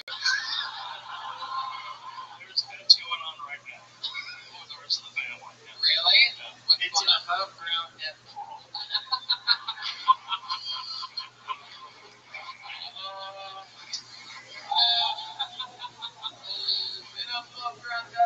You ever go swimming, Nate? You ever go swimming? No. No. You don't do it. You go floating? I mean, people have pushed me back into the water, but Yeah. You ever go sinking? You ever go sinking? Okay. Alright. Well, Nate. Have you ever been rescued by Greenpeace? that's by accident. Feel better about my You role. made the same joke when you made the joke. I love it. Oh, Nate's a pro. Yeah, you really are. It's incredible. 1999. So, did you ever think about moving to like a big city? Did you ever think about moving to LA or New York? Or I never thought about it. I just wanted to kind of work the road and work on my craft first. And then I want to have something to bring to the table once I just go out there. I know you love taking things to a table. That's for sure.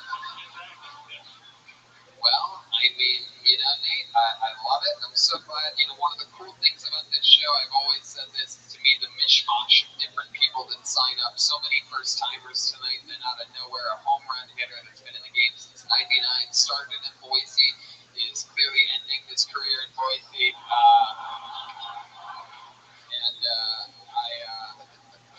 I just think awesome that you signed up for this show. I think it shows a great amount of respect for the show, and I think that in return we showed a great amount of respect to you. Unbelievable performance tonight, great jokes. One more time for Nate Ford, everybody. Did you guys have fun tonight, huh? That was a weird one, Tony. Well, there's one thing that I forgot to tell you at the top of the show that is really fucking cool, and that is that house artist Ryan J. Ebel drew official Kill Tony tour posters that are going to be for sale, being signed and delivered right back there. If you want to make a regular straight line, whoever wants one, there's also band posters, there's official Tony Hinchcliffe pins, there's official Death Squad glow-in-the-dark pins from our friends over at the Great Rocket Pins. There's also Feminine Stacy, a few t-shirts still available, limited amount on those, and the tour posters and all the posters. And we're going to be back there flying through, signing those for you. If you want a picture, if you want a handshake, we'll fly through it all over there. Just make a nice straight line. Hey guys, how about one more time for the great powerful Doug Benson, huh? Come on! Motherfucking Doug Benson! For you! Come on, let's see how loud this place can get for the great and powerful Jeremiah Watkins, everybody! He fucking did it again, this guy. Jeremiah's got a new album coming out June 7th. It's available for pre-order now. The party at the Main Room Comedy Store is going to feature Red Band, me, some other cool people. Everything's going to happen there at the Comedy Store the day before. You can pre-order it now on iTunes. Follow him on YouTube at Jeremiah Watkins, and he's on social media at Jeremiah Stand Up. New episode of Jeremiah Wonders out with Jason Tebow, and be on the lookout for some great road episodes coming up where we record episodes on the road. They're very Kill Tony centric. All the Kill Tony fans will like a little behind the scenes look at some of these upcoming Jeremiah Wonders episodes. How about one more time for Chilbert Jimenez, everybody? We brought him for you, the real fucking deal, Chilbert. Mostly sorry on social media. Anything else from you, Chilbert? This is his first time ever in Boise. Oh yeah. Jonathan Ludwig, and we love you guys. Peace. We love Joelberg. We love Ludwig. Everything's moving along smoothly. We're going to see you guys in the back for posters and pictures and pins. Now, another hand for the one, the only, the guy that rolls with me every single episode for almost 6 years, Brian Redman. Thanks a lot, guys. We love you, Boise. We'll see you soon. Good night. Thank you.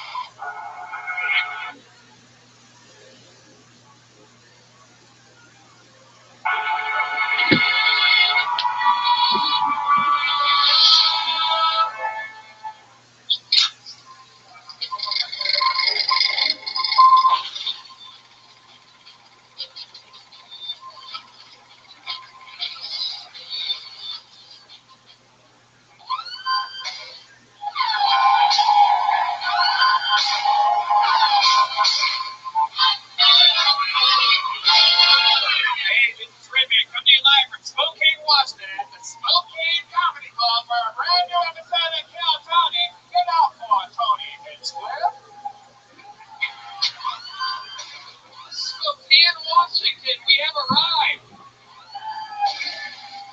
Ryan Redman's here, everybody. What is up, Live in the everyone? flesh. You guys excited? You're the #1 live fucking podcast in the world. It even stops through Spokane. That's how big of a fucking tour this is.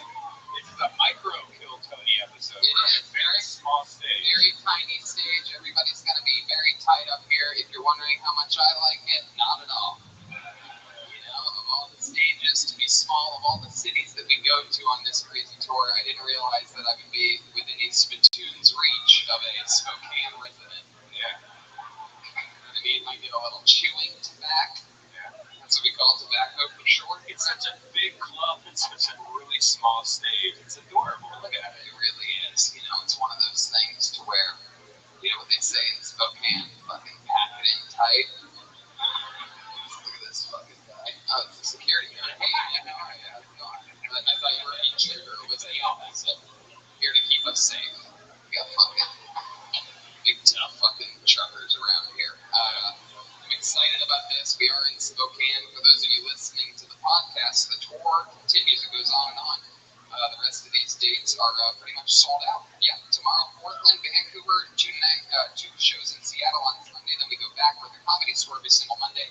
The guest this Monday is going to be Doug Benson at the Comedy Store. And June 10th, we have Jeffrey Ross. And I'll announce it right now, June 17th, for the very first time ever in the history of the show.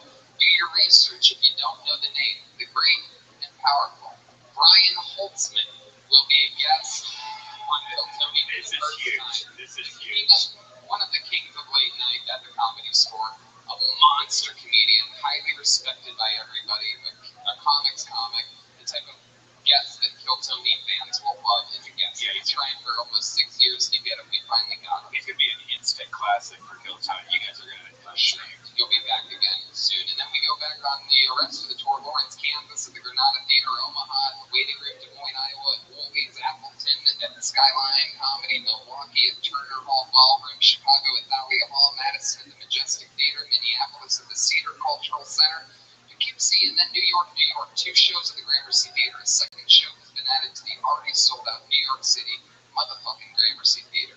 That is the summer tour. Make sure you drink Caveman Coffee. Save 15% by using the promo code KillTony. And after the show, I'll let you know right now that we have amazing Ryan J. Ebelt prints of the summer tour. Your city's name is on it. The name of this comedy club is on it. And we even have pins. Me and you have a pin, and I have a pin from RockingPins.com. Our friends over at Rockin' Pins, you can get an official Tony Hinchcliffe pin, or you can get an awesome Death Squad pin. They glow in the dark. Those are only $10. The posters are only $20. We're going to be selling those after the show. We'll sign them. We'll take a picture with you, whatever you want. If you have the energy. This is a late show. We're getting started off late here. This is one of the latest shows we've ever started in Kill Tony history. 10:33. The cool thing is, I'll say this on the air, is that I think this date was added a little bit maybe late in the schedule, and they put it on top of another show. The guy that was headlining here before us, how cool is this? Drew Lynch from America's Got Talent fame was pulled out of the bucket on this show 5 years ago. Yeah. Before ever being on AGT. We told him he's a killer. We told him he's got the fucking talent first, and look at him now. He's fucking filling up. He has 6 sold out shows at this fucking club. Unbelievable. How cool is that? So this and that, and we are live. It's very exciting to be here. We bared through the rain, and we got it. We even have we have everything we need. It's going to be tight tonight, but I will let you know that we did bring a band. Ladies and gentlemen, I know, highly controversial for this date specifically. Normally we would send Joel home and have him rejoin us. There's simply not enough room, but we're all going to be up here together in this fucking toy box just for you. They are the best damn band in the land. Every single episode of this show, they commit to being different characters. Sometimes it's your local milkman, or they just broke out of prison. You guys know what the fuck's going on. Sometimes it's something brand new that we've never seen before. So let's see what happens tonight all together, shall we? They're my favorite thing in all of comedy. They're 2 of my funniest friends on the planet, and great musicians too. It's the Kill Tony Band. Jeremiah Watkins and Joel Menendez. Let's see what they are tonight. This should be exciting.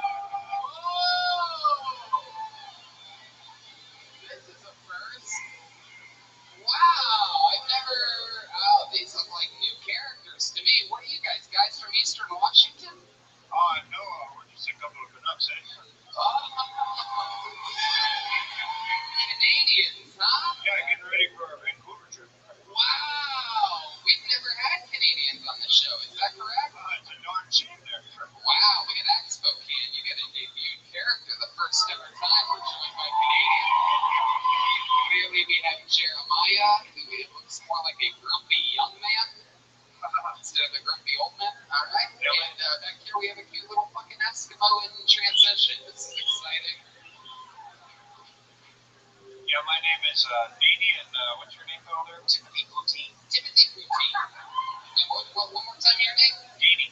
Deanie. Okay, Deanie. Like Jimmy Dean, the sausage, but Deanie. Deanie. Deanie. Okay. And Tim Poutine. All right. Well, we got Deanie, we got Tim Poutine, we got Red Band, we got the soundboard, and I have this right here, the Picture of Destiny. Here in Spokane, you get a cloudy picture. A bunch of people signed their names earlier in this on pieces of paper, and they have the chance to perform tonight. Reminder, no heckling during any of the people's 60-second sets. We don't interrupt them, neither should you. They signed up for this opportunity. At the end of their 60 seconds, feel free to call them a piece of shit if you want. We'll probably already beat you to it. But given that time, they get 60 seconds on this stage uninterrupted. You know your time's up if you signed up and you get pulled up when you hear the sound of a kitty. Isn't that adorable? You can barely hear the damn thing. Yeah, that's what it sounds like, except that's not actually the noise, so don't listen for that noise, listen for that noise. There you go. And then wrapping up that, we're going to bring out the Angry West Hollywood Bear. I got that wrong, by the way. It's the Angry 9-bar Bear. Hey, did my research. Ask the Uber driver what's the gayest part of Spokane, just for you. You think it's easy for a guy like me in a car full of dudes to ask the Uber, hey, what's the gayest gay bar that's like famous around here? Yeah, she's like, would you like to change your destination? They have a great happy hour, by the way. Tony told me all about it. Hey, that's what happens when Red Band tries to make a joke. And we're off and running. You guys ready for this? You guys excited? We're live. Spokane, Washington. How would I know they have a good happy hour? We got here today. Oh, you silly guy. Oh, thank you. Hey, what a gentleman. People are so nice, so you would think they're Canadian. I picked up my Sharpie marker for me. What a gentleman. You guys ready to get this party started? I'm calling a name. Anything can happen. We got Canadians, Red Band. Let's fucking do it. Your first comedian going up tonight, getting an uninterrupted 60 seconds, goes by the name of, oh yes, very important. The only way to enter is this way. Hey, where'd that security guy go? Security guy, you got a flashlight or something? Is there anybody here? Is anybody working here? The entranceway is that way. Good luck finding it, really. And this club's built like a fucking, like an old Blockbuster video or something like that. Circuit City. Don't know exactly what this used to be, but for some reason the only entranceway is all the way that way. So just picture it in your imagination. Don't fall. Look down. Don't trip. Don't hurt yourself. Put your hands together for your first comedian. He goes by the name of Robbie Cooper. Here we go. Maybe it's his first time. Maybe it's a comedy veteran that we should all know about. So, man, can't leave. Let's see what happens. There we go. Any second now, someone's going to fucking walk this way. There we go. Hey, here we go. Show it to go. This is Robbie Cooper. Okay, how we doing? Alright. So I'm a parent. Any parents in the crowd? Alright. Congratulations, you did pull out. So one of the first things I learned as a parent is that babies, when they get cold, they pee. And if it's a baby boy, they pee everywhere. In the first 3 days of my child's life, he peed on 7 people. I said, son, I'm so proud of you. I know people with specific fetishes that would kill for those numbers. Now, I'm pretty sure Tony's about to say that he doesn't believe that anyone would fuck me and produce a child. Joke's on you, Tony. My son's adopted.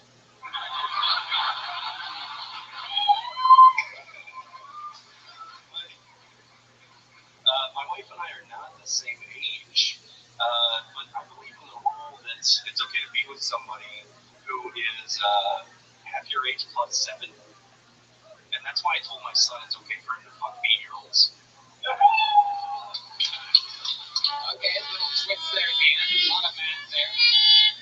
Never been quite the algebra guy. Can I just say, I thought this stage was small before you got up here. And now I can feel the condensation moving off of you. Like the temperature over here went up. Very humid. Very humid. You're very hot for a guy built like a snowman. It wasn't raining today. He was just sweating. This stage ain't big enough for the 5 of us, eh? Oh, you. So let's talk about your adopted son? He's 2. He's 2. And how long ago did you adopt him? Brand new, or did you get it used, or like perfect babies? What is it? What are we talking about? Brand spanking. Brand spanking new. Did you get a white baby? We did. Yeah. Did you get the name? Was there like a thing? Was there like was there any black babies available? Were they more expensive, a little bit cheaper? See, I had to say expensive first, or else I'm racist. They said, oh no, Brad Pitt got the last one. What? Brad Pitt got the last black one. That's all. Yes, I know Brad Pitt comes all the way up to Spokane to get his babies for sure. I would. Yeah, how does that work? How long you been with the lady that you're with? 7 years. 7 years. Married for 7 years. You're married for 7 years together. Is something. I mean, I know it's a personal question, but you couldn't make a baby. You ever tried for hims.com? Yeah. I don't think they were around back then. I don't think they were sponsoring. So, Okay. Have you ever tried it? I'm not. I mean, the medicine. I mean, are you having a problem with the sperm count or getting it up? What's your biggest problem? Is it you? Eventually, they couldn't tell us. Is it her eggs? Did you eat all of them? Good-hearted breakfast, Jim. A good, honest meal. You know what I mean?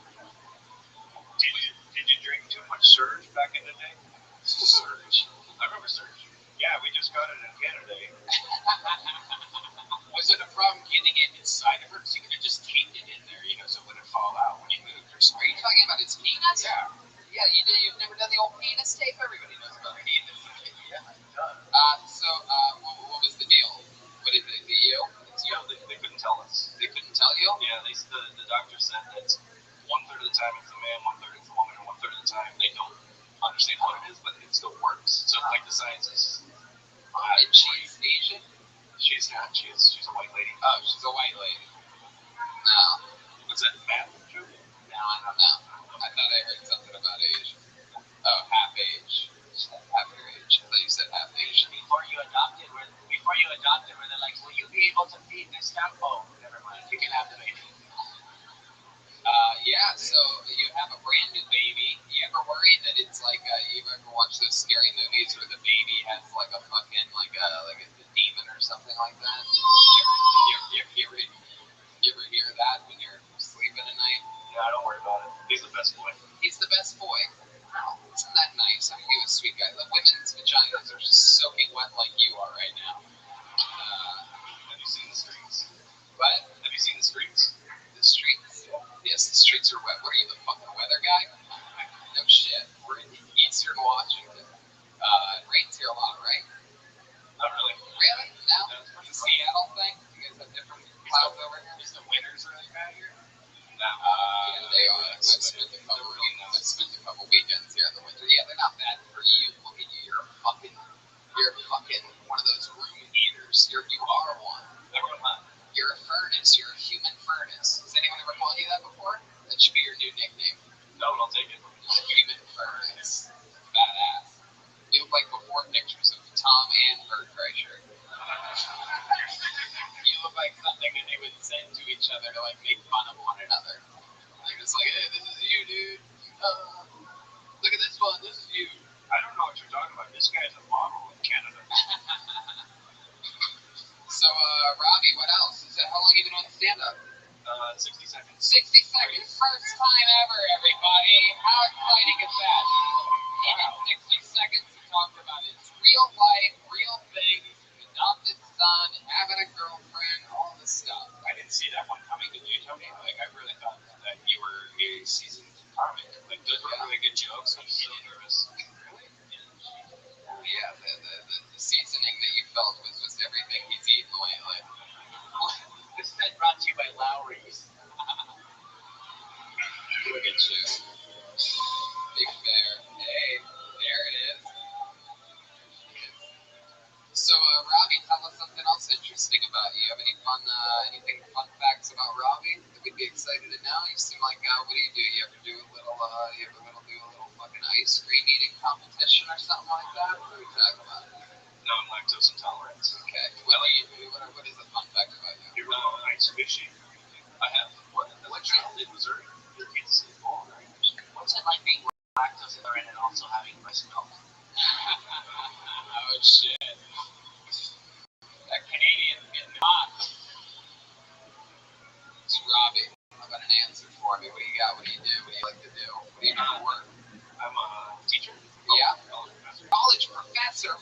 shit, what do you teach? I know it's not nutrition. Human development. Human development. Yes, I can develop you from a medium to a triple X in no time. Wow. That's incredible. What is human development? It's something he can't do, obviously. Yeah. How do you adopt a kid? Yeah. Great, man. You're gonna hurt his big heart. You're gonna break his large heart. It's kind of hard. My goodness, human development at college. So what is that? What is human development? It's the study of how humans develop. Oh, okay.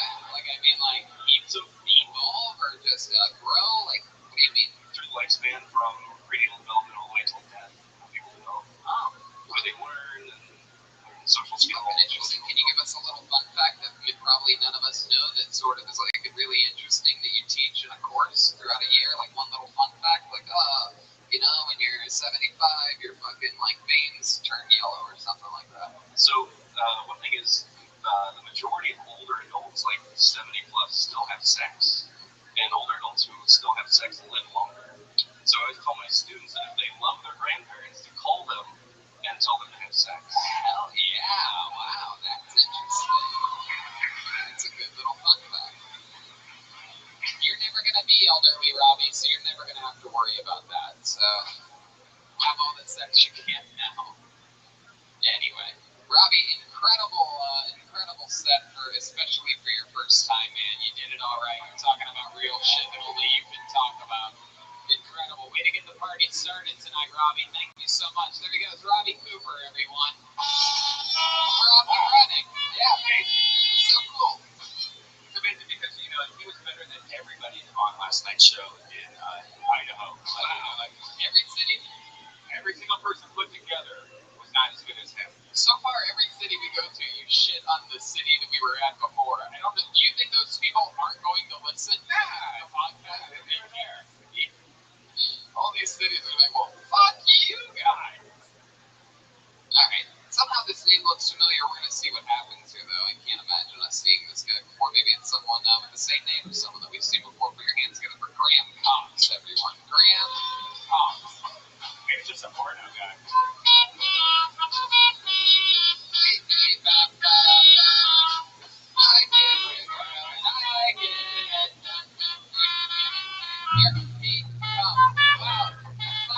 One more time for Graham Cox, everybody.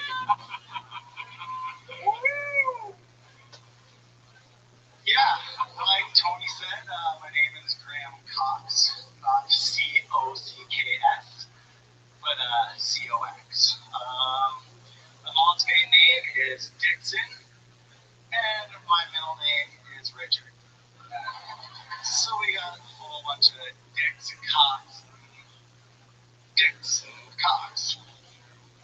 So if you happen to have a last name like mine, Cox, you have to think hard about what you're going to name your kid.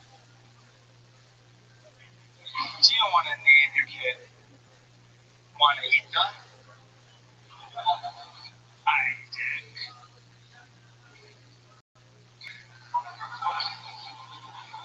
Okay.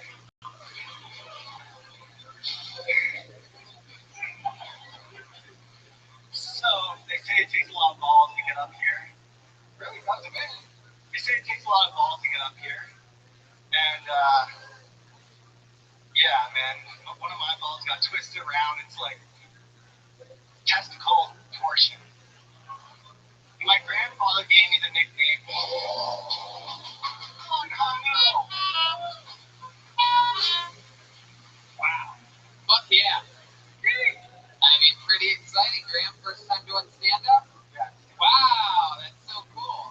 It's very exciting. I've always wondered what it would look like if Chuck Norris fucked Pocahontas, so... Can you turn around real quick? I just want to know what I'm about to make fun of. All right, cool. Alright, face that way. I'll just tell you everything. He looks like the father of the Wendy's girl. You mean Dave Thomas? Yeah, let the laughs breathe, everybody. He looks like Dog the Bounty Hunter's lawyer. He looks like Willie Nelson with the Vietnam for produce hits. He looks like what the Spin Doctors were based off of.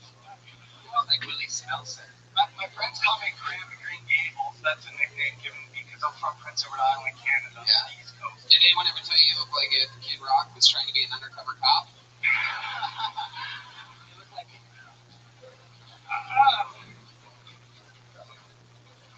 Right now? Okay, I can agree. You look like I fuck Kids Rock.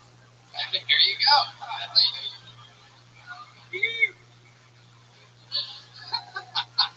So let's talk about it, Graham. This is clearly your first time. Yes. Yes, just wondering, how long have you had full braids?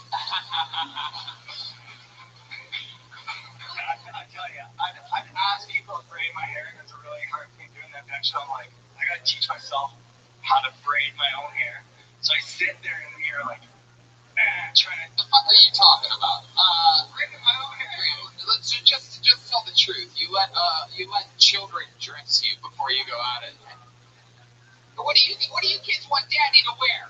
Hey, I'm gonna braid your hair. Oh, look at this stupid hat. All right. Let's talk about it. Oh, put it back on. All right. We catch the Kill Tony tour featuring the Lights, everybody. It's very exciting. From the Ice House to the Lights House. So, Graham, let's talk about it. That was your first time ever doing stand-up, right? Very good. Go to the first time and pop this cherry. There you go. Hell yeah. It's very exciting.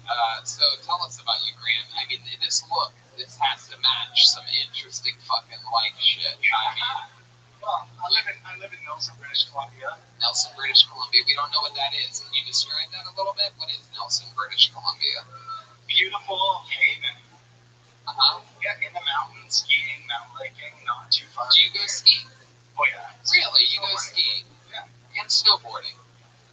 Fuck yeah, dude. I can't even picture that. Well, let me tell you, looking like this getting across the border was its own story today. Like, we thought they were bringing in the dogs. They just pulled over, and my girlfriend and I were looking at each other like, no. Right, both of your braids flopping in the air. Like, Oh, oh no, man. And they came back and like, you guys have fun tonight. And we're just like, woo! So stoked to be here.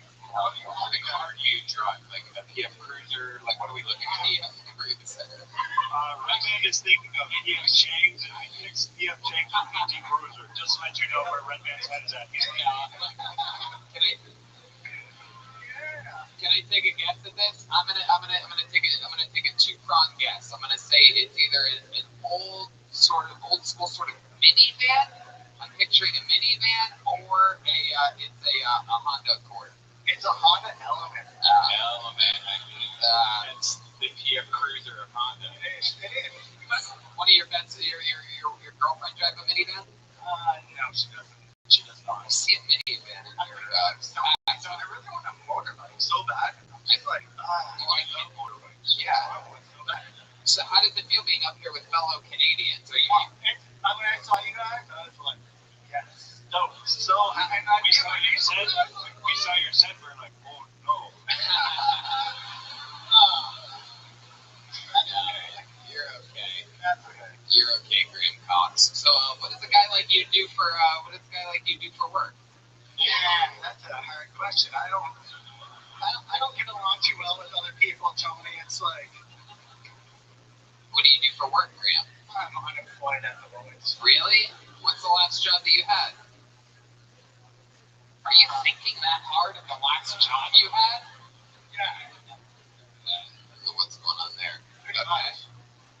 What's the last job that you had, Graham? I'm gonna keep asking you until you give a fucking answer. The last job I had didn't last too long. I was working, it was the worst. I was working for a CO2 extraction company building CO2 extraction machines. Do you make meth? Hang on, I have nothing to know about Really? Wow. So how do you earn money, Graham? How do you survive in that wacky Canadian economy? Very, it's life is good. I get by. How? I'm gonna keep asking you. So start thinking of answers. I mean, how many loonies or doonies did you make on the last job? This is what I was. How did this come up? I was like, no, don't ask me this. How do you make money? Can you give us a hint? I work right now. I got a call today for working for a local that's putting in security cameras. Security cameras. You're the guy putting in the security cameras? Yeah, that's where are you putting? You know that what is it, Wells Fargo story? Those guys. Where are you putting the cameras in the toilets? You put cameras in at Wells Fargo, so No, I just listened to a podcast. They're talking about those guys who did that whole job. I mean, The fuck are you talking about again? Sometimes you just answer questions we didn't even ask. Yeah, Jeremiah. over here. So you have one part of your set where I really tried to understand what the joke was, but you said Isaac Cox, and I still can't figure out what that means. Isaac sounds like I suck. Isaac Cox. Oh, it's even worse than I thought. Yeah. It was really bad. Okay, I just need a clarification on it. That's what it was. Okay, got it. Yeah. Isaac Cox. My friend today, he's the one that told me about wanna eat a Cox. No, I like that one. Yeah, that's good. But it's all about how you say it, right? Like just how you pronounce it, right? Because You know, if a guy named Isaac and you go Isaac, Isaac. it's a different way of inflection of saying it. Different territories pronounce it different ways. I understand. True story. So my cousin named his kid Isaac, and my uncle was like, "What's your name, your kid?" And my cousin said Isaac, and my uncle was like, "Are you fucking serious?" He's like, "Yeah, Isaac." Like, Wow, you're just thinking of any way to suck dicks. Is what it sounds like. Like Isaac, I'll suck it. Like what? How do you get? I've never. Anytime I've ever heard Isaac, I've never thought I suck. But you. All right. Whatever joke you were on, I'm sure it all made sense then.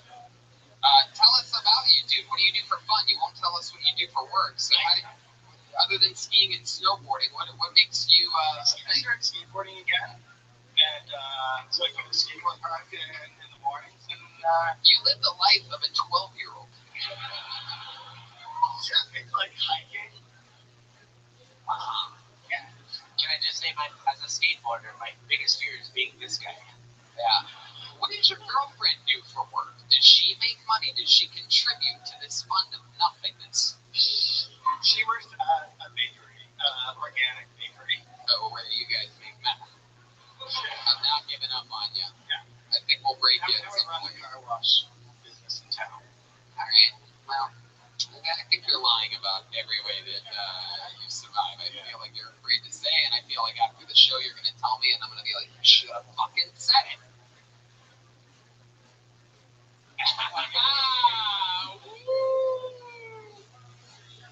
I've been doing this for a long time, man. I can feel your energies up here. I know that you're holding something back. He's just a grower. Grow pot. You grow pot. You have a pot farm. Yeah. It's BC. BC bud. Yeah, so you grow pot. Okay. You think we're the weirdest undercover cops of all time? We got him, you idiot. Get down on the floor, put your braids behind your head. All right, there he goes, Graham Cox, everybody. Let's move it along.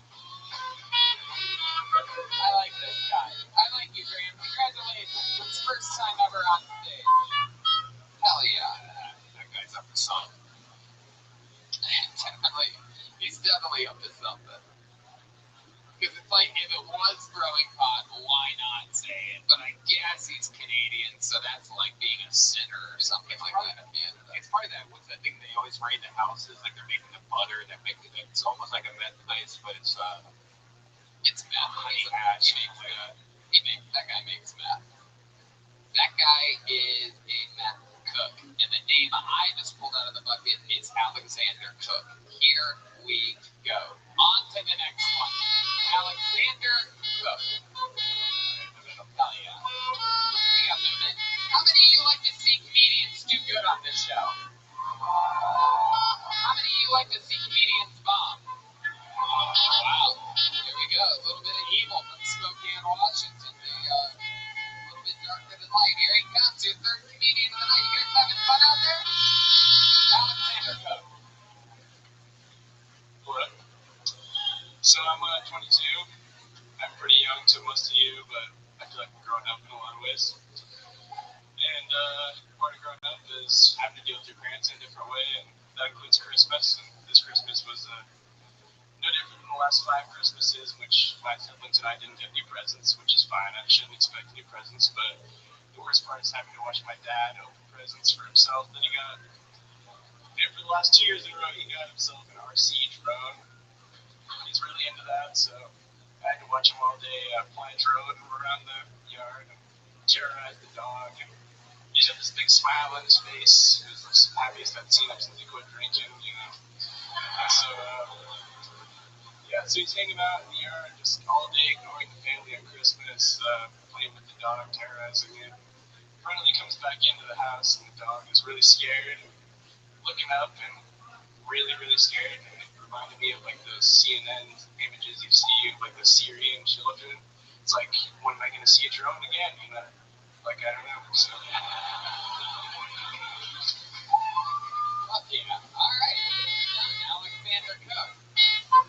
Looking adorable. Look at you. What are you? What are you? Step up to the microphone. Look at you, you little fucking Spokane little bulldog. You. I'm not spoken at. What are you? Where are you from? I'm from Montana. I'm from Missoula. Ooh, Missoula. That's a little bit of a drive, isn't it? Oh, no, only 3 hours actually. 3 hours. And you came here for this. You're in Spokane one night only? We're staying a couple nights till we get a buddy house here. So. Oh, okay. That's fun. You've been doing stand-up in Montana? Nope, my first time. This is your first time. All first-timers so far. It's fucking fun. Is that true? How old are you? I'm 22. 22 years old. So do you still expect presents at Christmas? You still live with your parents? No, I've accepted that. It's been, like I said, it's been like 5 years since I got presents. Right. I go to their house for Christmas. You live by yourself. I live with my girlfriend who's here, travel with me. And Oh, very cool. Happy lesbian couple indeed. That is so exciting. That is so cool. You guys ever scissor? it's the only thing we can do. So, How long you been with your girlfriend? 3 years, I don't know. Wow. 7 years. Wow, good response. Lifetime. Oh my god. Wow. Is that her? Wow, she's annoying as fuck. My goodness. You should break up with her. We should have our first ever on-stage breakup with your girlfriend right now. It's going to be an awkward drive home. No, I'm kidding, guys. I'm kidding. I'm just joking. So tell us about you. What's your story, Alexander? What you been doing with your life? 22? Did you go to school? I did for a little bit. Yeah, you went to Montana school. Would you master in bear fighting? I had to get my master.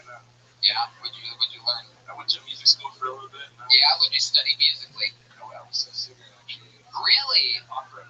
Oh wow. Can you sing us a little opera right now? Just a cappella style? You have to. If you're wondering, you have to. Yeah, no one gives a fuck. This is what you do when you're in front of an audience. You fucking sing it. You don't need a beat for opera. Come on. Are you kidding? Like German leader? That's like what I was singing in the car. Okay. Whatever the fuck you want to sing, dude. Absolutely. German, African, I don't give a fuck. Oh wow, look at this. He actually did get a degree in music. He's all of a sudden fucking.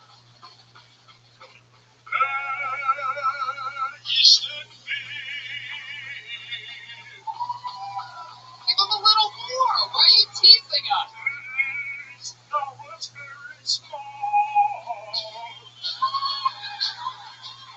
like that dance more, yeah. I mean, alright. Clearly this is your first time in front of an audience or in show business or anything like that. These people wanted you to fucking belt out something. You just got married by a red band. You know what just happened here? That means basically anybody here can sing better than you. You can all do that. Isn't there something like amazing that you can do that would bring this crowd to a fucking frenzy right now? I don't know. I can like show my butt or something. Yeah, I don't know. Unless you have a better opera singer up your asshole, that's not real hard.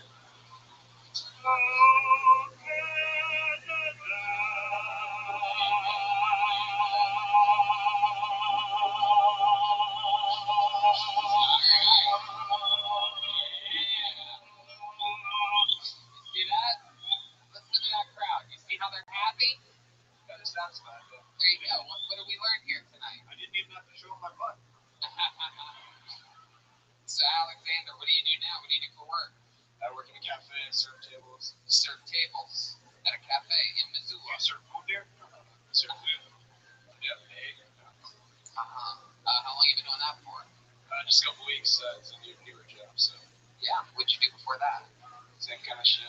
Same kind of shit. So what's the goal? You have a music degree? You're waiting tables? What do you? Yeah, I'm probably gonna move out of town and finish my degree somewhere else. Yeah. Where are you gonna go? Hopefully down south somewhere. We'll see. Down south. Isn't like everywhere south of Montana? Unless you're going to hang out with these fucking guys in the goddamn meth head. By the way, I've never heard anybody say hopefully down south. Yeah, I guess that doesn't sound so great at all. Just move anywhere south of here. Yeah, I got a few cities. New Orleans, Nashville, something like that. Why New Orleans? Just out of curiosity. It's like where the music jobs are, somewhere like a big city with music. Nashville's amazing. I know Nashville's a great The fucking show there is awesome. Yeah, it's a lot of fun there. Everything's good in Nashville. You should. Have you ever been there? My sister lived there for a little bit, but What's your sister like? What does she do? You look like a girl. Does she look like a boy? she looks like me, so yeah. She looks like you. I can stop and ask if like I'm her or something. Really? I can't never tell whether you're kidding or not. No, I don't really have much of a sense of humor. So It's okay. It's oh, welcome to stand-up comedy. All right. What does your girlfriend do for work? She's an elementary school teacher, and she also serves tables. Oh, wow. Elementary school table and serve table. She's the breadwinner. Yeah, sure. Yeah, I mean, yeah. Well, she's doing it. You're the bread server. So someone's got to do it. Yeah, because you look like Jared from Subway. Do I really? Do I actually look like Jared from Subway? If he was young, yeah, maybe. You look like Someone that Jared from Subway with Mike. What? Maybe. Moving on, back to you, Tony. Okay. Yeah, man. So, Alexander, any other fun facts about you that we'd be surprised to know? We're singing, but you didn't even fucking really do it. Yeah, sorry. It's like I told you, my voice is a little. What else? Any other fun facts about you? Not really. I'm pretty boring. Yeah. What do your parents do in Missouri? They, is it Montana. Montana, yeah, it's all the same bullshit to me. It's called uncharted land. Yeah, okay, what do your parents do in Montana? My dad works for an environmental cleanup company, which is a lot of gear. There's a bunch of fucked up mine pollution and stuff like that. So, got work to do. My mom just kind of hangs out. We got a new house. Pretty silly stuff. Your mom hangs out. Your mom just hangs out? She doesn't work? She cleans houses occasionally. Does your mom ever have pigtails? I don't think so. No. Why do you ask? She sounds a lot like Graham Cox to me, and I'm trying to figure out. Seems like she does much. Sounds a little suspicious. Yeah, he does sound suspicious. My mom's cool. My mom's actually cool. I bet she is. Well, Alexander, it was nice to meet you. Congratulations on your first time doing stand-up. There he is. There you go. Alexander Cook. Hey, hell yeah. There you go. His hands sweaty. Very excited to be here. It's exciting stuff. You guys enjoying yourself, Spokane? We having fun? I know it's late, but we're doing this shit here tonight. That's it. We're living that good life, you know what I mean? That good fucking Spokane, goddamn. Is there any black people here? Oh, wow. There is one. It's a real life. Wow, that's one. I've never seen one of this before. Yeah, that is one more than we saw in Boise. And Salt Lake City. But to all of our black listeners, every other city has a lot of black people. It's just this part of the country. Still come out to live show. Yeah, please. All right. Put your hands together for your next comedian, Philip Kopczynski. Wow. I didn't recognize that name when I I'll show you everything. Here he is, Philip Kopczynski. Alright. So yeah, I had kids young, man, super young, but I grew up when my wife brought home that breast pump. That is a lot of life coming in a young man. You know, like a little funnel on a bottle, just right there. You know, little tube goes like a car battery. Whole thing sounds like emphysema.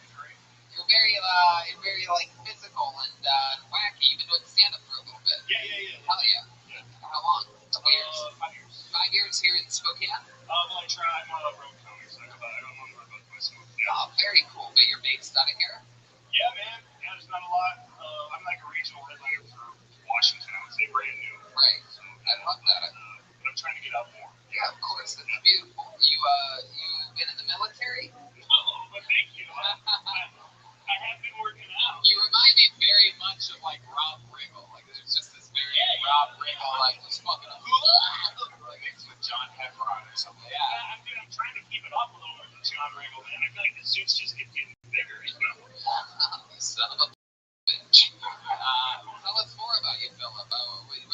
You do this for a living, stand comedy? It's like an income. I'm not crazy. Right, no. I gotta feed the children. Yeah, how many children do you have? Oh, I keep track of this stuff, dude. I like this. Yeah, it's very good. I like that.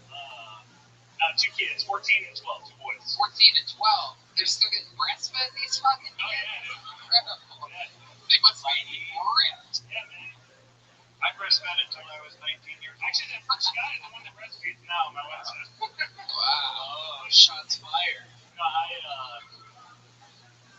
14 and 12. So I waited until they were older to the road. My goodness. So you seem like a pretty young guy. How old were you when you had your first kid? 23. Wow. Yeah, You still with the baby mama? yeah, 16 years. You guys are happy? Yeah, very happy. Wow. What do you think the secret to a happy 16-year marriage is? Dude, just Keep that puss, dude. Every morning, dude, at night, dude. Clean it up. man. You know, even if you don't want to talk about, yeah, like, just definitely keep fucking. That's so cool. Where'd you meet your wife? We met when we were 19, so we met in college. Yes. Yeah, the way you said that, like, it's like you hit a wall after a point, and you just like had to keep going back to this well that you didn't want to get water out of. Is that what marriage is like long term? No, man, I mean, you're gonna go back to the well. Like, you're saying it's drying out, or you're saying my wife's pussy's dry? Like, you say, I mean, it's kind of mean, dude. Like, I saw some puss. Like, I'm a gentleman. Like, I mean, I'm a Canadian. I'm not gonna say another minute's wife's pussy is dry. That's something that you're projecting on me, so it's definitely a dry pussy. Might be dry to you. Might be Canada dry.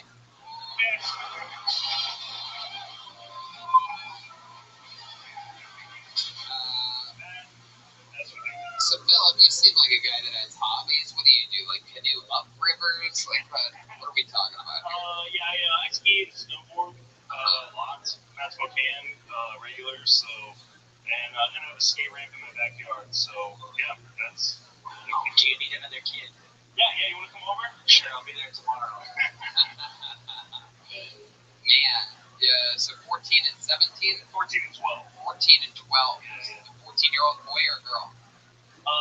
No, 2 boys. 14-year-old boy, 12-year-old boy, like Boy Scouts, Dungeons and Dragons, Magic the Gathering. Like, I love all of their game. yeah. You ever catch them jerking off? No, not yet. You ever catch them jerking each other off? No. You ever catch yourself jerking them off? I'm just trying not to be caught jerking off. That's right. That's a big part of it. It's a war zone out there. A bunch of dudes running around a house. Everybody's jerking off. You don't know when and where. Why did Billy lock himself in the laundry room? Why would he do that? It's some alone time. You've got a lock on the door. Yeah, we have a lot of locks there. Hell yeah. Jewish household.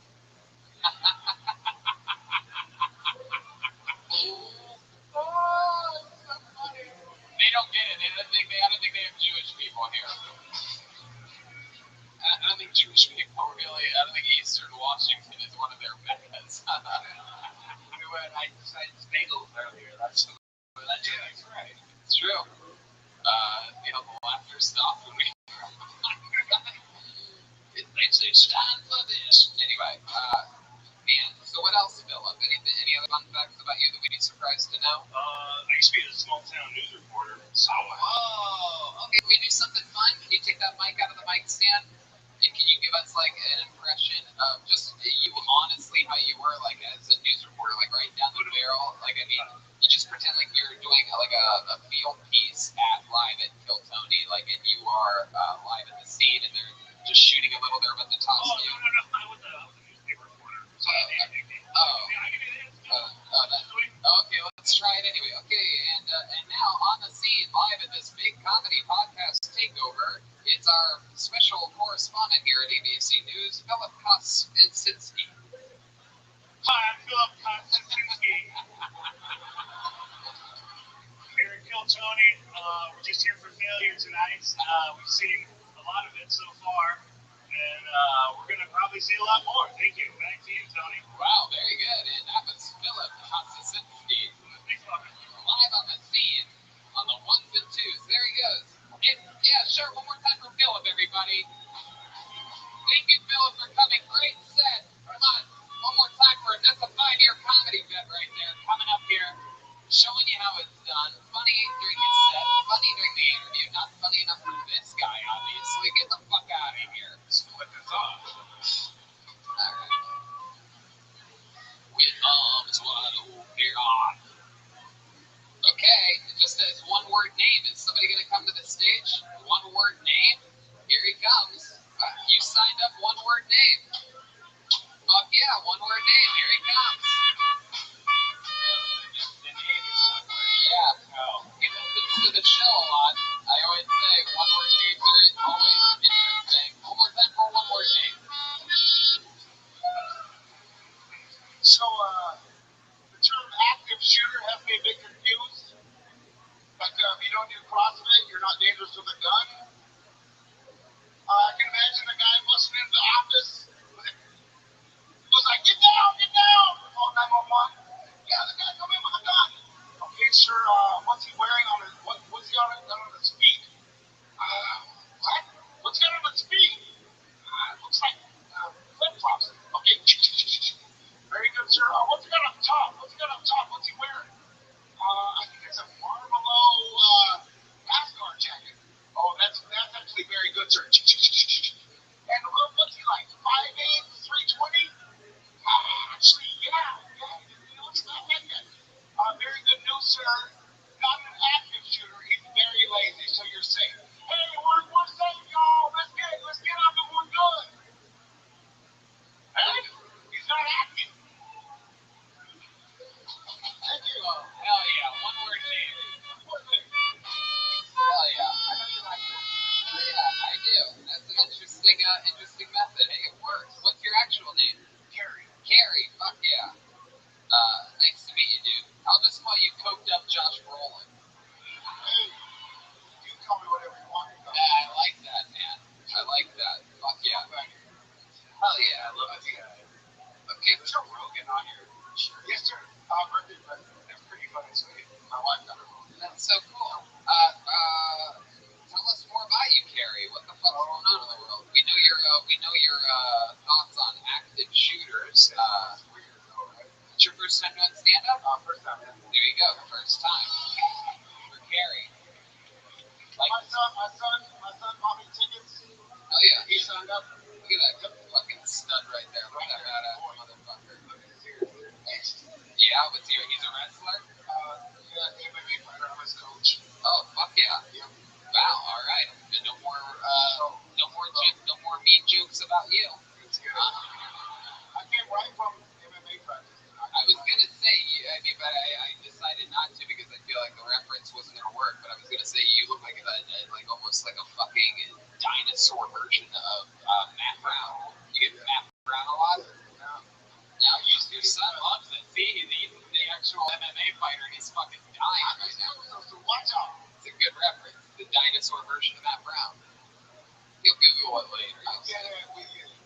If I asked you if you told me you ever come here, When I was doing stand-up here, I asked you that. Here you are. I love you guys. sure, fuck yeah. You know, we're still on the we're on the show right now, live. So Gary, tell me more about you. You for a day job, you a roofer? Commercial irrigation. Commercial irrigation.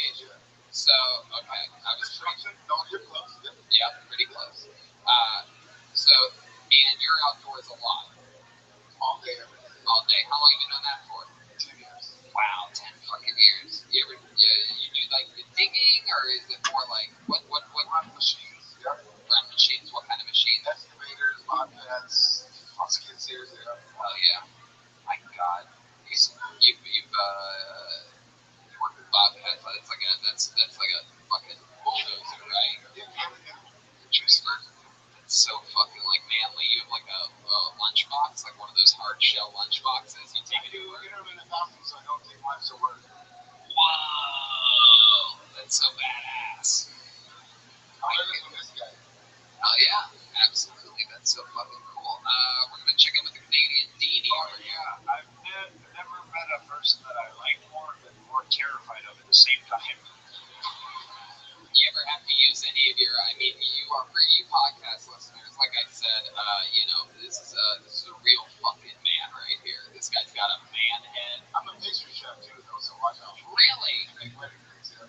Wow, you make fucking wedding cakes? Holy shit. With rifles and rear naked trolls. And I do the national anthem for all of the local amateurs. You sing it? Yeah, and all the cage fights, I sing the anthem. Can you give us like an example of like your final like your big part of this song, like the land of the free and the home of the brave, like the big part of it? Come on, you can do it. Yeah. Oh, see, can you see by the dawn's early light? Fuck yeah! I'm ready to fight right now. That's how you fucking do it. You just go into the damn shit. Where's that 22-year-old opera singer watching this motherfucker? Little fucking kid thinks he's a little smarty pants. You just got out-thought by an irrigation MMA coach. Fuck yeah. What else about you, Carrie? How's your son over there? He's a grown-ass man. He just turned 22, but he thinks he has a better than mine. Really? Is that true? Really? That's what he said. Wow. Do you guys want to see a father-son battle? What's his name? Bear. Bear? Yeah. It's His fucking. name's Elijah Ross, but since You named your son Bear? since he's been 2 weeks, his name is Bear. All right. Well, does he have a last name? Can I bring him up on his last name? Real, that's Ross. Bear Ross. Yeah. Yeah, real though. Look at his ears. He's no joke.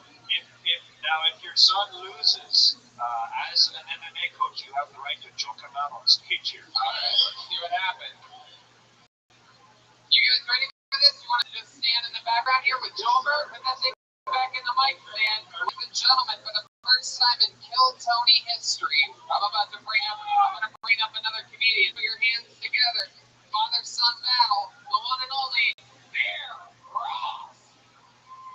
Wow. Let's see what happens. He signed up. The crowd wanted it. We're going to get back to the bucket in a second here. I'm excited to see what happens here. He got greeted by his father, octagon style. One more time for Bear Ross, everybody. Hey, I'm Elijah. How y'all doing? Cool. So the great thing about CTE is when I finally watched Game of Thrones, I'll have no idea what the fuck is going on.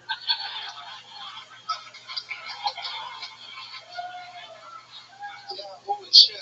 Stevie Wonder would have a lot better luck doing this. She'd have no stage fright. I think Stephen Hawking's last words were low battery.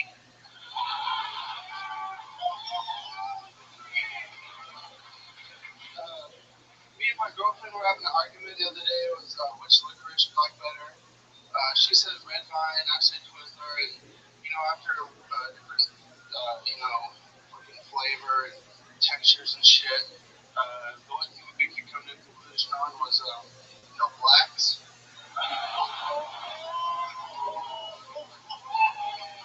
Wow. Look at that. Holy shit. How cool is this? That's great. That was unbelievable. That's one of the most heartfelt moments in the history of this show. Normally, when a son buries his father, it's because he died before him. Holy shit. Bear Ross. One of my favorite parts of that, though, that was incredible.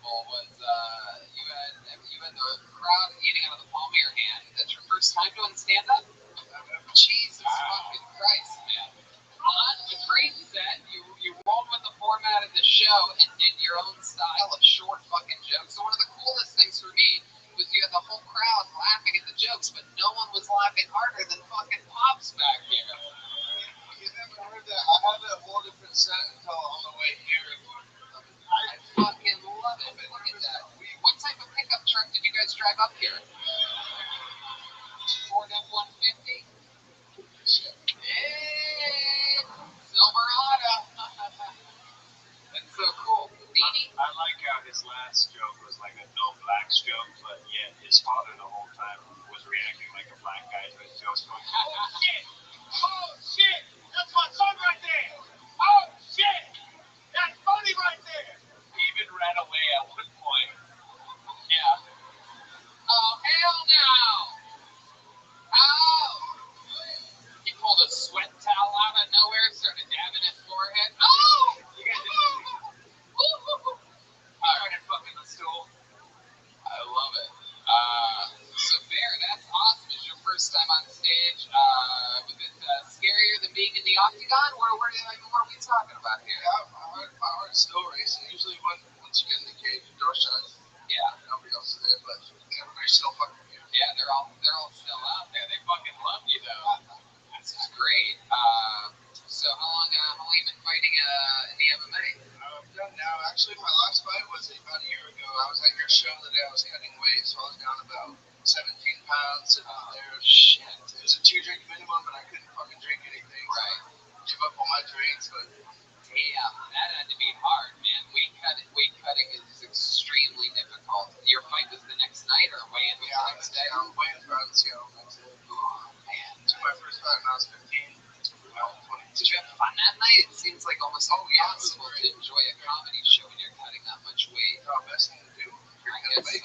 Laugh, nothing. You gotta pass the time, I right? got a question. Yeah. Which of the mixed martial arts is your favorite? Now, I grew up wrestling, so Yeah. Yeah, I don't have to say the best one. Yeah, that makes sense. So you're out of the game now. You could have said anything. Well, wrestling, jiu-jitsu, probably comes out. He's like, yeah, no, that's the best one. No, wrestling.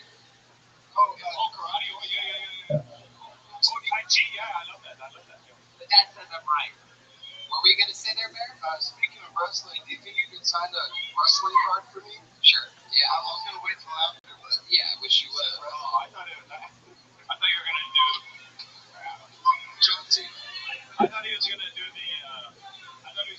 Old penis of the fanny pack joke. So yeah, just sign it right Sign this cock. Wow. Bear, so now that you're out of MMA, what are you gonna do to survive? What are you gonna do? Just fucking jump people, beat them up? No, I help out at the gym with my dad. I've been working with them since I was in high school, 16 after work, and started doing some house remodels and stuff on my off season. So Fuck yeah. Look at that. Awesome. I love it, man. And, an unbelievable performance up here. You stayed in the pocket. You fucking did it. Now, the one thing that,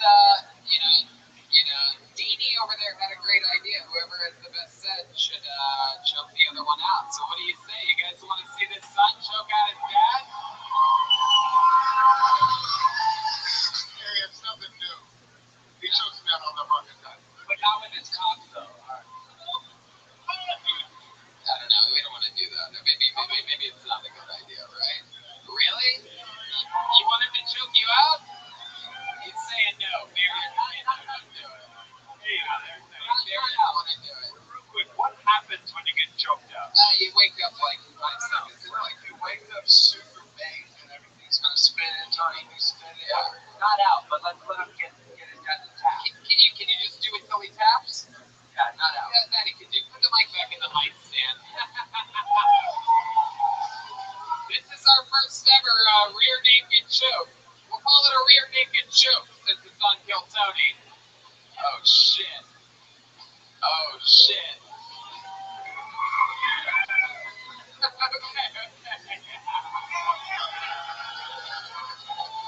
That's so scary.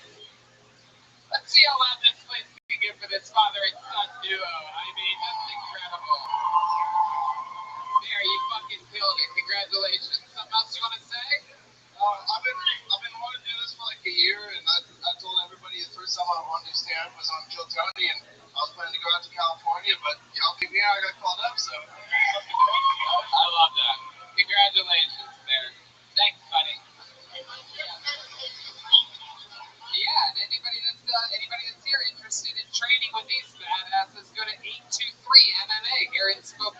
Washington. There's a little plug. There they go. The fucking Rosses, ladies and gentlemen. One more time. That was great. Heartwarming. That was amazing. That was fucking scary yet heartfelt at the same time. The range of emotions going on there. Have you ever been choked out before? You trained jiu-jitsu. Not fully out, but it's scary, yeah. Yeah, it was, I don't want anybody to pass out on the stage. You don't have the medical attention for that.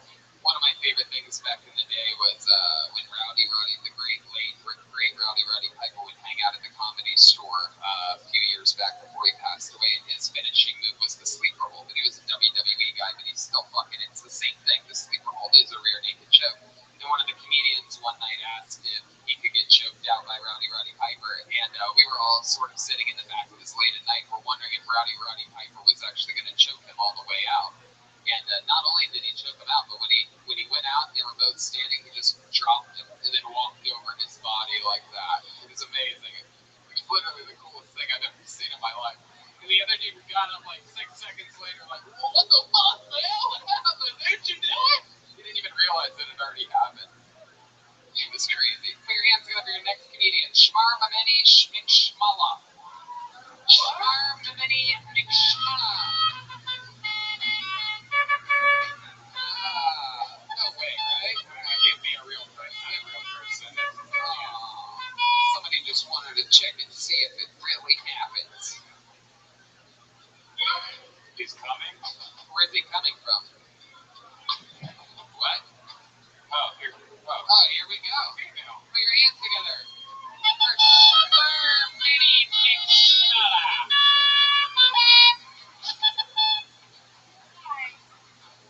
Hi guys.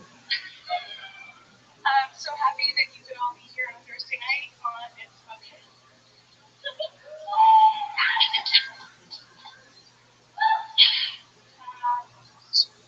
I know, I didn't think I was going to call them, so I'm like very nervous, but I also want to say that I hate PT Cruisers, so your comment earlier was it hit me real hard. So, in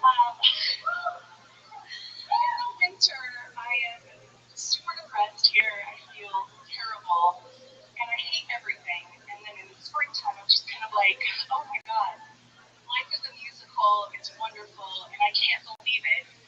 And I don't know. It's been raining all day, and I can't get over it. And yeah, okay. Okay.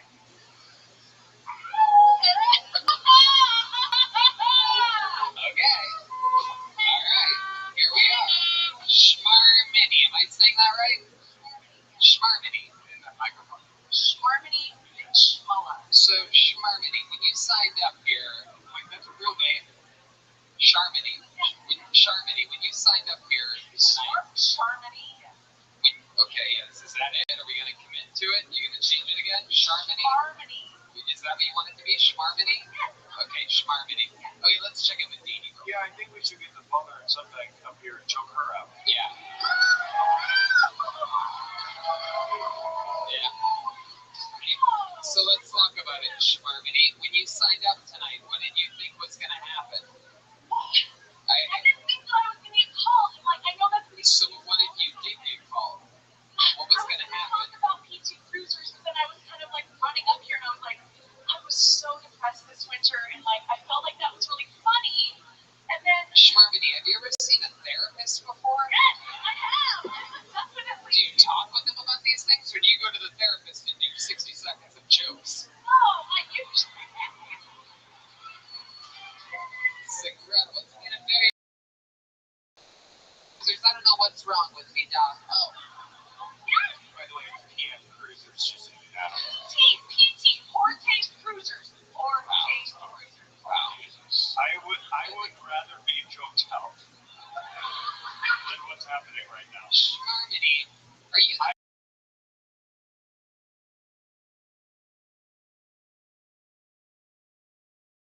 No, stop. Dini. Nobody's choking anybody.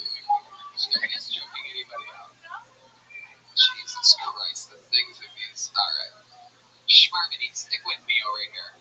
No one's gonna choke you out. No one's choking anybody out. No one told you to fucking leave. Sharmini, shut up. Shut your mouth. Anyway. So, tell us, first of all, are you Graham Fox's girlfriend? Did you come here with him? Did you come here solo tonight? Your family? You brought your whole family to see you do this? I just want to make fun. Where's your family at? I think they left. They're gone. No, they're gone. No. Wow, look at that. Look at This this. was a bad example of my personality. I'm very sorry. Oh, stop it. What's a good example of your personality? It's still happening. You can save it still. Right to the end of it. It's like terrible. I'm sorry. Oh my god, stop apologizing. Heart palpitations. Jesus Christ. Stop saying I'm sorry, Sharmini. I'm not your abusive boyfriend. Stop apologizing to me. Sharmini, tell us about your life. We'll figure out things you can talk about next time. It's your first time doing stand-up, right? Thank fucking God. Sorry. It's stop saying I'm sorry. You can judge my ways. Do you have no self-control? Do you have anybody ever tell you you have a little fucking touch of autism, huh? Yes. They have? Yes. Are you autistic? No, but I don't know why. I don't know why I hate ET Cruiser so much. Listen, Very Wow. fucked up. Oh my God. Listen, I'm a Canadian, and this has already been way too many stories up here. So, Sharmini, let's talk about your life, okay? You came here with your family, blah blah blah blah. What did the day in the life of Sharmini look like? At work. Yeah, where do you work? Into the tip of the microphone, Sharmini. There's two things to remember: in the microphone and no, I'm sorry. I work up the hill at a medical laboratory. Are you one of the patients? No. Did you escape from an asylum and came down here? I feel like I'm trapped in a big no. No. Are you talking about you're trapped in what, a straitjacket many days of the week? No. Just the thought that we all have to work all the time and do you smoke pot? You do. A little bit. A little bit? Sometimes, not enough. Have you ever done mushrooms before? No, actually. Just on a pizza. I can tell. Sharmini, you seem very high-strung. What do you do to relax? What do you do to be zen? I guess I should look into that. I don't know. I don't do much to relax. That's probably. What do you do for fun? I'm about to go to Santa Barbara and hang out with family. What are you going to do in Santa Barbara? Jump in the ocean. Yeah? Sharmini, do you have any cats? What? Do you have any past? No. You have walks your cat on a leash mix.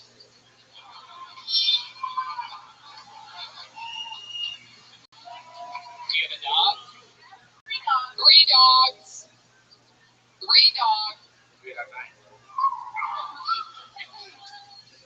Okay. So, Sharmini, Tony, yes. real quick. It just got pointed out. She actually walks her cat on a leash. This lady right here. The one that's pointing at.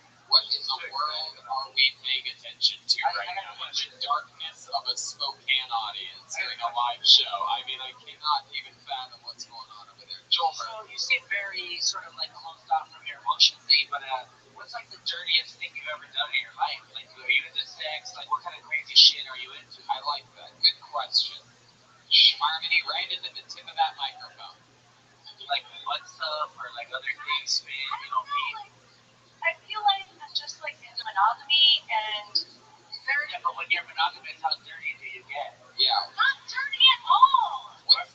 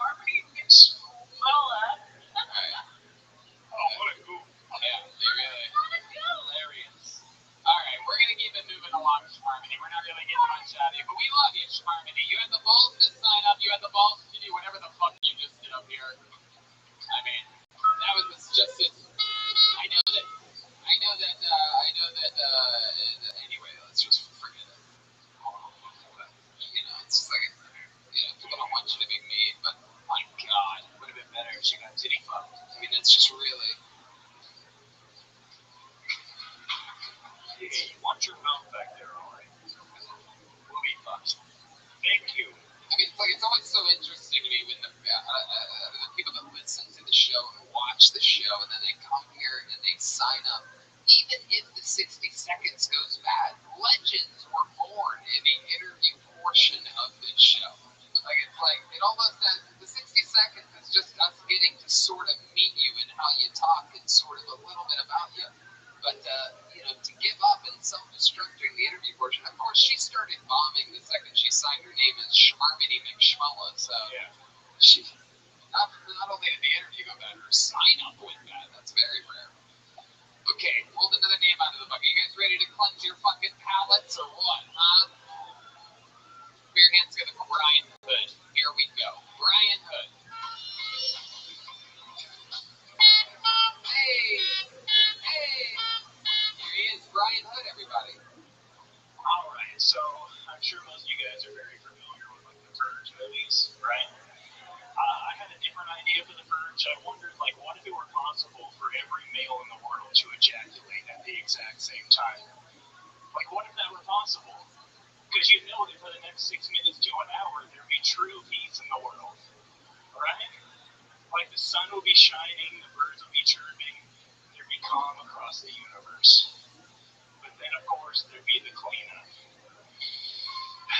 I mean, that's a lot of tissues, towels, and roommates' t-shirts is all I'm saying. So, but on a different note, like, I'm sure, like, a shared experience you guys have, like, is you'll be driving down the road, right, you know, and you look in your rearview mirror, and you're like, oh, shit, that's a cop, that's definitely a cop, it's cool, you know, 10 and 2 go the speed limit, you know, and then it gets a little bit closer, and you actually realize it's like a minivan or something. You're actually pissed off. You're like, how dare you be a minivan? Are you serious? All right, there was more to that. Is that the end of it? Go ahead. Finish shit. And then you hear the screams from the trunk, and you're like, you shut your mouth, I'll pull its car over right now, and I will slit your throat, I'm not kidding. I feel like you guys were with me until that last part. All right. You're all right. You're all good, Brian. Don't panic. Everything's okay. Hi. Hey, so, Good. How long have you been on stand-up? about 3 years, I 3 years. Hell yeah. All here in Spokane, Washington? mostly, yeah, for sure. Yeah. What are you born and raised here? No, actually, I'm from Tucson, Arizona. Tucson, Arizona. So how'd you end up here? I met my wife on the internet. Really? Yeah. What website? A website that no longer exists called Stickum. Stickum. Oh, really? Now, what was... Yeah. That's cool. Or Stickcam. Stickcam, yeah. It's like my 3 cams. It was like a webcam community, yeah. Really? Shit. So you're on your web. What are you doing? You just have it pointed at your bare coffee balls, just not there.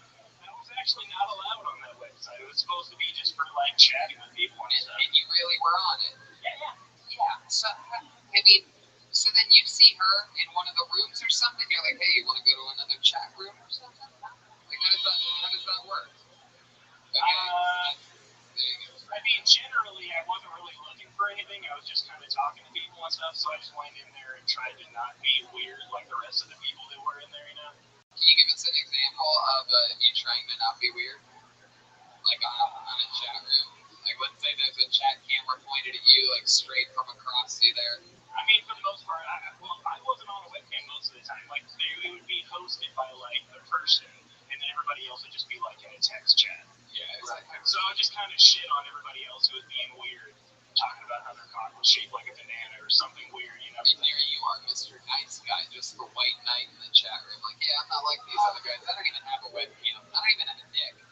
Well, I had both of those things. Where'd you meet her? Eventually that came into play. Where'd you meet her for your first time? Like you went on a date, you met it somewhere? Well, it was kind of weird, actually. She had, like, a brother that got given up for adoption, and when they were... I think I know the guy that adopted him.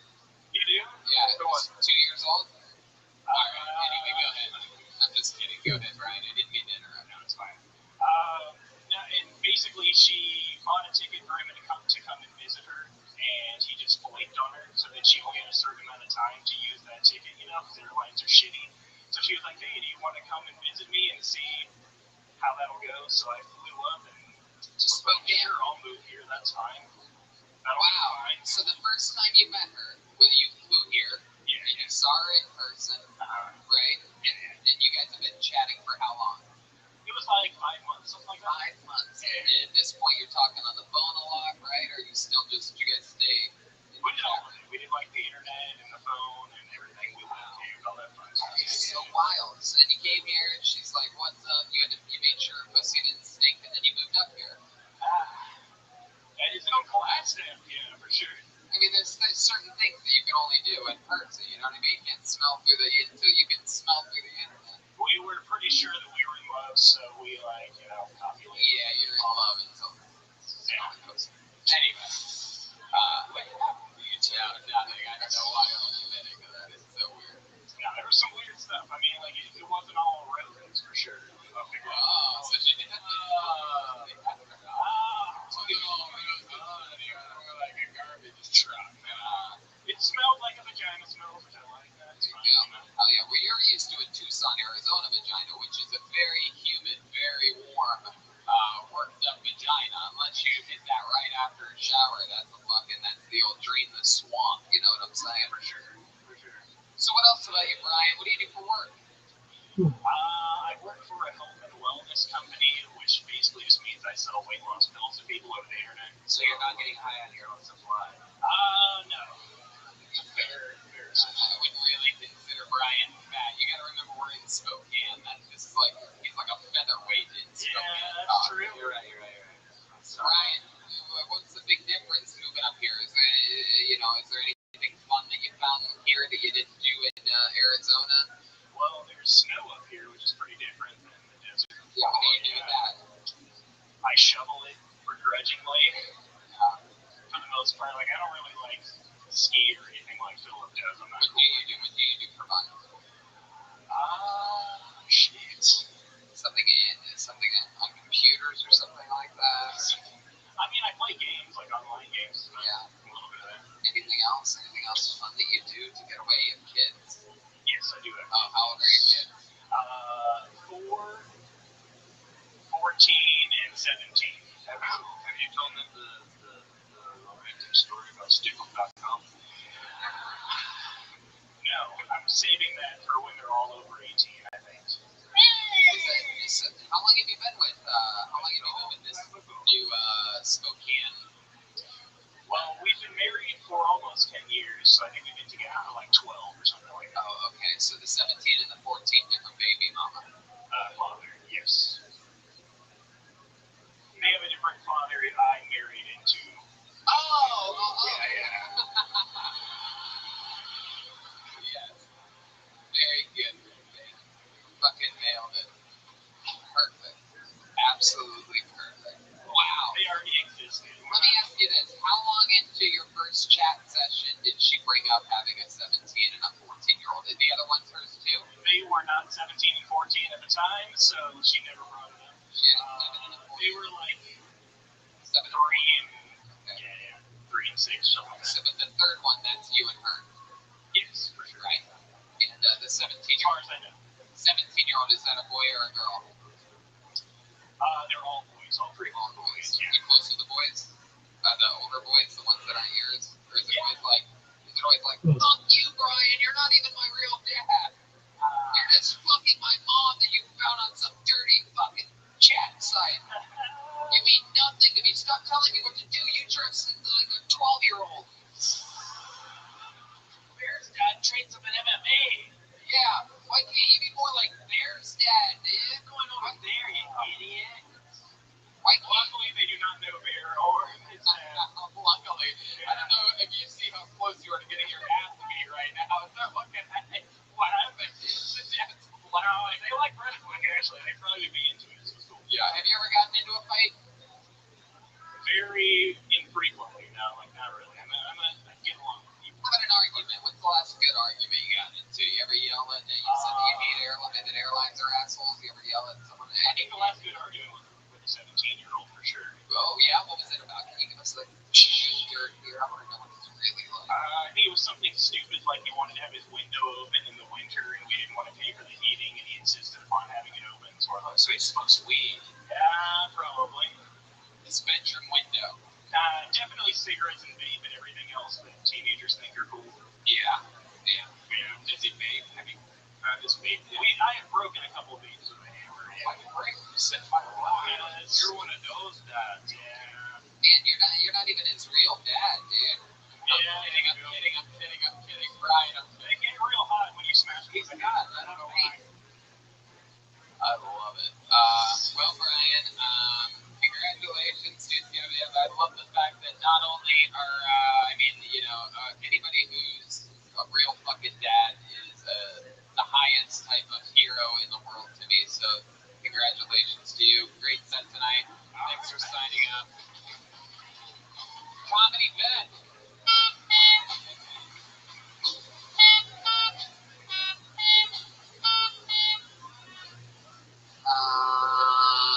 You guys want to go back to this bucket one more time?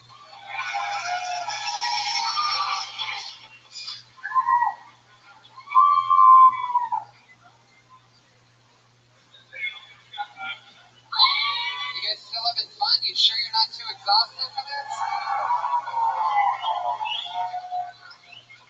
Put your hands together for Dylan Swinford, everybody. Dylan Swinford. All right.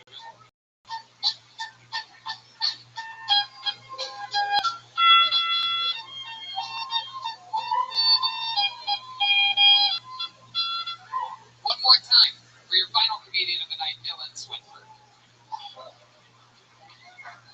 What's up, everybody? So yesterday, a doctor told me that I can't work any high impacts, any impact jobs, so I can't work any physical jobs anymore. So if this is a workout, I'm fucked. And I'll probably just kill myself tonight. But anyways, a lot of little things piss me off, and they shouldn't. Whenever I'm in a plane and I see somebody praying on takeoff, bugs me. You don't have faith in the pilot. That's scary that you would get on a plane and not have faith in the pilot. It's fucked up. And also, your method for takeoff and landing should not be the same as mine for my pull-out method. It's really fucked up. Hey guys. All right. Dylan Swinford. First time on stage? First time. Fuck yeah. How about a hand for him, everybody? Signed up. It's not easy up here, I promise you that. So, Dylan, is that true that the doctor told you can't work a high-impact job yesterday? What happened? What does that mean? I have a disc Herniated disc. it's generated, Right. this period, Yeah. which means by either 30 or 60, I'm going to have vertebrae fuse, Right. which is bad. Right. You're going to be fine. My mom went through that when I was a kid. Awesome. She survived. So What did she do for a living? well, it wasn't that. Her injury came because she got hit and run from a guy that just stole a car at like 90 miles an hour. Her car rolled 6 times and she survived. I was only 1 year old at the time. I wasn't in the car. I'm a bitch. I skipped that trip. Go fuck yourself, Mom. I'm not gonna die with you. My mom, can I tell you a funny story? Sure, absolutely. And now's a good time to start telling funny stories right now. My mom's real mom died when she was 1 year old in a car crash. It was a rollover and my mom was in it. Oh, that's hilarious. Real mom, and it rolled over. That's not a funny story. Wow, I'm that's trying a funny to think of the funny part. And not a goose in Spokane. Your mom's real mom died when she was 1. In a car crash. It was a rollover. How did your mom's mom die when she was 1? In a rollover crash. But I know what you're saying, but how could she be 1? How could she be 1? My mom was 1. Oh, okay. All right. She wasn't on a professional or something. Right. Oh, Okay. I get it now. It's way funnier. Yeah. So, Dylan, it's your first My time doing. dog was one. You literally found out yesterday that you can't work a high-impact job. So, what was your job up until this point? I work in a warehouse. You worked in a warehouse. What are you gonna do, man? What's the plan? You talked about killing yourself. Let me tell you something. Only great comedians kill themselves, so you can't do that. You can't do that. what are some options for you, Dylan? What are you thinking about? You have any ideas yet? Maybe sales? Yeah. Sales? Sure. I seriously thought you were going to ask suicide options. If you were gonna kill yourself, how would you do it, Dylan? No, okay, let's stop. Let's stop right now. Don't kill yourself. Whatever you do, you're gonna be fine. You're gonna be fine. Don't be a degenerate like a disc in your back. Sales. What do you think you could sell? What do you think you'd be good at selling? What's something that you like? What's something that you know stuff about? The thing I could ever imagine doing selling or anything like that would be stage time for music or comedy or So something. stage time for music or comedy, like what do you mean, like a booker or something? A booker of sorts? Do you have any experience in that field? Absolutely not. You know what? After this show, I'm gonna ask the owner of the Spokane Comedy Club if he wants you to start booking the comedy club. See what happens. He's never gonna hire you in a million years, so I'm gonna ask anyway, just so he can be like, All I got for driving a forklift, so it's no, you're gonna be fine, Dylan. This is you gotta look at this as a new beginning. Clearly, with all these fucking names in this bucket, you're very Mr. Nice Guy. Can you help me out? Yeah, I'll go back to you. Clearly, with all these names in the bucket, you know, and you finding out yesterday that you literally can't work in the only thing that you know about that field anymore. I would take it as sort of a sign that, like, it's the start of new beginnings. You know, this set was fucking hot diggity dog shit tonight, but 98% of everybody's favorite comedians' first sets were hot diggity dog shit. So it could be this, it could be something else. But please, Dylan, keep a fucking open mind. Have fun with life. Enjoy it. Don't let this fucking news that I've never imagined seeing anyone so sad that they won't be allowed to work in a warehouse ever again. Like, you should look at the positives of this thing and have fun with it. The picture of destiny hit you tonight. All right, there he goes, Dylan Swinford. What do you guys think? Should we go back to this picture one more fucking time? But this is it. I swear to God, this is it. Are you sure you want to do this? There goes Dylan, everybody. Oh my God, he just shot himself. Oh, twice. He shot himself 3 times. All right, we could end it with that heartfelt ending. Are you guys sure you want to do this one more time? All right, this is it. Mr. Nice Guy, you want to fucking do it? This is what you get for being a nice guy. The first ever audience member to pick a name out of the fucking history of the show. And the name that he selected is your final comedian of the night, who is Bill Huston, everybody. Bill Huston from right here. The picture of destiny sends us home with Bill Huston live from the first ever Kill Tony in Spokane, Washington.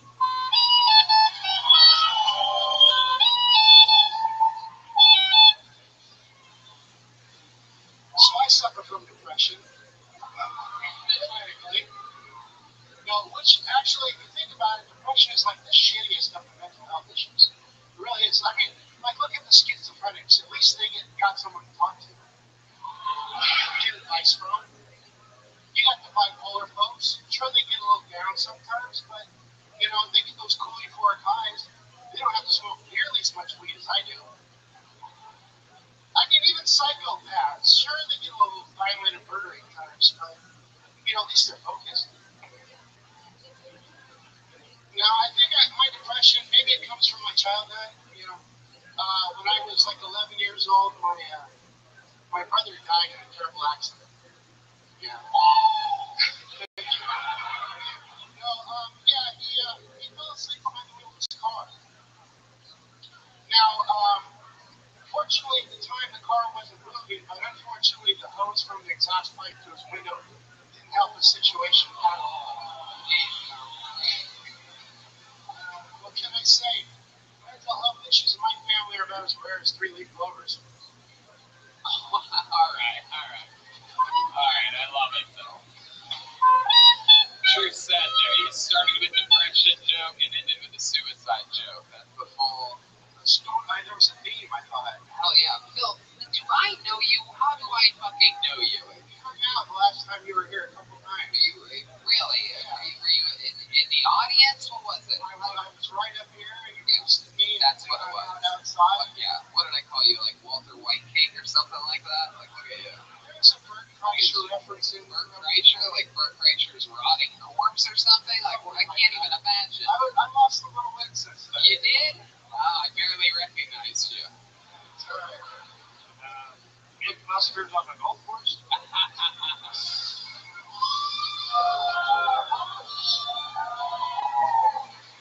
miss that. Fuck yeah. Mythbusters on the golf course. So Phil, tell us more about you. Is that you do stand up? Yeah, well, when I met you, I hadn't done stand-up. I told you that if you did come here, I would sign up for sure. But Kill Tony is what got me into it. I did my first stand-up last summer, and then since January, I've been hitting it hard. Very.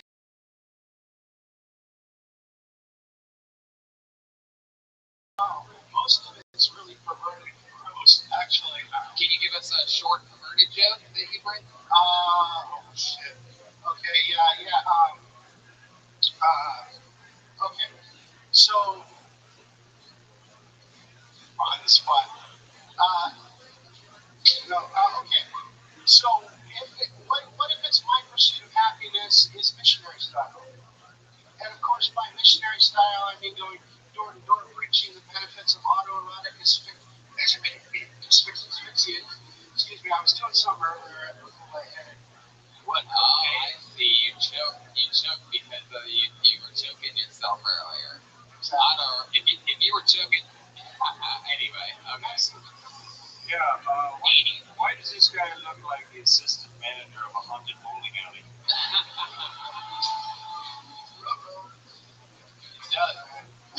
Maybe both. All right. So Phil, tell us more about you. What do you do for work? Well, for 18 years, I was a software engineer.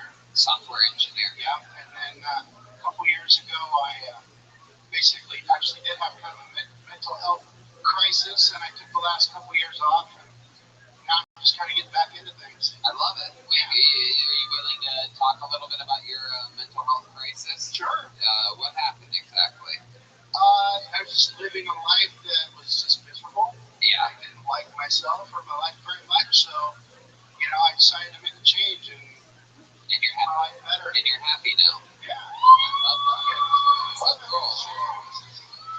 What are some of the things that bring you joy in life, Phil? Stand up is a big one. Of course. Yeah. I just do stuff that makes me happy. Like I started to learn how to play the guitar. Actually, doing the mixed open mics and stuff, I actually perform music too. Really? You do a little musical comedy? I haven't done musical comedy. Oh, you just perform a little bit of music and sometimes comedy. Yeah, I'm learning the guitar, so I get up there and play a little bit. Look at you. Oh, yeah, I remember you doing music when you were the lead singer of Blues Traveler.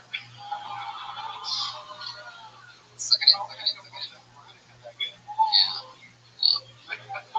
That's fun, Phil. What a fun, compelling story. You have a girlfriend? I do not. Yeah. Last date you were on, what's the situation there? Oh, that was last summer. Last summer. I know. I wish I could say I know what you did last summer, but you know what I didn't do. What? Go to the gym? You're adorable, Phil. You're such a likable fucking guy. I mean, look at you. I can't even figure it out. You look like you do taxes under bridges. I mean, it's just incredible. It's interesting, though. Gary, you're just an interesting guy. What happened with the date? Where'd you meet her? That was, I think I met her online, and then we went out. She's still a Stickup.com, but. What? Dating? Stickup.com? No, I wasn't aware, but now I know what I'm doing later tonight. Oh, look out. Instead, you could have finished writing all the Game of Thrones books, but now you're going to get distracted. Phil, I find your story so fucking cool and interesting, man. I think, and you talked about having a mental breakdown, and I think a lot more people have those and are a little bit more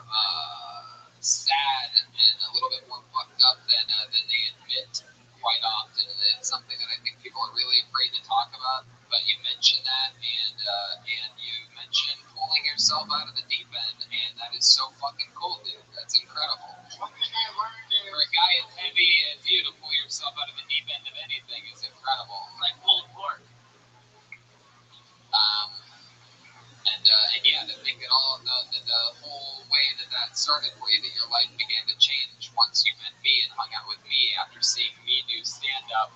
You know what I mean? I think it just goes to show that anybody who I hang out with turns into a fucking winner. It was all you guys. Kill Tony is what got me into doing stand-up. There you go. 100%.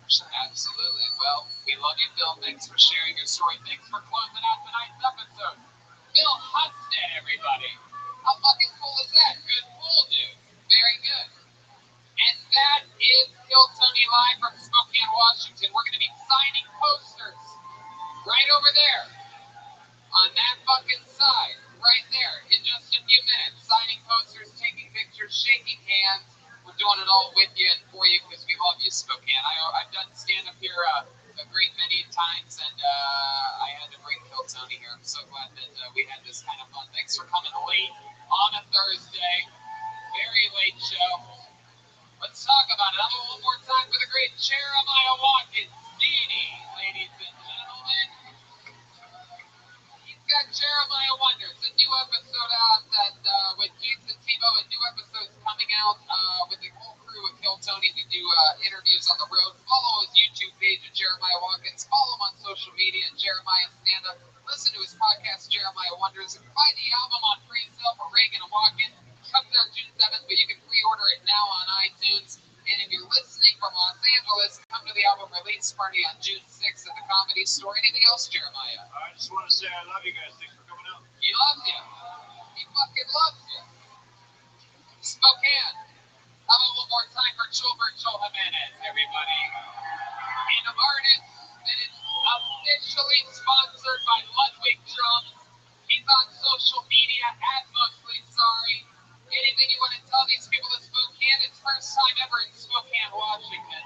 Hi, we love you. Thanks so much for coming out. Peace out. How about one more time for the great Brian Redban, everybody? Thanks a lot, guys. Hey, and how about one more round of applause for the host, Tony? Oh, wow, that's so nice of you. That's so nice.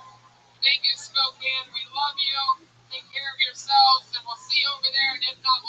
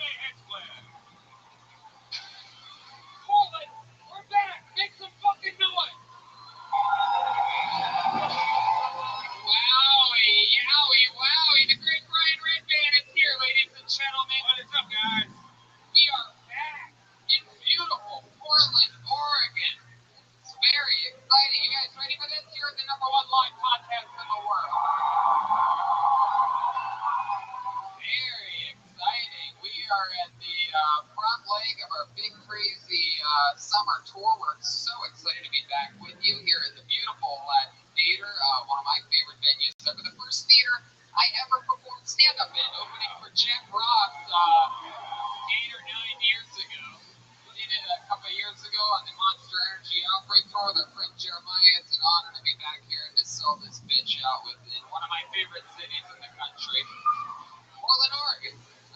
And tomorrow we go to Vancouver, then 2 sold-out shows in Seattle, and then the tour continues in June. Lawrence, Kansas, Omaha, Nebraska, Des Moines, Iowa, Appleton, Wisconsin, Milwaukee, Chicago, Madison, Minneapolis, Poughkeepsie, and New York. New York. Drink delicious Caveman Coffee. Go to cavemancoffeecompany.com. Use the promo code KILLTONY, save 15%. And the new Reagan and Watkins album comes out June 7th, but you can pre-order that now. You can pre-order it right now. ReaganandWatkins.com.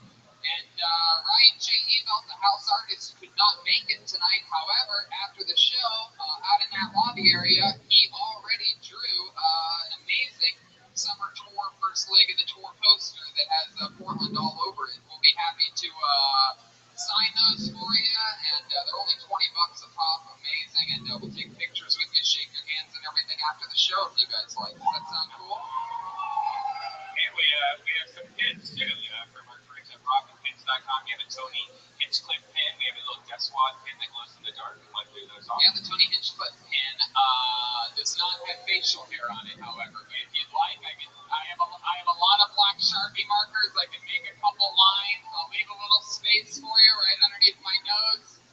So if that's how you want to do it, that's how we'll do it. I'm very, very excited to be back here. We're pumped, and I'm excited for this show. Should we just jump right into it?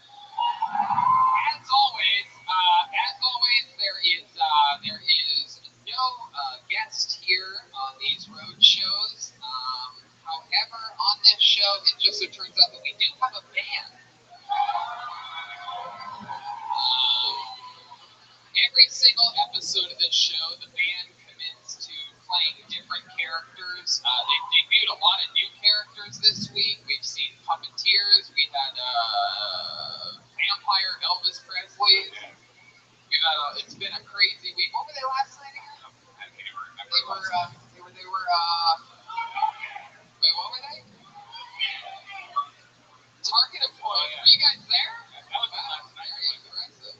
Anyway, you never know what they're going to be or what they're going to do, and they have a special band member, very special band member joining them tonight. The guitarist from Portland's very own, a band called Portugal the Man, Eric Hawk. I give to you the best damn band in the land, the Kill Tony Band, Jeremiah Watkins, and Joel Bird, Joel Jimenez.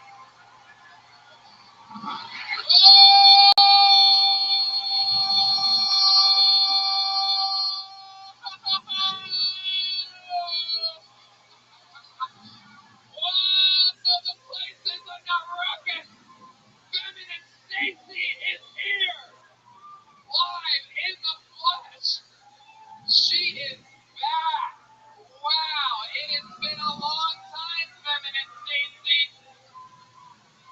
And you chose here, Portland, Oregon. What, you guys are as lucky as it possibly gets. I never know what they're going to do, and everybody knows these characters. These are perhaps the most famous band characters of all time. Feminine Stacy, you look pretty angry about something already. I am seething with anger right now. What's happening? What's wrong, Feminine Stacy? I've been hearing about this stuff in Alabama that's going on right now. And women in our body are trying. Wow, listen to all those dirty sluts out there agreeing with you. Incredible. I love it.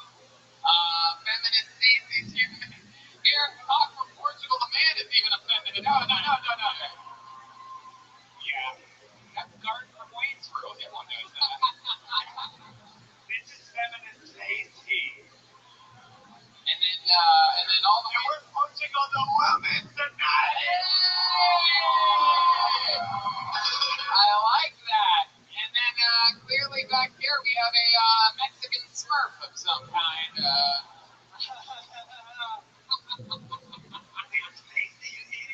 Macy and Stacy are back on the show. I'm guessing that's perhaps Gracie or something. Lacey. We've got Stacy, Macy, and Lacey. I will not forget that. I'm writing it down right now. I don't want to fuck this up. of the show, I want to make a point. I don't know whether he made it here or not exactly, but I just want to say real quick, this show would not exist if it wasn't for our amazing home of the world famous Comedy Store on the Sunset Strip, giving us the creative freedom and opportunity to be one of the first ever live comedy podcasts that evolve and grow. And I do believe that in attendance tonight is the owner of the Comedy Store somewhere. I believe Peter Shore is here. Everybody. Oh, yeah. You give him a hand. Incredible. I think he's here. I hope he's here. Portland's very own Peter Shore, taking the place to a whole nother level, keeping all the comedians and audience members happy. And so we're very excited. We have the band, we have Red Band, we have the Feminists. It's very exciting. And we have this right here, thanks to our pal Derek Palmer. He gave us hey, get your ass back down. Get your ass down. No one told you to soak in applause, you idiot. You think you run by for a 99-cent jack-o'-lantern? You get to jump on stage, you fuckboy. This thing is jam-packed with names. We had an amazing turnout here. We're going to try to get through as many as we can. You guys know how the show works. If I pull your name out, you get 60 seconds uninterrupted on this stage. And that includes uninterrupted from you guys. We don't interrupt the 60 seconds, so don't be an idiot. Don't heckle. If you have the balls to sign up, then hopefully your name gets pulled out. But don't ruin somebody else's set. If I pull your name out of the bucket, that means there's only one way to get up here. You have to go that way, up that ramp and around. You can't miss it. Just follow that wall, up that ramp. You're going to go backstage and come out here and walk straight to that microphone. Don't fucking touch me. You get 60 seconds uninterrupted. You know your time is up when you hear the sound of a kitten. You can barely hear that little baby thing. It's louder. Wrap it up then, or else you're going to bring out the angry Heartbeat Milk Street Bear. You might know him better as, formerly known as the Stark Street Bear, or perhaps some of you know it as the Pasolene Flat Bear. I was told there's many gay parts of Portland, so basically the Portland Bear. How about we just call it? You guys ready to start this Mamma Jam or what? Here we go, live from Portland. How fucking exciting is this? And your first comedian getting us kick-started tonight goes by the name of Kevin T. Kevin T. Oh, here he comes, right there, second row. Here we go, coming around. Excited. You guys excited for this shit or what? We're live in Portland, Oregon.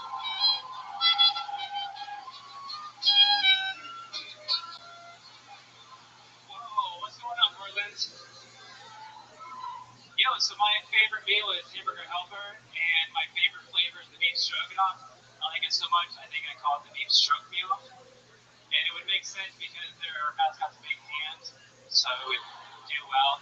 I'm not very good at dating. This one girl told me she didn't have a gag reflex, and I just said, well, you'd be a really bad bulimic person. Okay, does anyone like condoms here? No one likes condoms? Yeah, my cat hates them because he can't breathe very well when I put it over his head. I'm just kidding. He's trying to be a father, so that would be against the point of doing that. My grandma's kind of racist. We went to a Chinese restaurant, and she's like, I don't care for the Orientals. And I said, Grandma, Oriental's a flavor of ramen. It's not really the thing there. Has anyone ever drank it so much? No. Oh, okay, there you go. Fuck yeah, I guess, there you go. Heck yeah. Welcome to the show, Kevin. This is the first time having a Portland third grader on the show. How old are you, Kevin? I'm 24. 24. That's your first time on stage right there? This is my fifth time on stage. Fifth time on stage. Wow. Have you've worked those jokes out before somewhere else? I tried them once, actually, last night. I tried a few of them. None of them went really well, so here we are. Yeah, this guy is like logic without the logic part. Really is. You really put condom on your cat's head? Is that what you said? No, my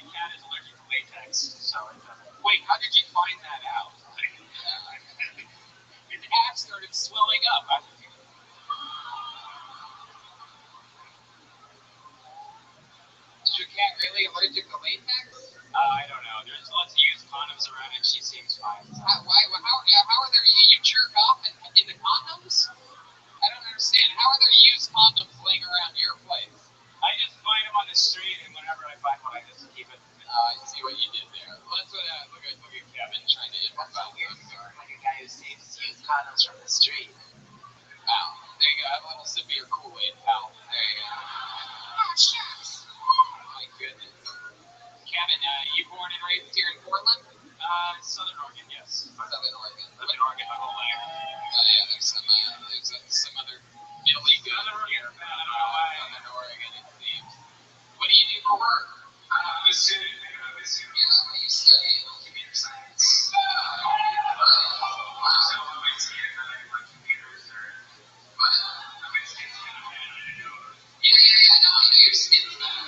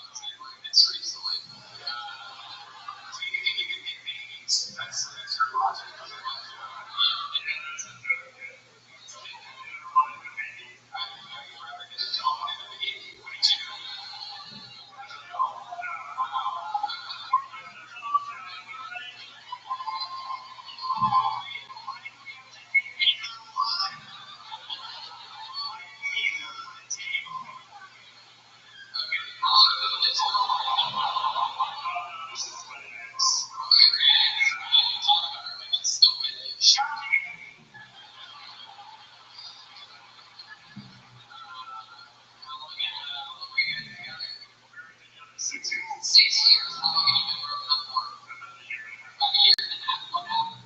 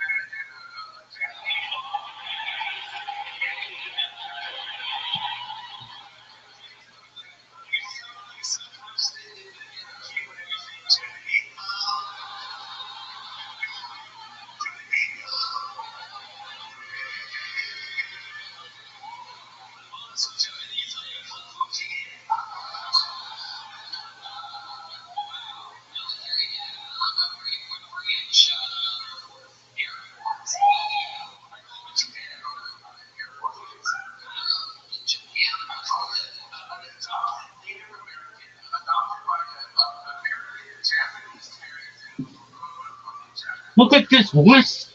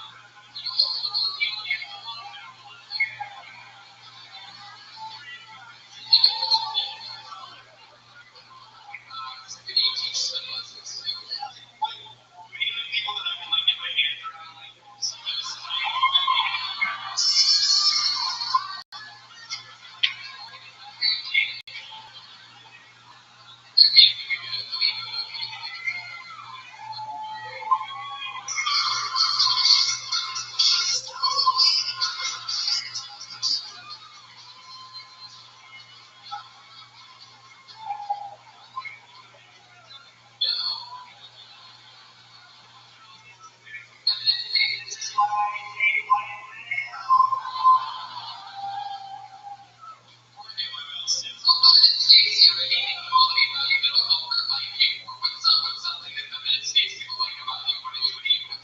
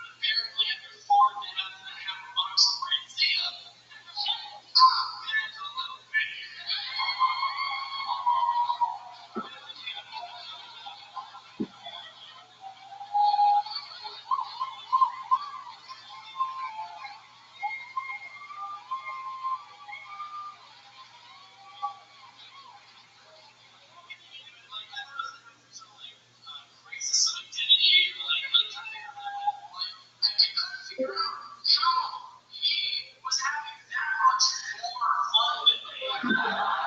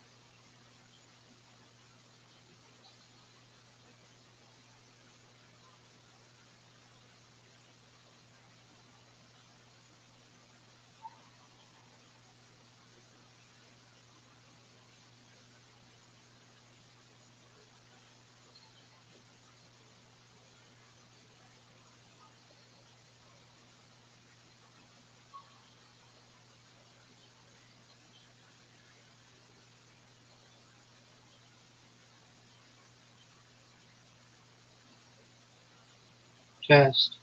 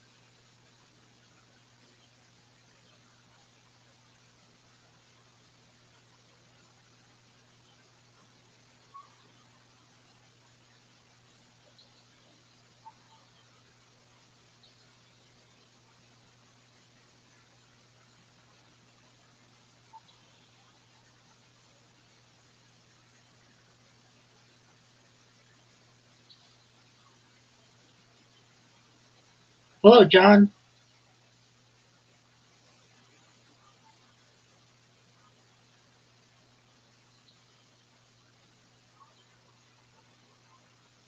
Can you hear me? Excellent. How are you today? Yes, I can. I'm lovely, thank God. Thank you. Thank you for having me.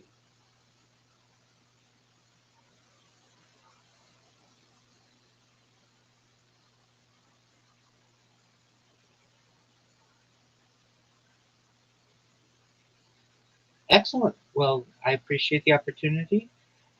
Just a few introductory questions.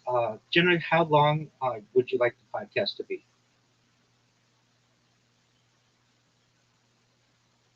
Excellent.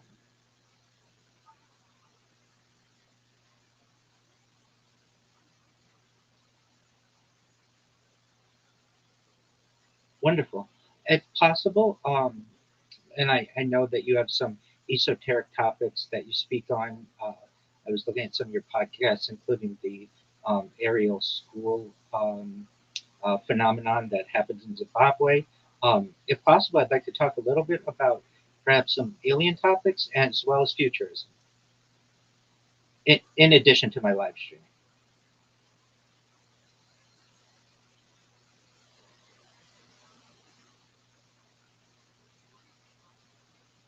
Excellent. One time, one time, but it was on my phone, so I'm on my computer now.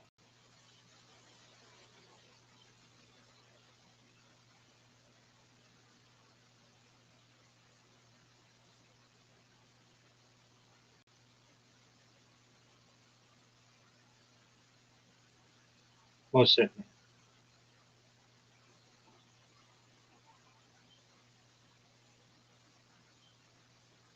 Sounds great. Thank you.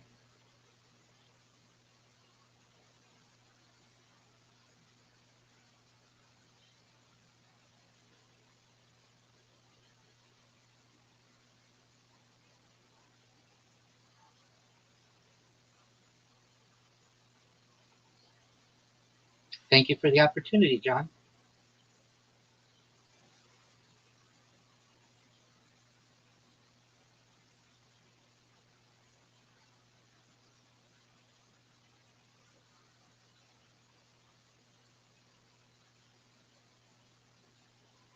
Most certainly. Well, any rabbi is at the heart a learner and someone who is always wanting to know more about the world. And many of the topics that you cover and that are of interest to me, I see as science. And so they perhaps may not be things that have been declassified yet or disclosed yet, but that doesn't mean that necessarily they are false or shouldn't at least be lent some credibility and deeper study.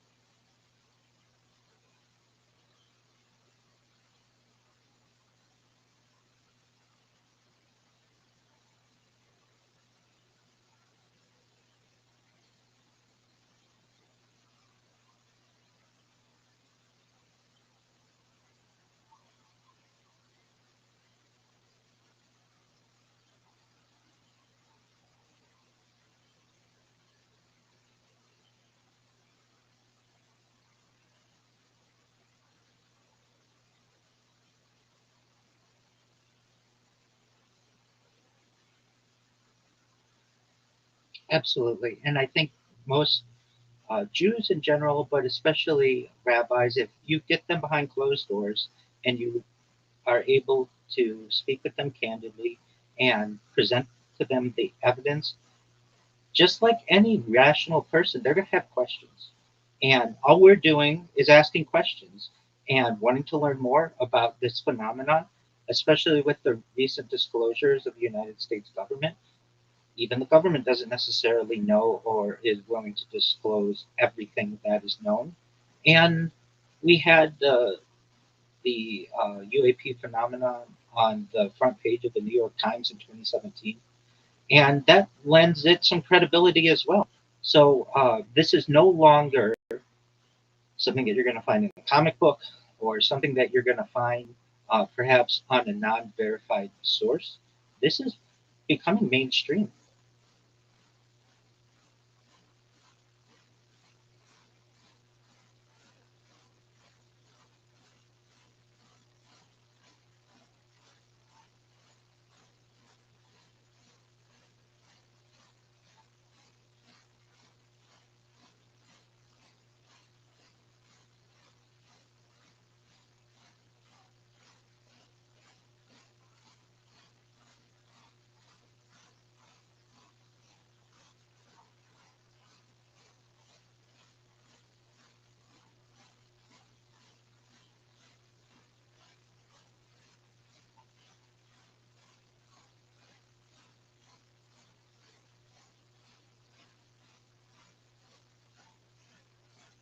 Absolutely, I'm in agreement as well.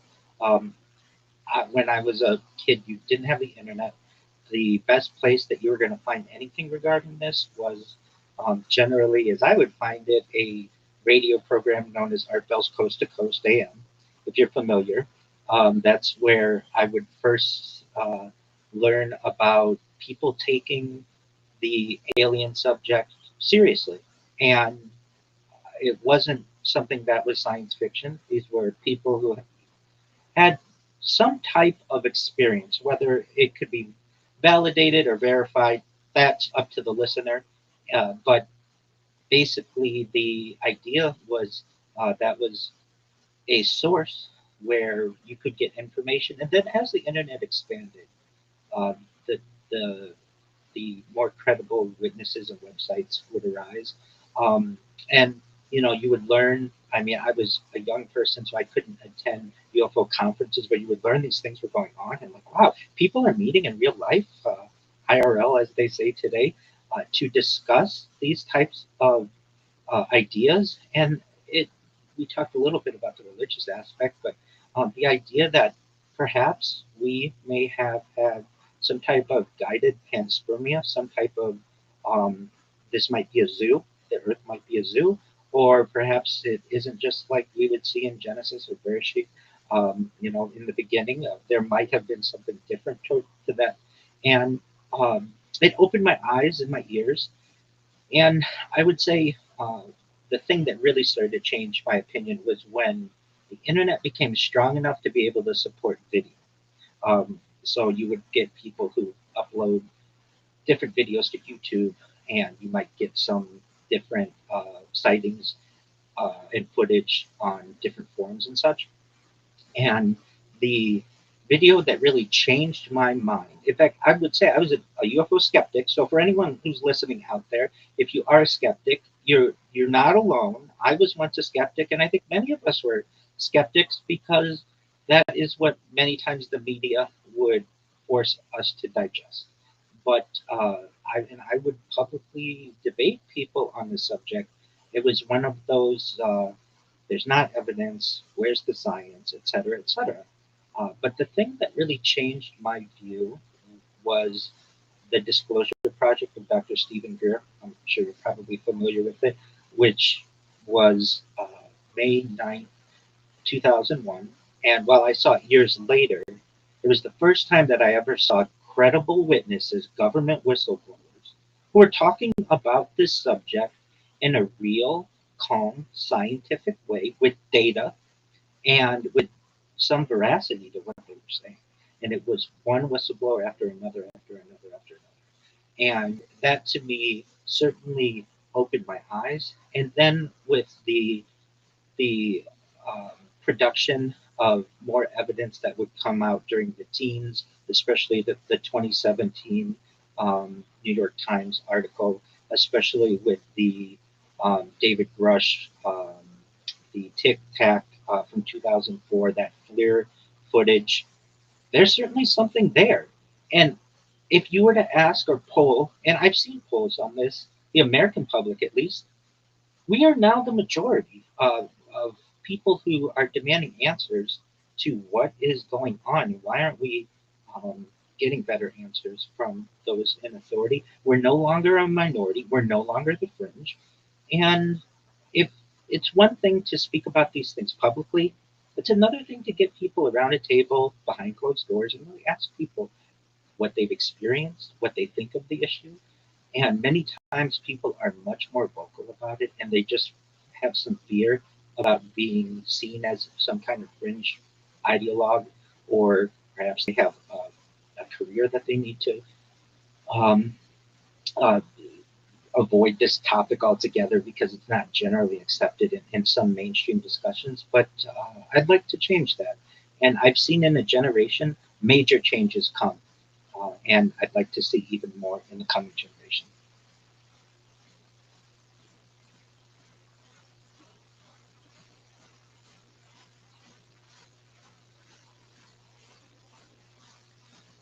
Absolutely.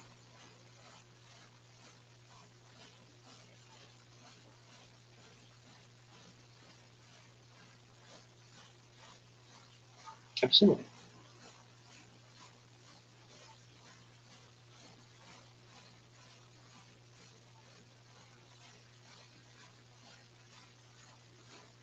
Well, thank you for the opportunity. Yes, I stream my life 24 hours a day, 7 days a week, 365 days a year for world peace. And I don't just stream, I actually archive the data. So you can go back in my life more than 4 years, I'm approaching 5 years, and see a timeline and a time capsule of human achievement. And it's not just the story of my life, but for any time during this period, I keep a radio on in the background that is archiving world news events. So this is essentially a timeline or a time capsule or a journal or a diary, not just of one person's life, but of human events, which I think is a really interesting project.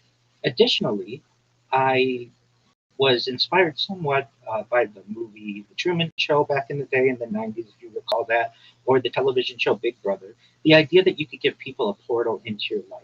And I learned around 2017 that data had overtaken petroleum, according to The Economist magazine, as Earth's #1 resource. And that was a mind blowing idea that this data, something that we can't even see, was more valuable than petroleum and water and everything else that we have. And I recognized there was a great opportunity, perhaps, to be able to one day utilize this data for future generations to be able to study, but additionally to perhaps give myself a platform to be able to help people along the way in ways perhaps I would have never thought. My goal is to one day go viral with discussions such as this. And when that occurs, I'd like to make you, your audience, their friends, their family, all financially independent. I'd like to make I would like to give you all generational wealth. And most of all, I want you to be able to start charities and philanthropic organizations of your own to help the world. Essentially, I want to give back to all the people who've helped me along the way. And the way that I plan on doing that is first by monetizing the data. I'm not just live on one stream, nor two streams, nor 10 streams. I'm live on over 20 YouTube streams at any given time. In fact, if I may, I have my phone here. And for anyone who would like to find my streams, all they have to do is type Rabbi Rothschild, RABBI space ROTHSCHILD into YouTube, and you can find, let's see if I can get it without blurring. Perhaps I might have the blur issue, but I've got 1, 2, 3, 4, 5, 6, 7, 8, 9, 10, 11, 12, 13, 14, 15, 16, 17, 18, 19, 20, 21, 22, 23 streams going right now. And that doesn't include what you and I are discussing. So basically, watch my life in 360 degrees. I even have a ceiling camera.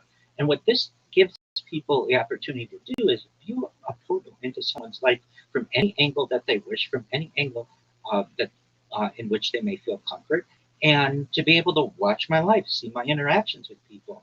And I think long term, this project is going to help humans to study human biology and aging and psyche, certainly behavior, circadian rhythms, and sleep, every aspect of the human body. And moreover, I am perhaps the world's greatest example of a single individual for mapping AI and AI modeling. And AI needs accurate models, not just to be able to learn someone's gait or how they walk on the street, but also micro behaviors, small facial reactions and breathing patterns, even things like swallowing or blinking. And my streams will give AI, and already do, a really in-depth analysis of at least a single individual. So I'd like to monetize that data, take all of the data that we have from YouTube and Rumble and Twitch and Twitter and all of the other platforms that I'm right now uh, uh, streaming on simultaneously, take any of the money that is gleaned from that and put it in a 501c3, basically one large charity, a big pot, and take even more money from different endorsements that I plan on doing, because I'm unlike any influencer that you're going to find. Any other influencer has to end their streams. Any other influencer eventually goes offline. I don't. My idea is to wear like a Formula One outfit, basically with sponsors all over me that are available to the public 24 hours a day, and take that money, put it in the charity. Additionally, in just live reads, any other type of advertising, product placement, all of that. And then, moreover, my social media. I have more social media, John, than any person on earth.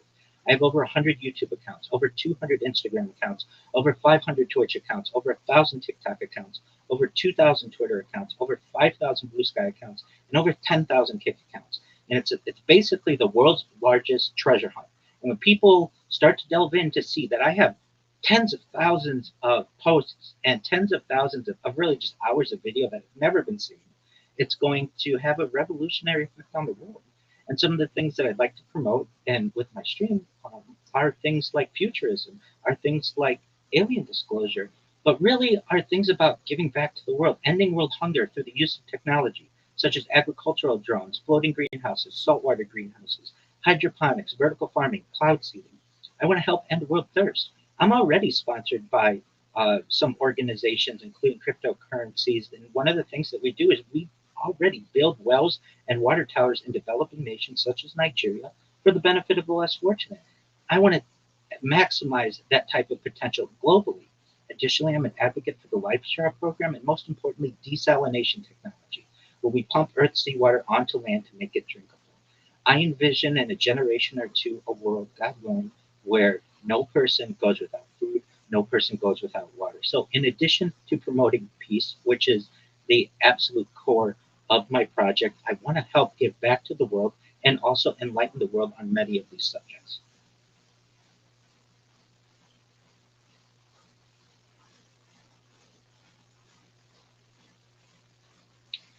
Well, I have some large spreadsheets that I use, but yeah, it can definitely become overwhelming.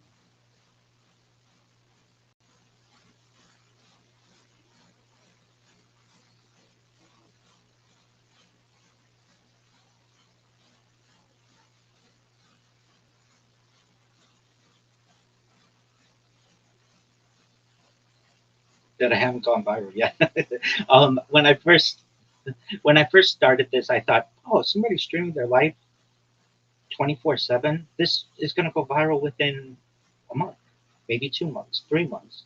But I recognized that uh, it's a pay-to-play game, basically any kind of social media influence. And I recognize that people buy followers. I recognize people bot themselves. And it really makes it difficult for someone who's trying to go viral organically. And so I recognized that I needed to build a community, and I have on Discord. So my Discord, if anybody wants to join, it's discord.me/rabbi. And you can connect with me 24 hours a day. I have thousands of people in the Discord. In fact, I have people who live alongside me who are there right now listening to this discussion, who have decided for whatever reason, they enjoy what I do, they enjoy the camaraderie, they enjoy the community, and they know that they're a part of something really special. And that makes me different as an influencer as well. You may have influencers who want to live stream, but you can't generally just speak with them, and especially not on video 24 hours a day. I open my life up to anyone who has any type of interest in any of the subjects that we're discussing, but also I lend pastoral support as a rabbi.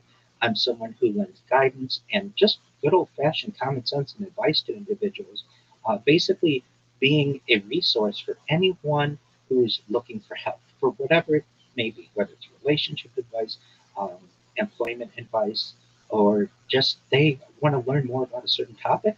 And maybe I'm not an expert in that topic, but I'm willing to learn alongside them and we'll learn together. Whatever it is, I'm open to the world. And so um, I really felt that, oh, it wouldn't take me long to go viral, but it's taken a little longer than I would have liked. However, I've made some really great relationships along the way and created a really, I would say, powerful community. And I don't think it's going to be too much longer, John. Especially doing podcasts, and I see the growth of my community over the course of the past few years, and I really think that perhaps by this time next year, we may be having this discussion in person on some tropical island or somewhere where I can ensure that you and your audience is in a better place than they are today. And if not next year, hopefully in the coming years.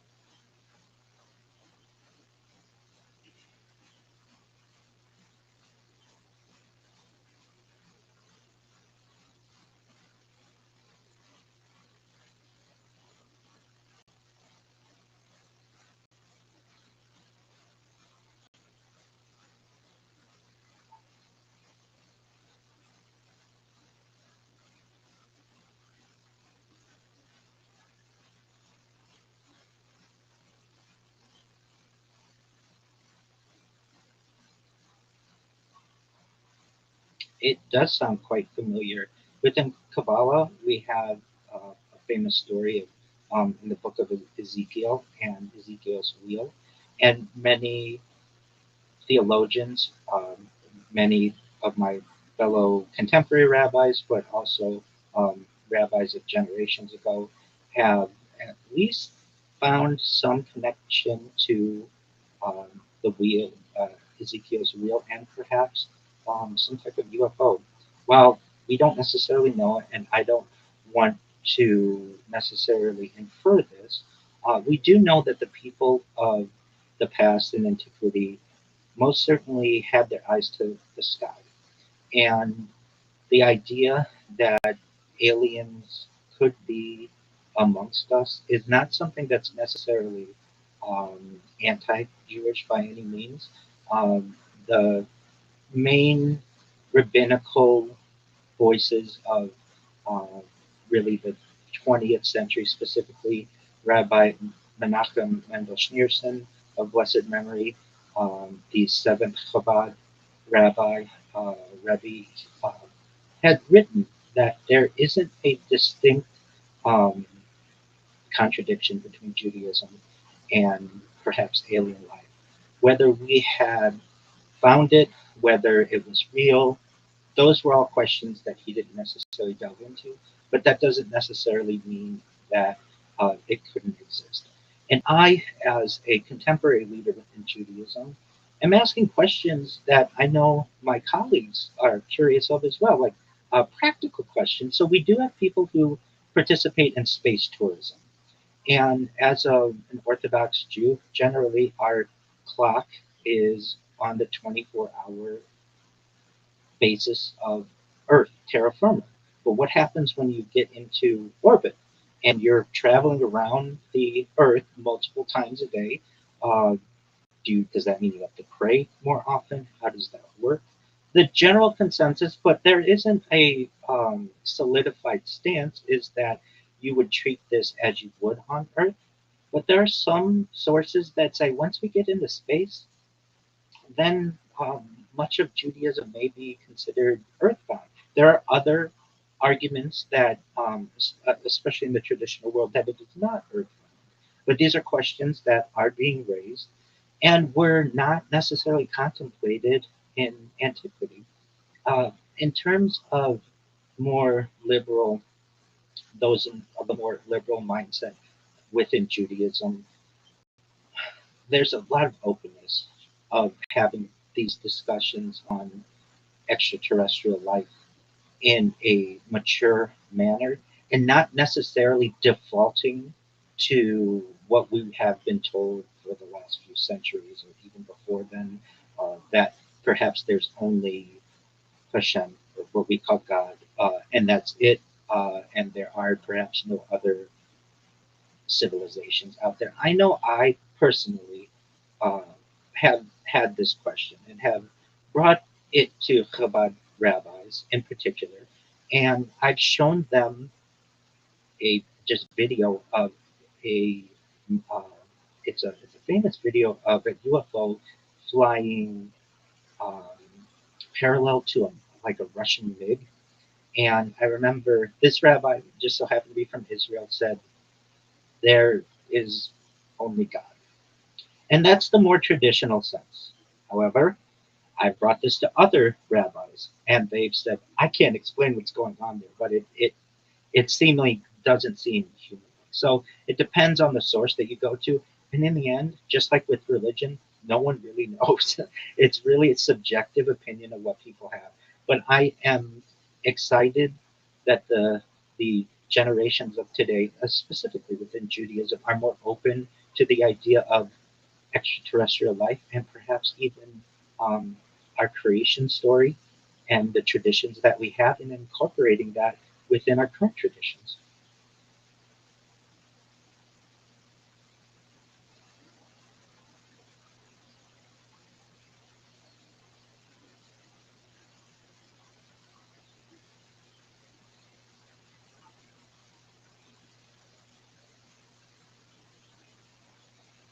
Yeah, so generally the term angel just simply means messenger. And angels can get you can get really deep into angelic beings and perhaps um, what type of interaction they may have with Hashem, with God. And um, are they human-like? Are they simply assistants or agents of God? And that's probably the best way. Traditionally, we have seen angels. Now, there are stories about angels, and especially within Kabbalah, about uh, there's Metatron and Gabriel and Michael and Uriel and Raphael, but without necessarily getting into just angels within Judaism or angels just within religion in general. The idea is that angels, the idea is messengers. So whatever the people, ancient people, may have thought of as being a messenger, it was the best way they could explain some type of agent of Hashem, of God. Now, there are other people who certainly, and there is a base that feels that the angels of at least the Hebrew Bible are more intermediaries between Hashem and God, or pardon me, Hashem and Israel, or just people in general. It's really who you ask. Generally, though, the term angel means messenger, and however you want to interpret that is your own subjective opinion.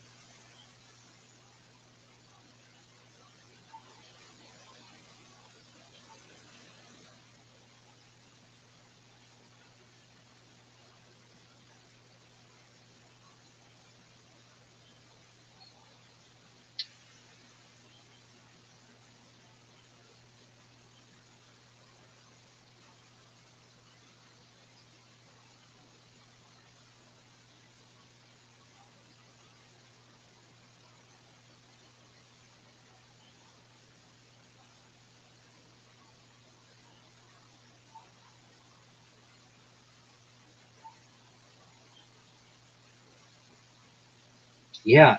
Okay. So this opens up some really great opportunities. So I've heard similar discussions. The idea of consciousness is our soul, or perhaps anything that is non-physical of our body is our soul.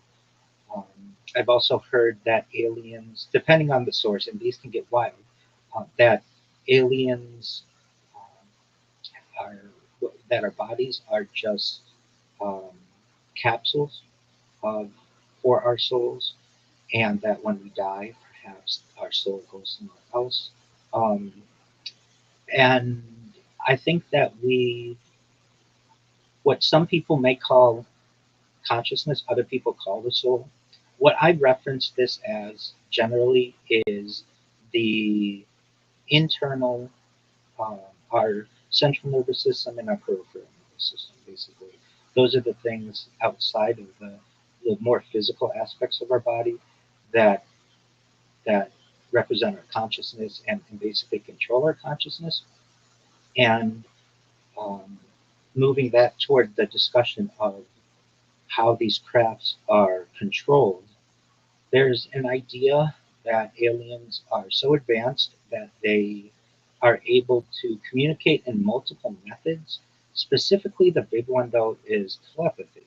So they no longer have a need for one individual language, and they're able to communicate to individuals. Many times we hear abductees who just know exactly what the being is telling them, but they almost hear it like an internal voice. And if you get into some type of defense contracting, they're called uh, voice of God weapons.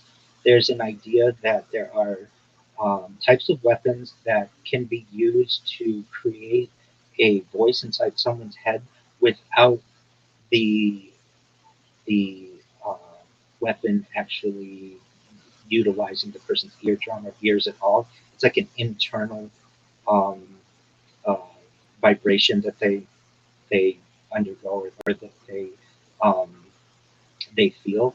And um, I've seen this displayed.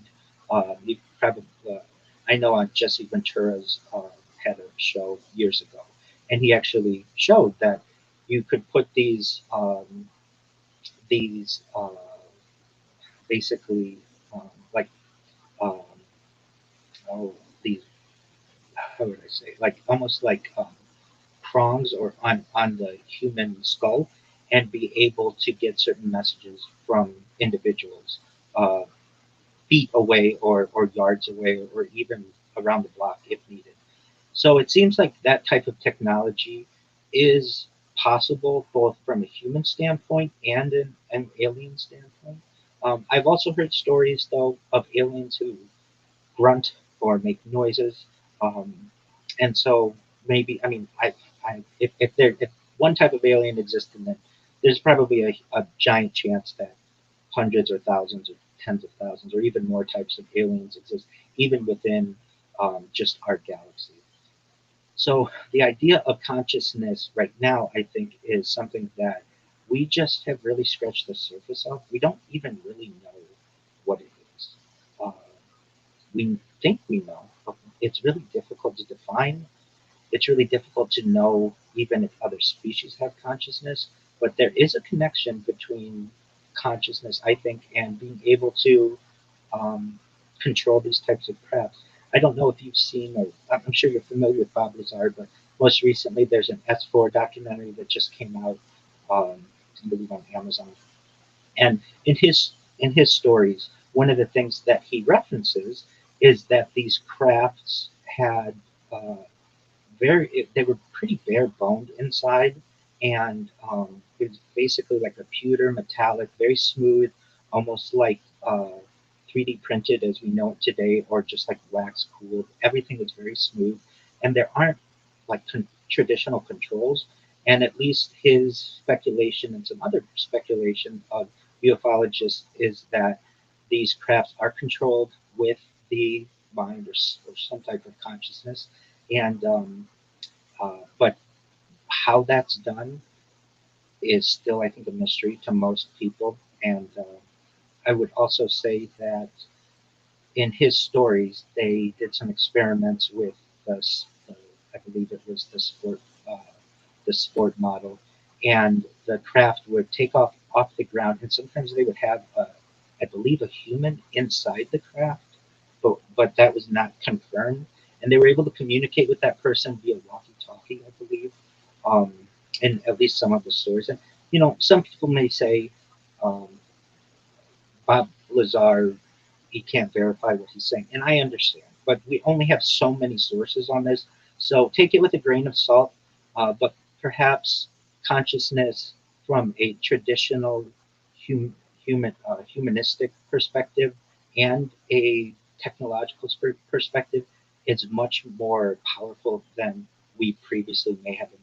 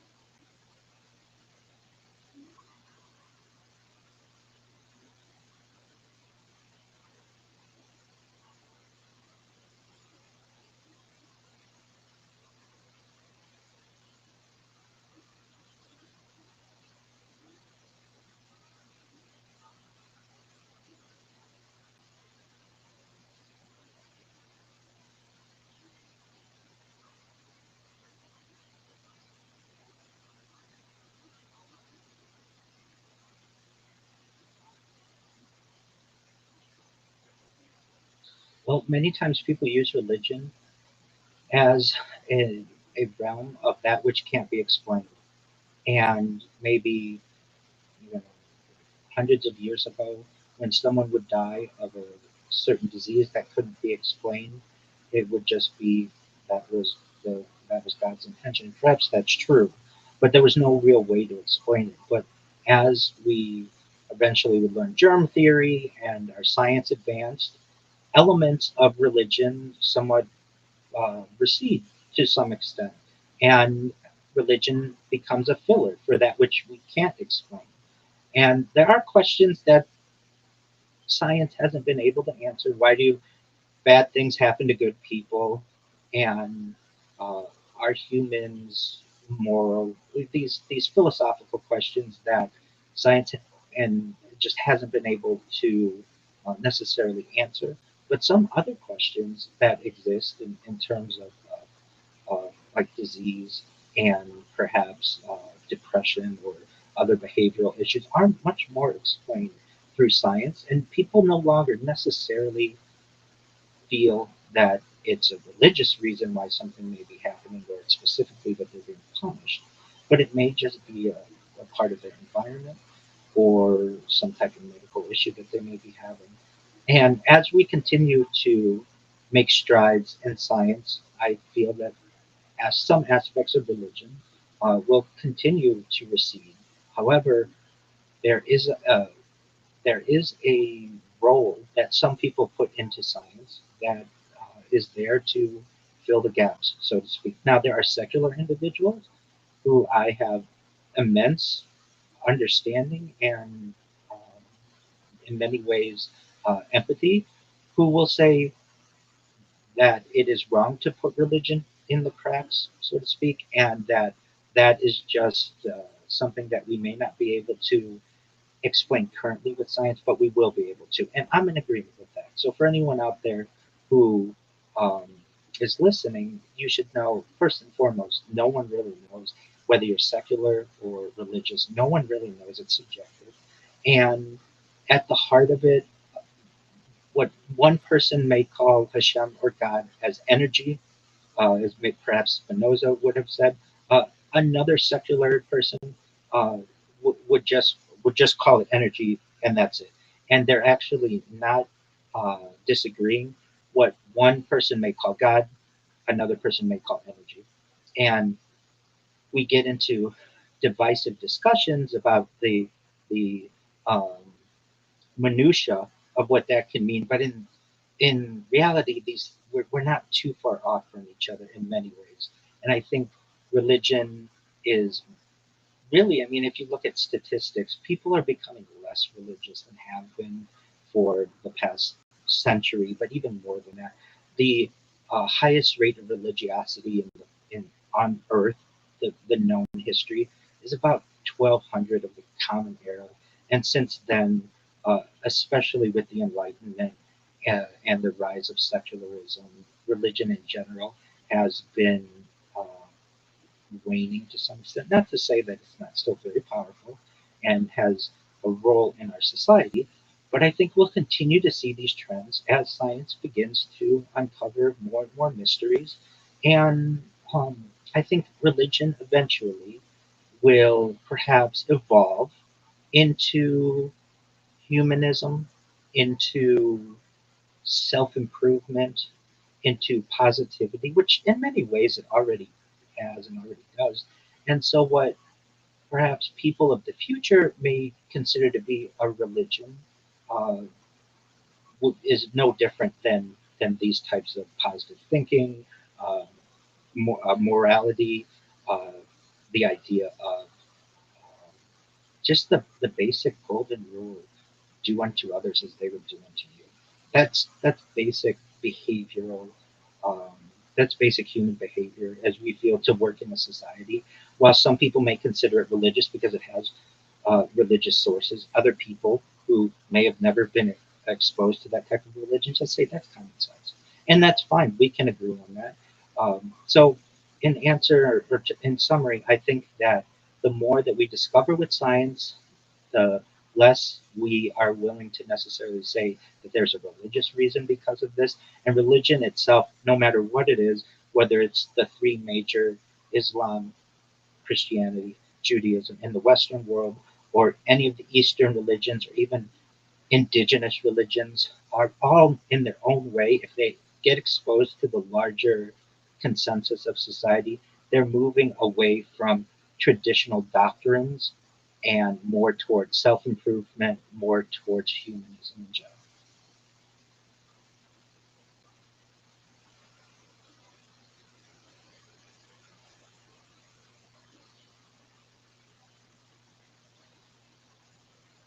Absolutely.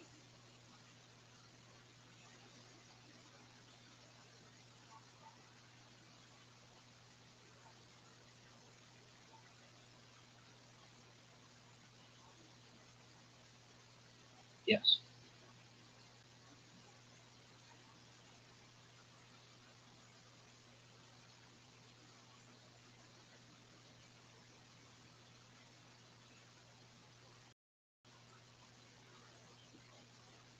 Thank you. So, Venus to me, and generally within the futurist industry, so to speak, or just academia, is someone who studies the future. It's really a simple definition. It's someone who, like we have historians, people who study the past, we as futurists may study the past, but we also look toward the future and advancements of where humanity is moving. And while many people in the past might have considered themselves to be futurists or even hundreds or thousands of years ago we might have called some prophets or diviners futurists. That's not what we state. We aren't making bold predictions and hoping they come true. We are people who see the development and the evolution of society and can, in our own way, um, make certain have certain understanding of where humanity may be going. So, in particular, as a futurist, I certainly like to talk about AI. I've been live streaming my life 24/7 since before large language models became part of the human psyche, which I think is really interesting about my project. I started streaming in fall of 2021. I was an early adopter of ChatGPT in November of 2022 and was a user when it launched November 2022. So I've actually have like a pre large language model part of my stream in the almost like the before the AI era, and now I've been able to see with OpenAI's ChatGPT, ChatGPT 1, 2, 3, 3.5, 4, 4.5, 5 with Sora. I've been able to see things like Gemini and Perplexity and Claude and all of the other competitors that have arisen, and Midjourney and all of these others, and been able to archive when those happen throughout our timeline, so to speak. And I feel that in addition to being able to archive events like the death of the queen and the birth and the coronation of the king, I've been able to document the birth of AI.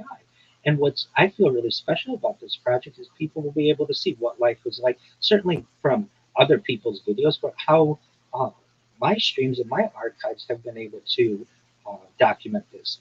Now, additionally, what I've been talking about and love to talk about are things like antimatter, anti-gravity, faster than light communication, faster than light travel, space tourism, space elevators, terraforming of other planets, interstellar travel, things like Santa Claus machines, or better, perhaps known in other realms as replicators. Basically, a 3D printer that's connected to the periodic table that can make anything that you want. And things like teleportation, telekinesis, telepathy, even things that are currently happening that just don't get a lot of um, publicity, like de-extinction. People don't know this, but the first successful de-extinction, when I talk about de-extinction, I don't want people to necessarily jump to Jurassic Park, but I am talking about basically an extinct species that through hybridization, we've been able to bring back to a viable species.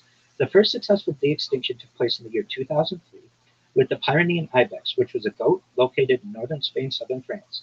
Fast forward to the year 2021, a company out of Dallas, Texas, known as Colossal Bioscientific, is founded, and they've made it their goal to within the next 2 years to reintroduce the woolly mammoth into the Arctic Circle utilizing Asian elephant surrogates. To me, that when I was a kid, that would have sounded like science fiction, but it's becoming science fact. This company recently made headlines with their direwolf project of hybridization of direwolves. Following the reintroduction of the woolly mammoth, they want to reintroduce the Tasmanian tiger, followed by the dodo bird. The dodo bird was a punchline for many, many years about dead as a dodo. Basically, it's an extinct species. But the idea is that some of these types of species may be able to, in some hybrid way, be recreated and perhaps reintroduced to their natural habitats. These are not things that are being discussed all that much, but they're mainstream topics. This is not fringe. This is science. Following the discussion of de-extinction, many times I like to talk about humans ourselves and the idea of transhumanism and our role, meaning we're moving in an evolutionary period from traditional Homo sapiens to something different. I've heard it discussed in many different uh, phrases or terms. Like I've heard Homo technos or Homo techno, or there are all kinds of different names. But basically, what we're talking about are humans who are able to control their own life expectancy. And I like to talk about things. For anyone who's hearing me out there, I want to first say this is all with your consent. Consent's very big to me in all aspects of society. I don't want anybody who's hearing me to have to undergo anything they don't want. But for those of you or those of us who want to live longer than we may have expected, I want to give you the resources with my project to be able to utilize things like oxygen therapy, human growth hormone, stem cells, cryonics, cold shock therapy, ambrosia therapy, perhaps, or blood transfusions, more apt. Things like perhaps testosterone replacement therapy, things like nootropics, and really anything to extend your life within a moral way and a feasible way. And then we're moving into the reversal of aging with different pharmaceuticals out there. And again, for anyone who hears me, I don't want to force this on anybody. If you want to die at age 80, that's fine. When John and I were born, the average life expectancy for us was about age 80. But for those of us who want to extend life to age 100, 120, I don't feel that we should have to limit ourselves. And then eventually we get into the realm of what happens when you're 120 years old or older and your body starts to break down. What's the next plan? And for those who ask me this question, there are multiple ways, but one of them is a technology known as mind uploading technology, where, with someone's consent, we scan their brain into a computer like a CAT scan or an MRI, knowing where every atom is in their central nervous system and their peripheral nervous system, basically that consciousness that we talked about earlier, or the container that's referenced many, or everything aside from the container that's referenced in some ufology. And what we do is we upload that information into a computer for later download as an android, an avatar, a cyborg, a cybernetic being, a clone of yourself, a robot, an ethereal being, whatever you want to be. What I'm essentially saying to you, John, and to your audience is that we're within a generation or two of digital immortality, basically save points that you would have in a video game, where you would be able to manipulate your life in any way that you want and live indefinitely. For anyone who hears me saying this, if you think I'm saying, oh, so you think you'll be able to live forever? I don't like using the term forever because forever can be a punishment. I want to live as long as I want to live until I don't want to live anymore. I want the control over the idea. But that I don't want my environment to dictate that anymore as it previously has for generations of humanity. I want to be able to control whether I want to live another life as a man, I want to live a life as a cyborg or a superhuman of some sort, or if we're going to travel the stars, as we perhaps are destined to have some type of alien functions or some type of evolutionary traits that we can't even imagine. I don't want to limit myself. And we're at a point where we're moving into this transhumanist world. And many times people hear the term transhumanism and it scares them because they think it's like the 1% and nobody else is going to have an opportunity at that. And what people don't understand is there are those of us within the transhumanist community that want to give the technology to more people. I don't know if we'll be able to give it to all the people on Earth, but much more people than just the 1%. And many times people don't recognize either that if you're hearing me right now, chances are you are part of the 1%. And you may be saying, Reverend, what do you mean? I'm just an average individual in a Western country. What do you mean I'm part of the 1%? Well, the World Health Organization and World Bank, I believe, both state that if you make $33,000 a year, you're in the top 1% of the world. So just to have the internet, to have computers, most people don't have what we have right now. And it's important for us to recognize that we have an extremely exciting future, but also to not forget the people who don't have what we have and to give people resources to be able to utilize the same type of technology. And that's really a big goal of mine. So from a futurist standpoint, I'd like to talk about those things. I'm also a major advocate of mega projects. You know, we used to have mega projects, I feel, perhaps not always in the most moral ways, but we had the Suez Canal, we had the Panama Canal. We don't do those things anymore. Even in the United States, the federal interstate system is not something that anyone has any kind of plans on doing. I want to reignite this type of passion into the youth of the world. I would like to see something like a Bering Strait tunnel. When I say a Bering Strait tunnel, I'm talking about the area between Asia and North America. It's about 51 miles or so of extremely treacherous a strait, but building underneath the earth or below the surface allows for the weather to be avoided or many of the weather pitfalls and many seismic opportunities to be avoided or seismic impacts. And I'd like to see a tunnel that connects North America to Asia and additionally in an environmentally friendly and cautious way, the clearing of the Darien Gap, which is about 100 miles of deeply forested rainforest between southern Panama and northern Colombia. With these two projects completed, a person would be able to drive. They may need a ferry at some point because of the Amazon, but they'd be able to drive from Buenos Aires to Paris or from New York to Cape Town. And for those people who may say, well, this seems like it's impossible, well, we already have tunnels that are about in Asia, 15 miles. So we're already almost halfway there. And we have to think we have to think big. And things like the channel, the English Channel tunnel between the European mainland and the British Isle, or in England, is already very old in theory, and we're not working on those types of plans. And I would like to. I want to expand the English Tunnel. I'd like to see some type of bridge system or tunnel system built between Morocco and Spain, like at Gibraltar. I'd like to see perhaps an additional Suez Canal, because as we've seen, or similar type of canal in that area, because as we have seen, canals become choke points, and choke points, especially during war, can impact global economy and supply routes, and just the supply chain in general.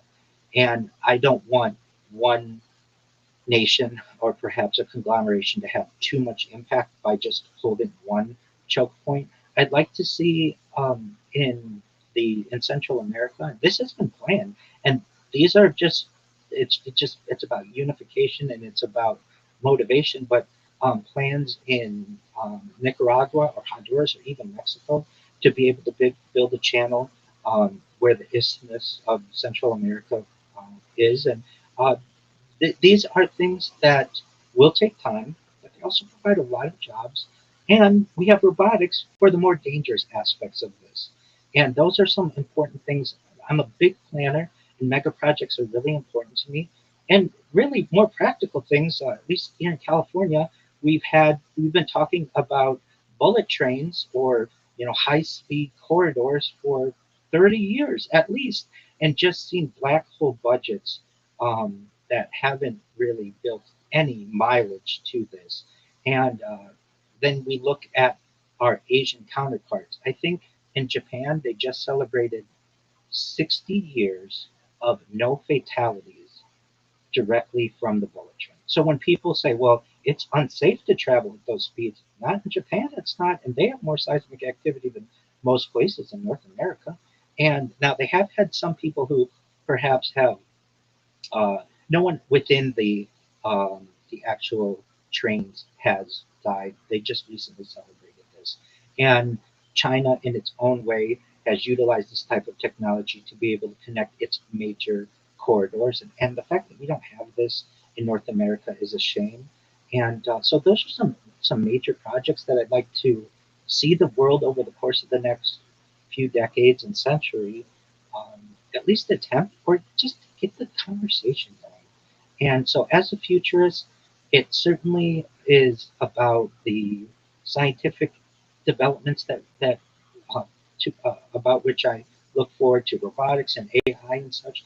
And it's about utilizing that type of technology that we glean and making it practical for the benefit of humans.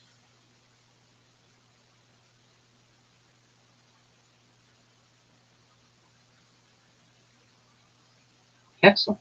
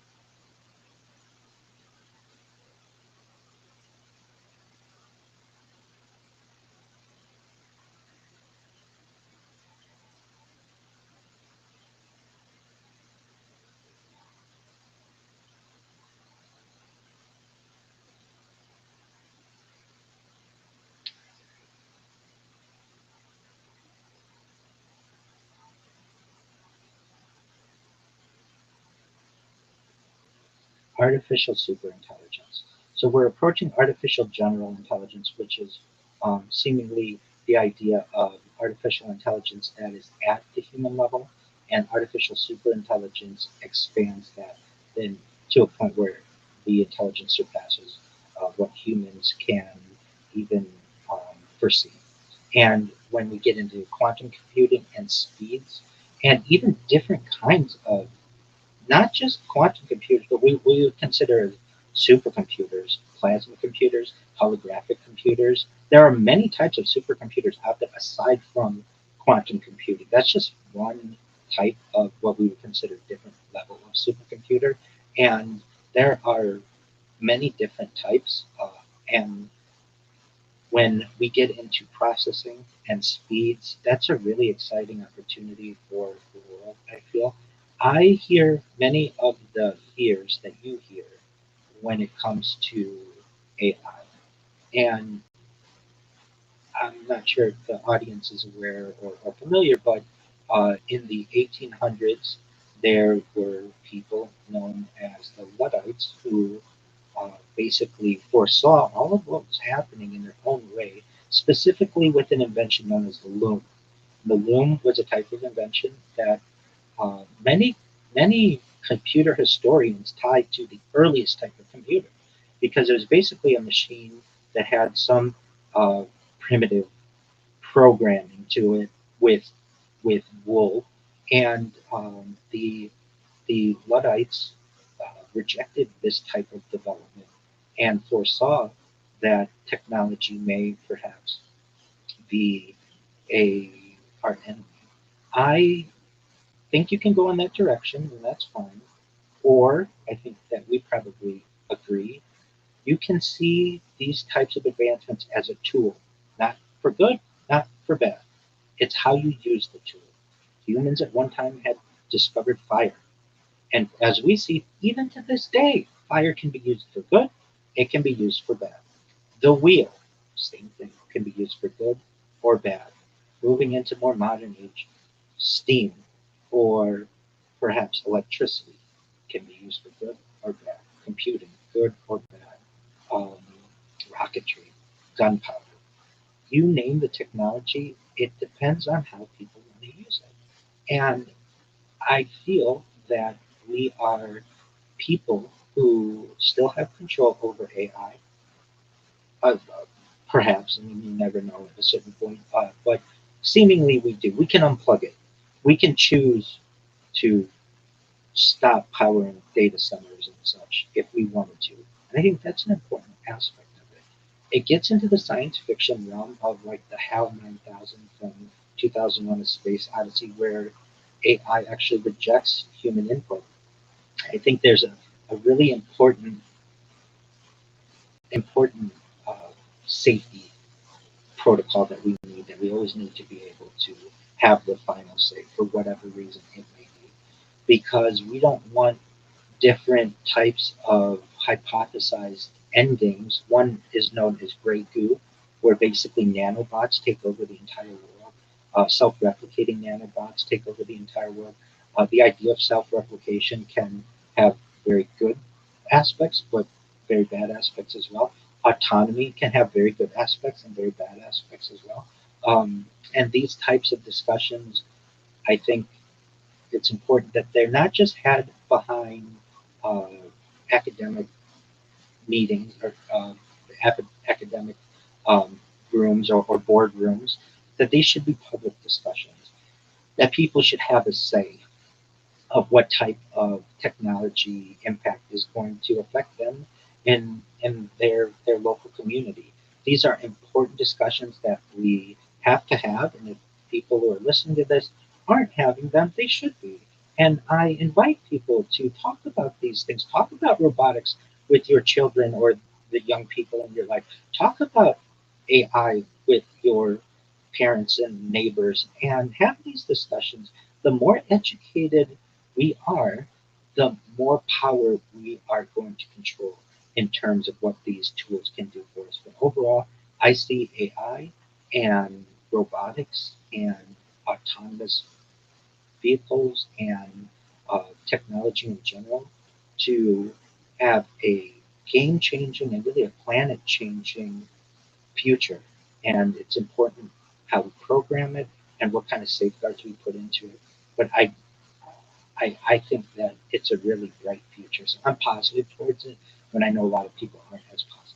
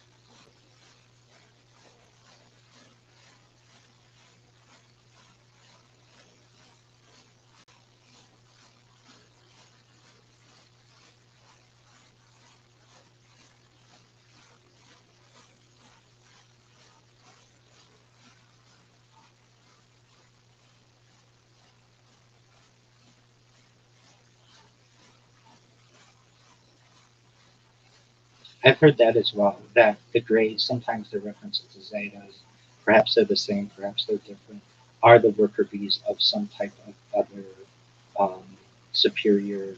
I've heard it be the reptilians, I've heard it the Dracos. We don't have really good sources for any of this.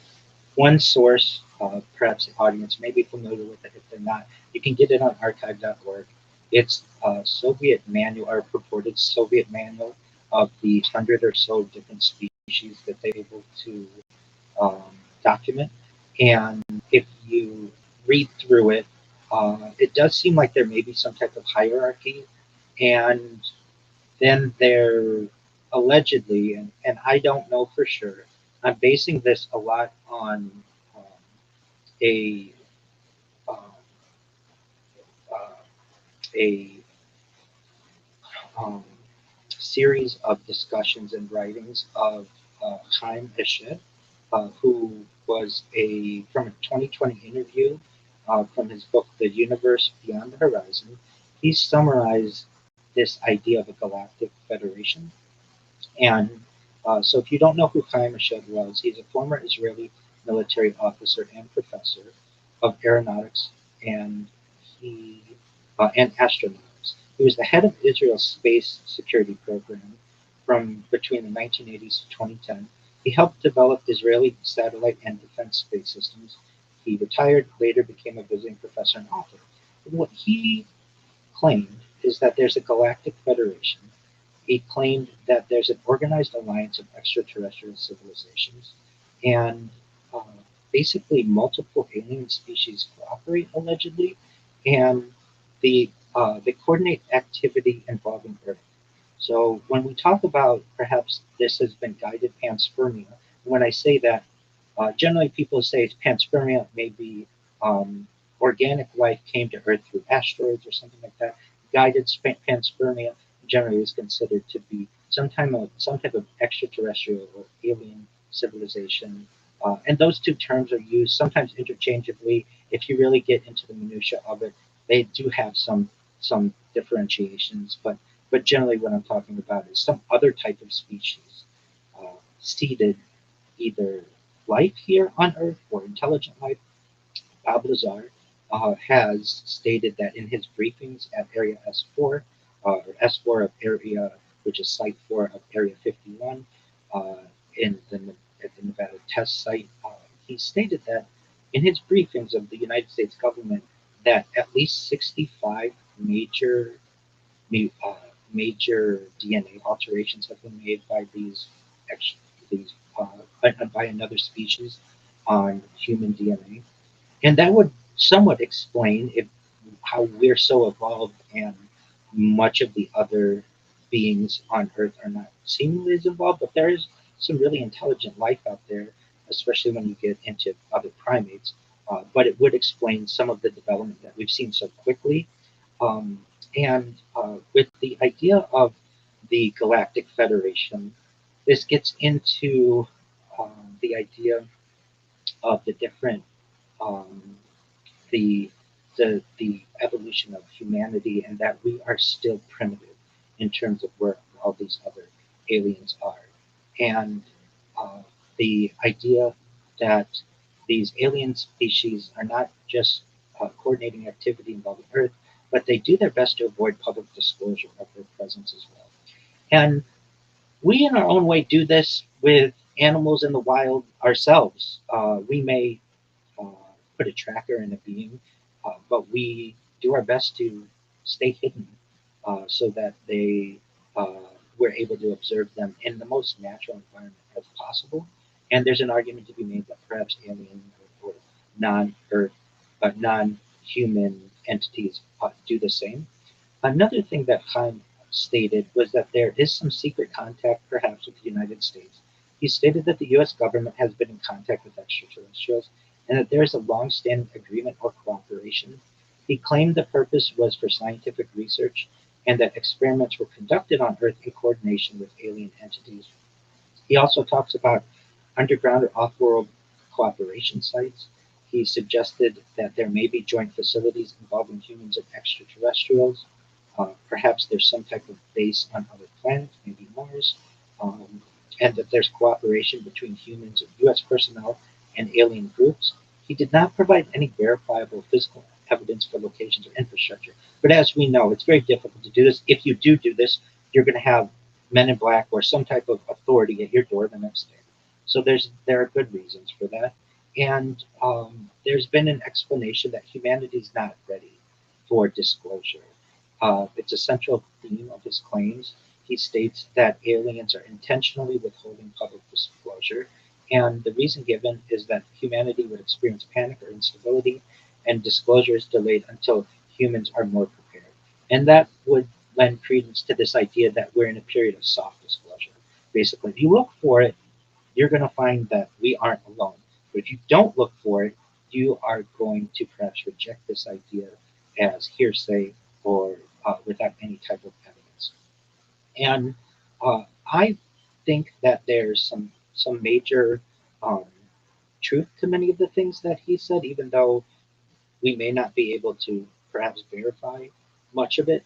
Um, and I also think that if we get into the Kardashev scale, so for anyone who doesn't know, basically a Soviet scientist developed the Kardashev scale, and his last name is Kardashev. And basically, there's a level 1, a level 2, and a level 3 of how advanced um, a uh, civilization is.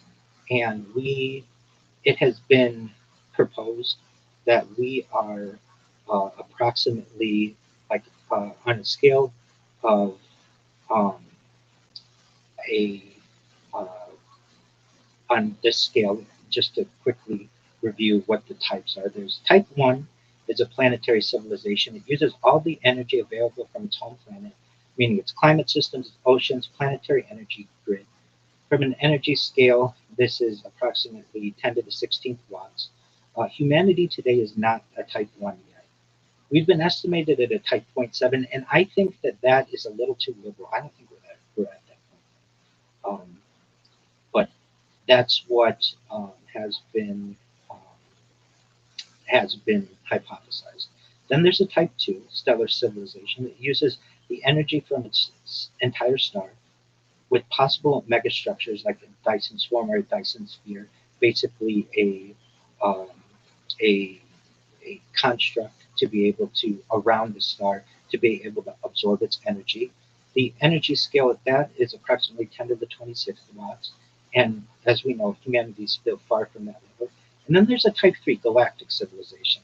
Harnessing the energy of our entire galaxy, it controls billions of star systems, energy scale perhaps 10 to the 36 or more watts, and humanity is not remotely close. Now, this does get into other scientists who have said there could be a Type 4 supergalactic civilization, uses energy across multiple galaxies. Type 5, a multiverse civilization, operates across multiple universes. Type 6, universe creating civilization, can create entire universes.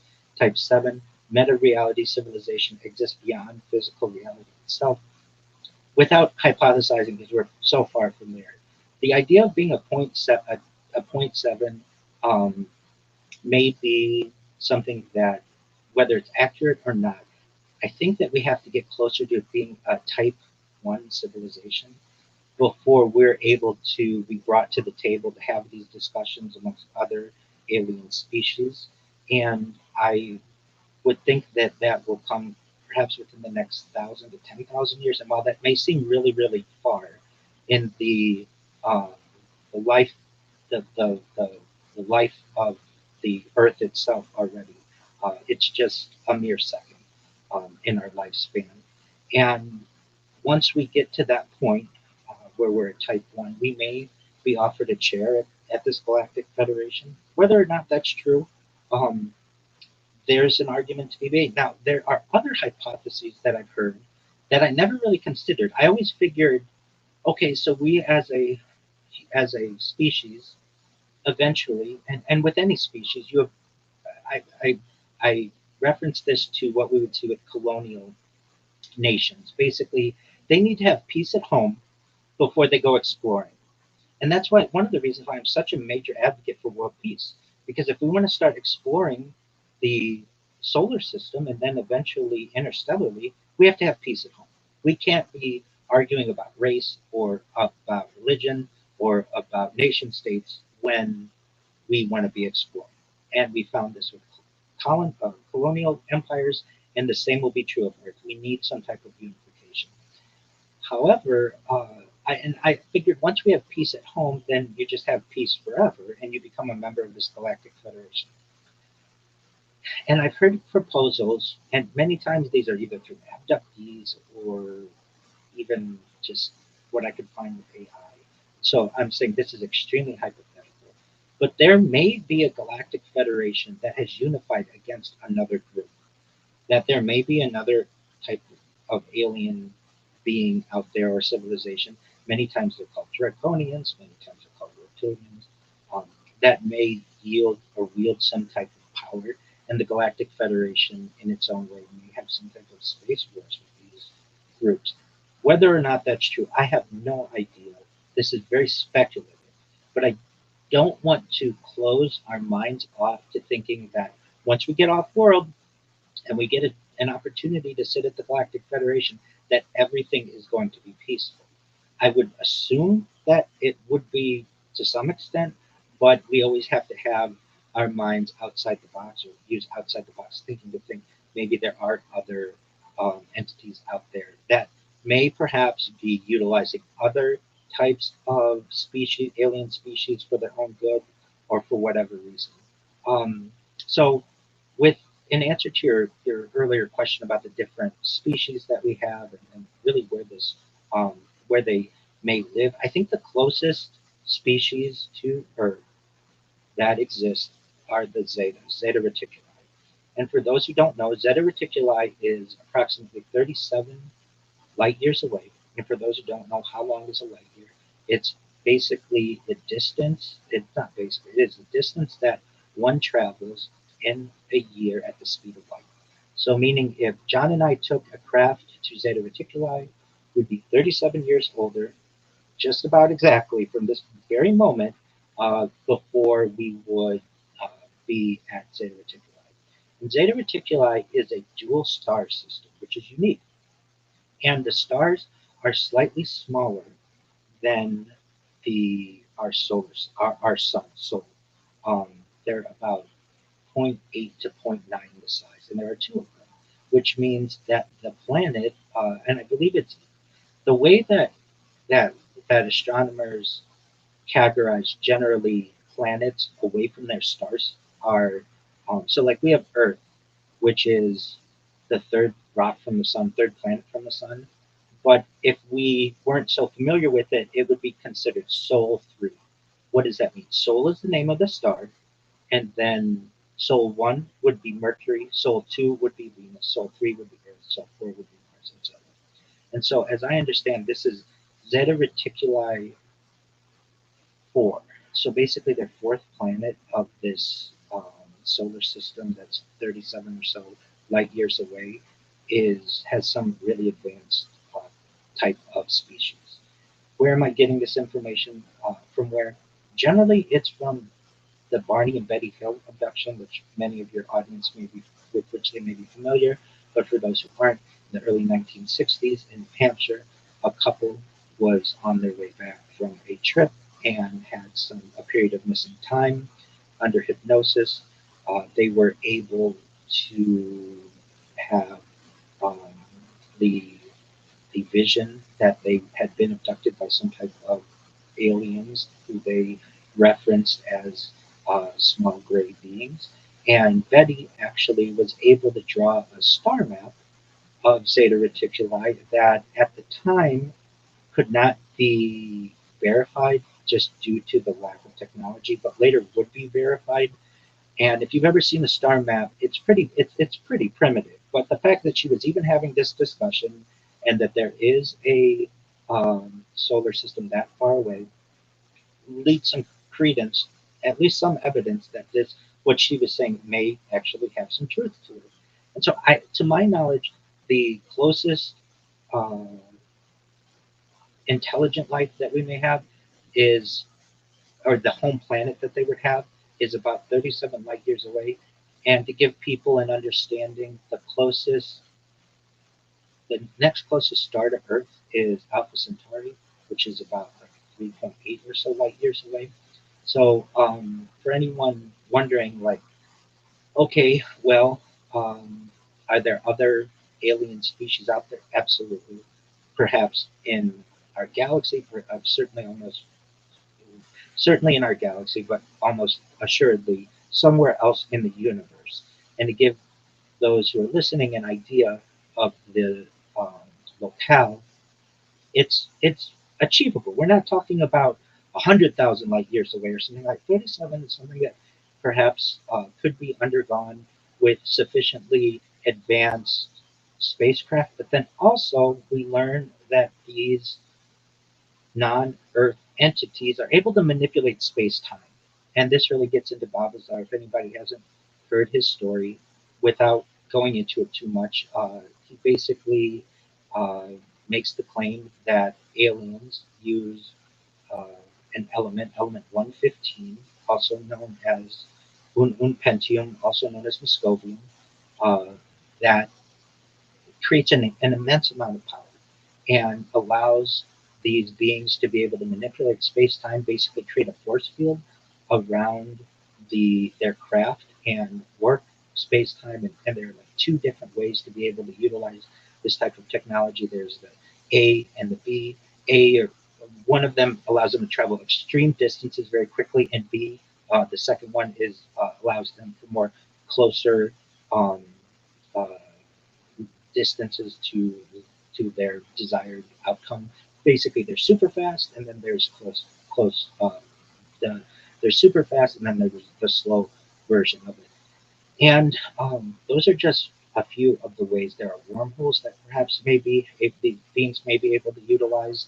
Um, then there are plasma engines. There's even, I mean, we basically um, limit ourselves in our own way to Newtonian physics and then Einstein physics, but there may be some kind of even more vast type of physics that we haven't even discovered, and these types of species have been able to utilize it. So um, I love this subject, as you can tell, and the different types of species out there is something that I wish we had better resources for. Generally, it comes from defunct governments or alien abductees, but generally, the different types out there may be manipulating others.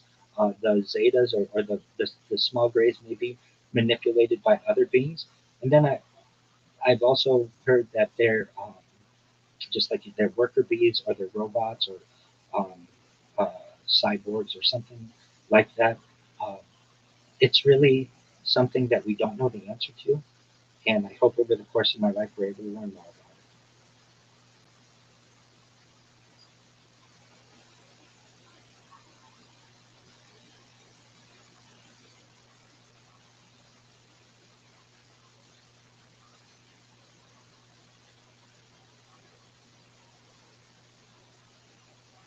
Absolutely. Linktree.com/Rabbi Rothschild. If you go there right now, and I invite your audience to, they will find more social media than any person they've ever found in their entire lives. You could spend years literally just delving through the years of content that I've created. Additionally, my Discord is discord.me/rabbi. You can connect with me 24 hours a day, 7 days a week, 365 days a year. I'd love to talk about all of the subjects that I reference in this discussion, but also I want your audience to know that there's someone out there who cares about them, and if they ever need some type of support or they need some type of guidance, I'm here for them. You don't have to be Jewish, you can be anyone. I'm here to support you. Moreover, anyone who wants to just view my live streams, the easiest way to do it is to type Rabbi Rothschild, my name, in YouTube and use the filter. It's very important to use the filter and filter by live. And you will see more live streams than any person you've ever seen in your entire life. And you'll recognize, wow, this person's been doing this for 5 years now or so. This is a really big event. And this is a world changing event. When people start to find out about this, we have a timeline and a time capsule of human achievement going back to the pandemic.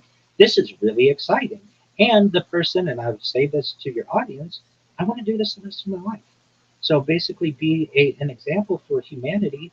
Uh, into transhumanism perhaps, and I want to see the technology improve. I want to give people first-person views of my life and 360 views of my life, and every other aspect that we may be able to give to people so that they can live my life in virtual reality or augmented reality or holographic versions of it.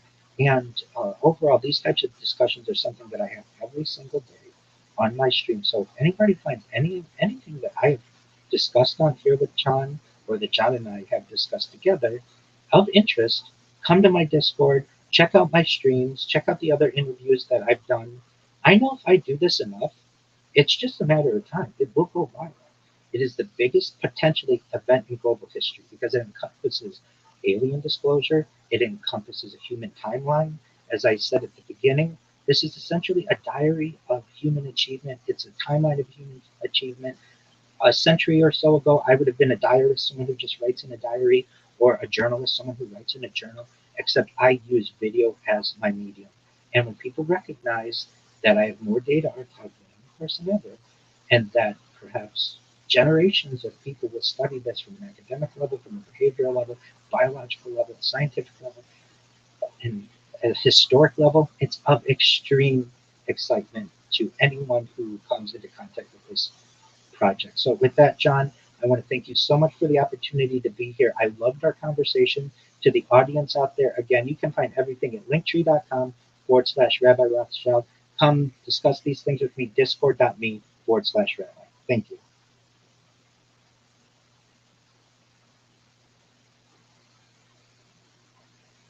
God willing.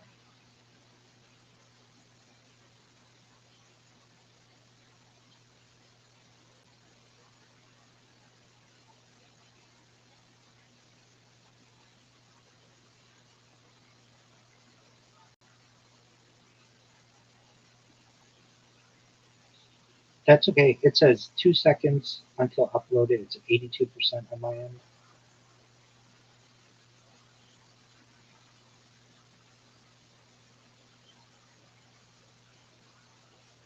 One thing that I write about a lot is specifically on the subject accuracy. I mean, Riverside's great that it does what it does, but the accuracy of time in terms of download and in terms of just waiting period. You remember, Napster days where it would tell you it's going to take 57 years to download some Eminem song or whatever it may have been, and at least it was trying at that point. And I like that it's trying to tell us 9 seconds or whatever it may be on this version. But I think, especially in terms of apps and things, we don't get accurate estimates of things. It could take 5 minutes, it could take 2 hours, and we just don't know. So one thing that I write about a lot in my blogs is how to improve society from a technological standpoint. I don't think we should have startup times on our devices anymore. I think that the internet should work page, page, page, page. There's a way for the internet to preload pages so that you can just go one page after another after another. Just whenever you're on a page, it's all of the pages behind it. And then you just go to the next one, and the next one, and the next one. Ideas like, and I'm sure you remember this too, the early cell phone the battery would last like a week on. And I know that the cell phone of today is doing a lot more of the heavy lifting. However, I envision that type of world again, different types of batteries. So we're kind of limited by lithium batteries at this point, but there are Americium batteries, which are currently in many fire alarms that last like 7 years. And that's definitely something that I would like to see. Or even there's a way perhaps to use the kinetic energy of just the phone moving to be able to store energy, or perhaps using microgravity of the Earth, or even solar. And there are a lot of ways to perhaps be able to power a device. But I feel like we're depending more and more on our electronics, and especially from health reasons and communication reasons and finance reasons. And the idea that we're stuck really with an iPhone that hasn't had many changes since the original, or just cell phones in general since the original. I would like to see some development in terms of that. And as I see, we are moving up. We've moved up. We're like 89%, 21 seconds. So Um, uh, I yeah, but that's okay. At least it's giving us a time. That's certainly appreciated. Um, so yeah, I want you to know how much I appreciated the conversation. It's been wonderful. You had really great questions, and you gave me the opportunity to be able to discuss some of my passions. And I think you can hear, your audience can hear how much I love these topics. And when I say I think this could be the biggest event in global history, there's a chance at that. I mean, it's basically a human time capsule, and no one has done that previously in the same way.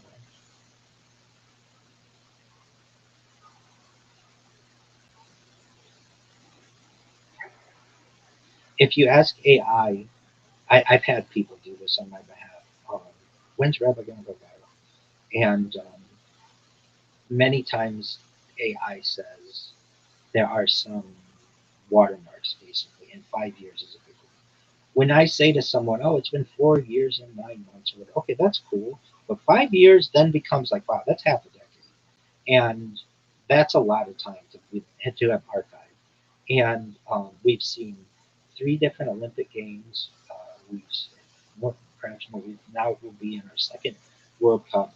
We've seen presidential elections. We've seen assassinations and assassination attempts. These are real events that are going on, and I know if we had the opportunity, let's say, to even just listen to a radio broadcast from the 1950s, we would find that to be of interest. So to have video of this, and especially what I love about my project is if I'm going to do something, I'm going to do it all the way. I don't want to be live on one live stream. What if that live stream goes down? What if the app crashes? What if I lose connectivity?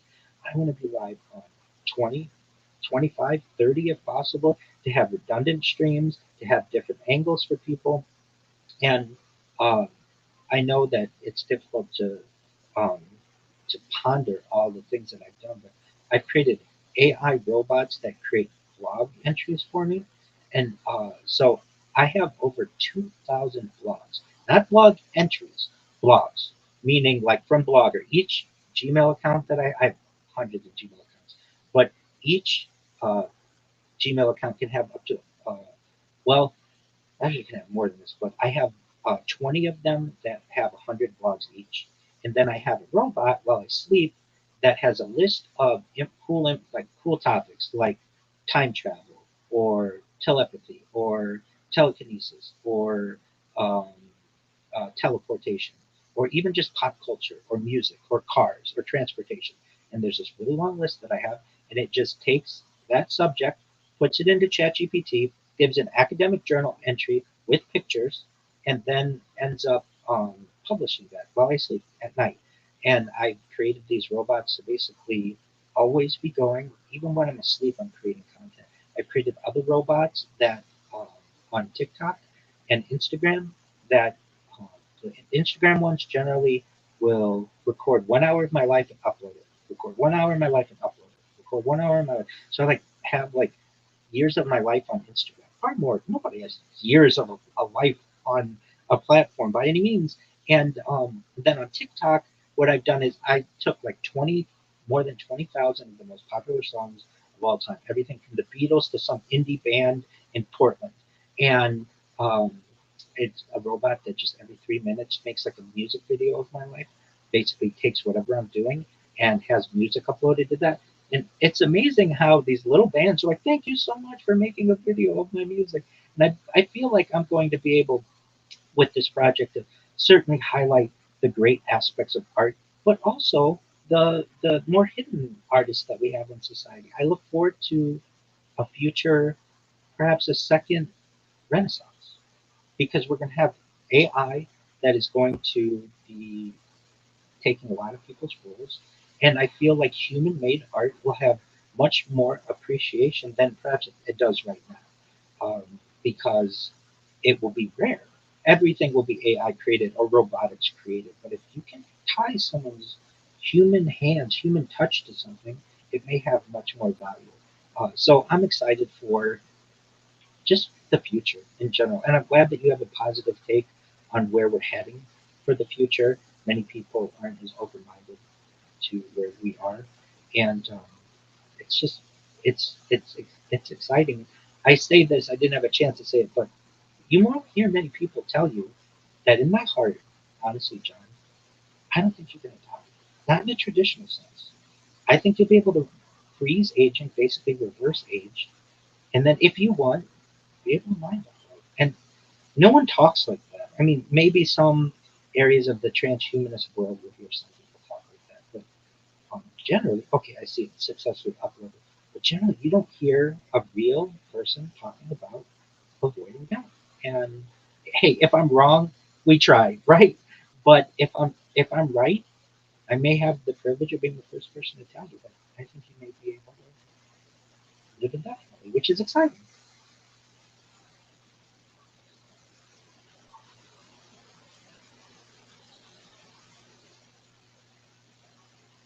Absolutely. Absolutely. Well, with that, my friend, this was amazing. I say this to anybody with whom I have a podcast. If possible, let's do it again next year. So we'll let a year go by, and then we'll have this like amazing archive of our lives together and what we predicted and where we were wrong and where we were right. So at the start of next summer or so, I'll shoot you an email and we can connect again. And if you need me in the meantime, you can always email me. And I'm always in that Discord. So if you ever want to talk to somebody, I'm here for you. Okay? I agree. Thank you, John. You too. Take care. Oh, that was great.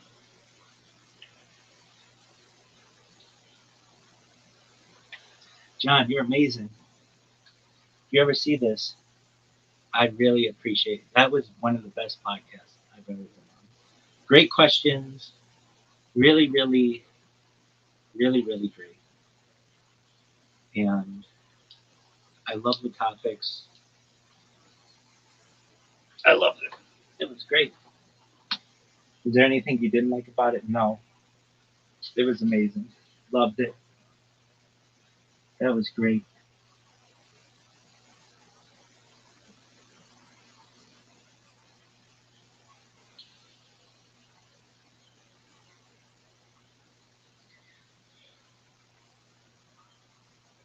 Would you want anything different with it?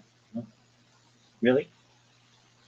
Todd, that was amazing. Was it?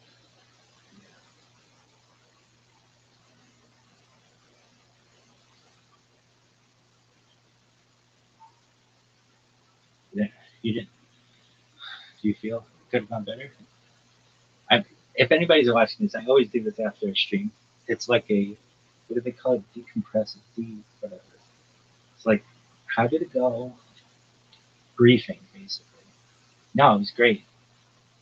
Is there anything you want to talk about? Yeah, I could talk for a long time on this subject. So, I really appreciate the questions that John had, and they were all. He didn't ask a bad question. And to anyone who sees this in the future, you can just see how happy I am with the result of it. And it was wonderful. Is there anything you'd want to do differently? Keep asking myself that. Oh, let me say this. If I weren't streaming my life right now, I would not be having these conversations. These might be happening mentally, like internally, but I think it's healthy for you to hear what a healthy individual thinks to themselves when they have an experience like that. So I ask myself a question, knowing that I'm asking myself a question.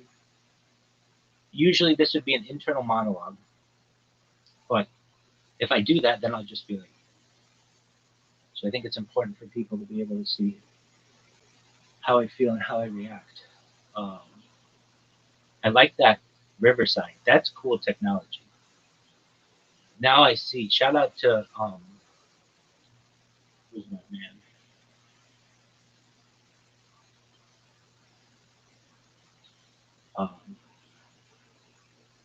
Tony. Tony used Riverside, so that was really cool. And you liked everything. Name one thing that you would have rather had. I wish I had more time. That's all. I mean, but I could say to John, I want to talk for 3 hours. And I'm also someone when I'm in those conversations that I have a lot to say and I don't want to forget anything. I'm still trying to work out words. One thing that is really bad, like I was trying to think of Carl Sagan, and I'm like trying to think of the name as I'm saying something else about the Kardashev scale, and but man, that was great.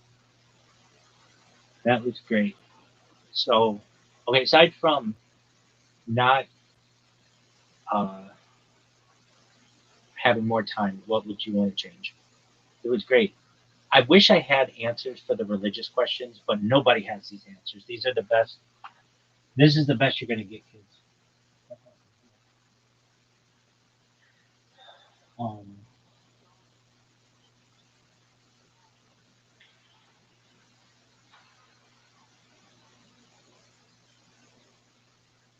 is there anything else you would have liked?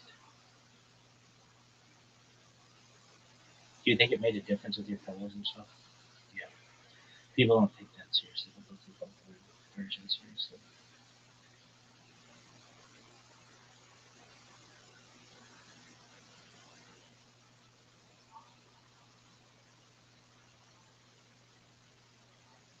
Anything else you want to say? What did you think of John? He's great. I think he's really interesting and cool. And his questions were fabulous. They weren't like too prying. They weren't too personal.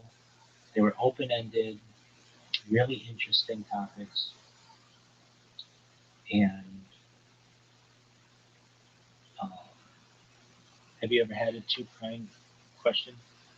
I get questions. I mean, what do you want to hear me say? I vomit on camera? Okay, you know, it's like whatever.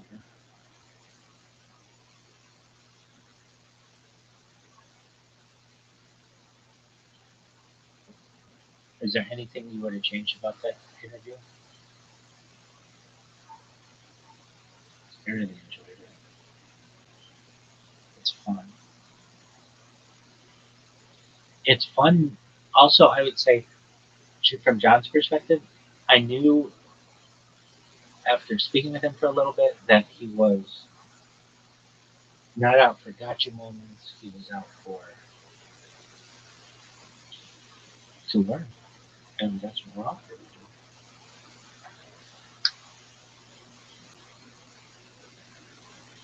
do. Is there anything else that you want to change in that discussion?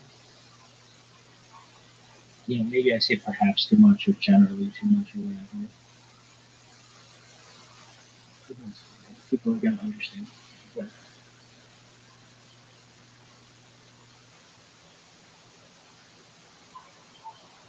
oh man, I think this is recording.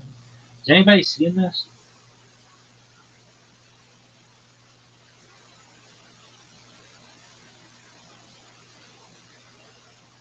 Yeah, at least some of them are still going.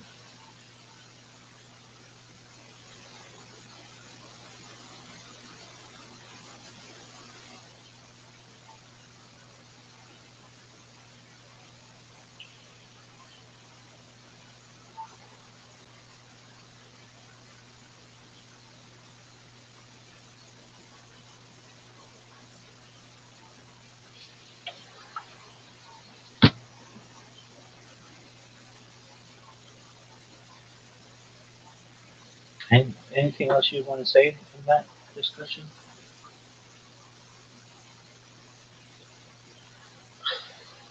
Um,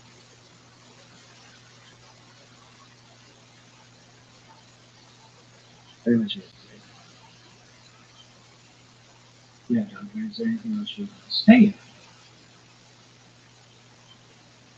I'm proud of what I just said. I'm proud of my knowledge. I don't feel I came across as cocky because I don't know.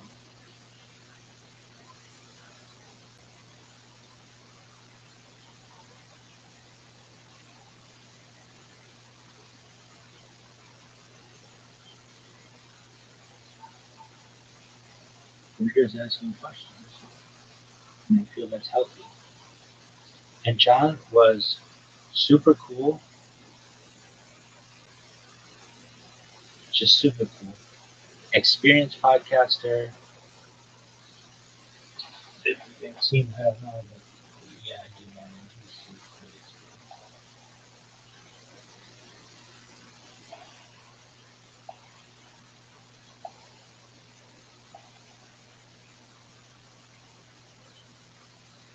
What would you have changed if you had to change something about it? Could you have been better prepared?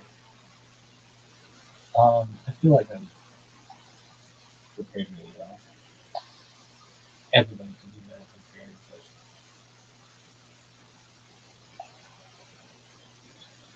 Could you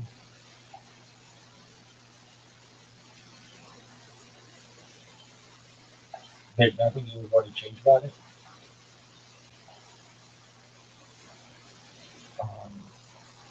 Nothing.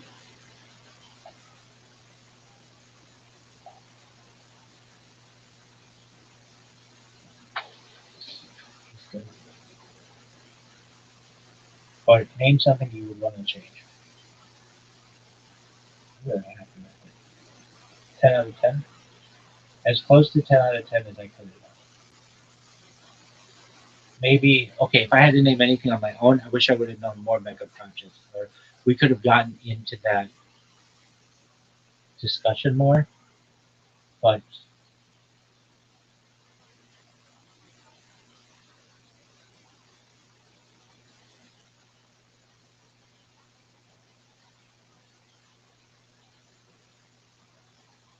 Um,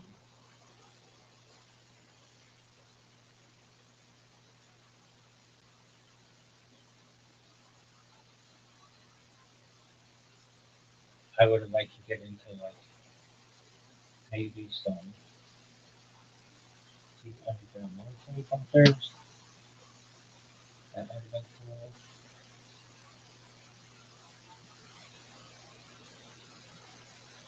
Anything else? Well, as I was talking to him, I mean, he does this for a living or like a major hobby. I just talk about it. So, I mean, he has like guests on and stuff. We're like major contributors. So, to ufology. But I want people to take ufology seriously because it's serious. You have this device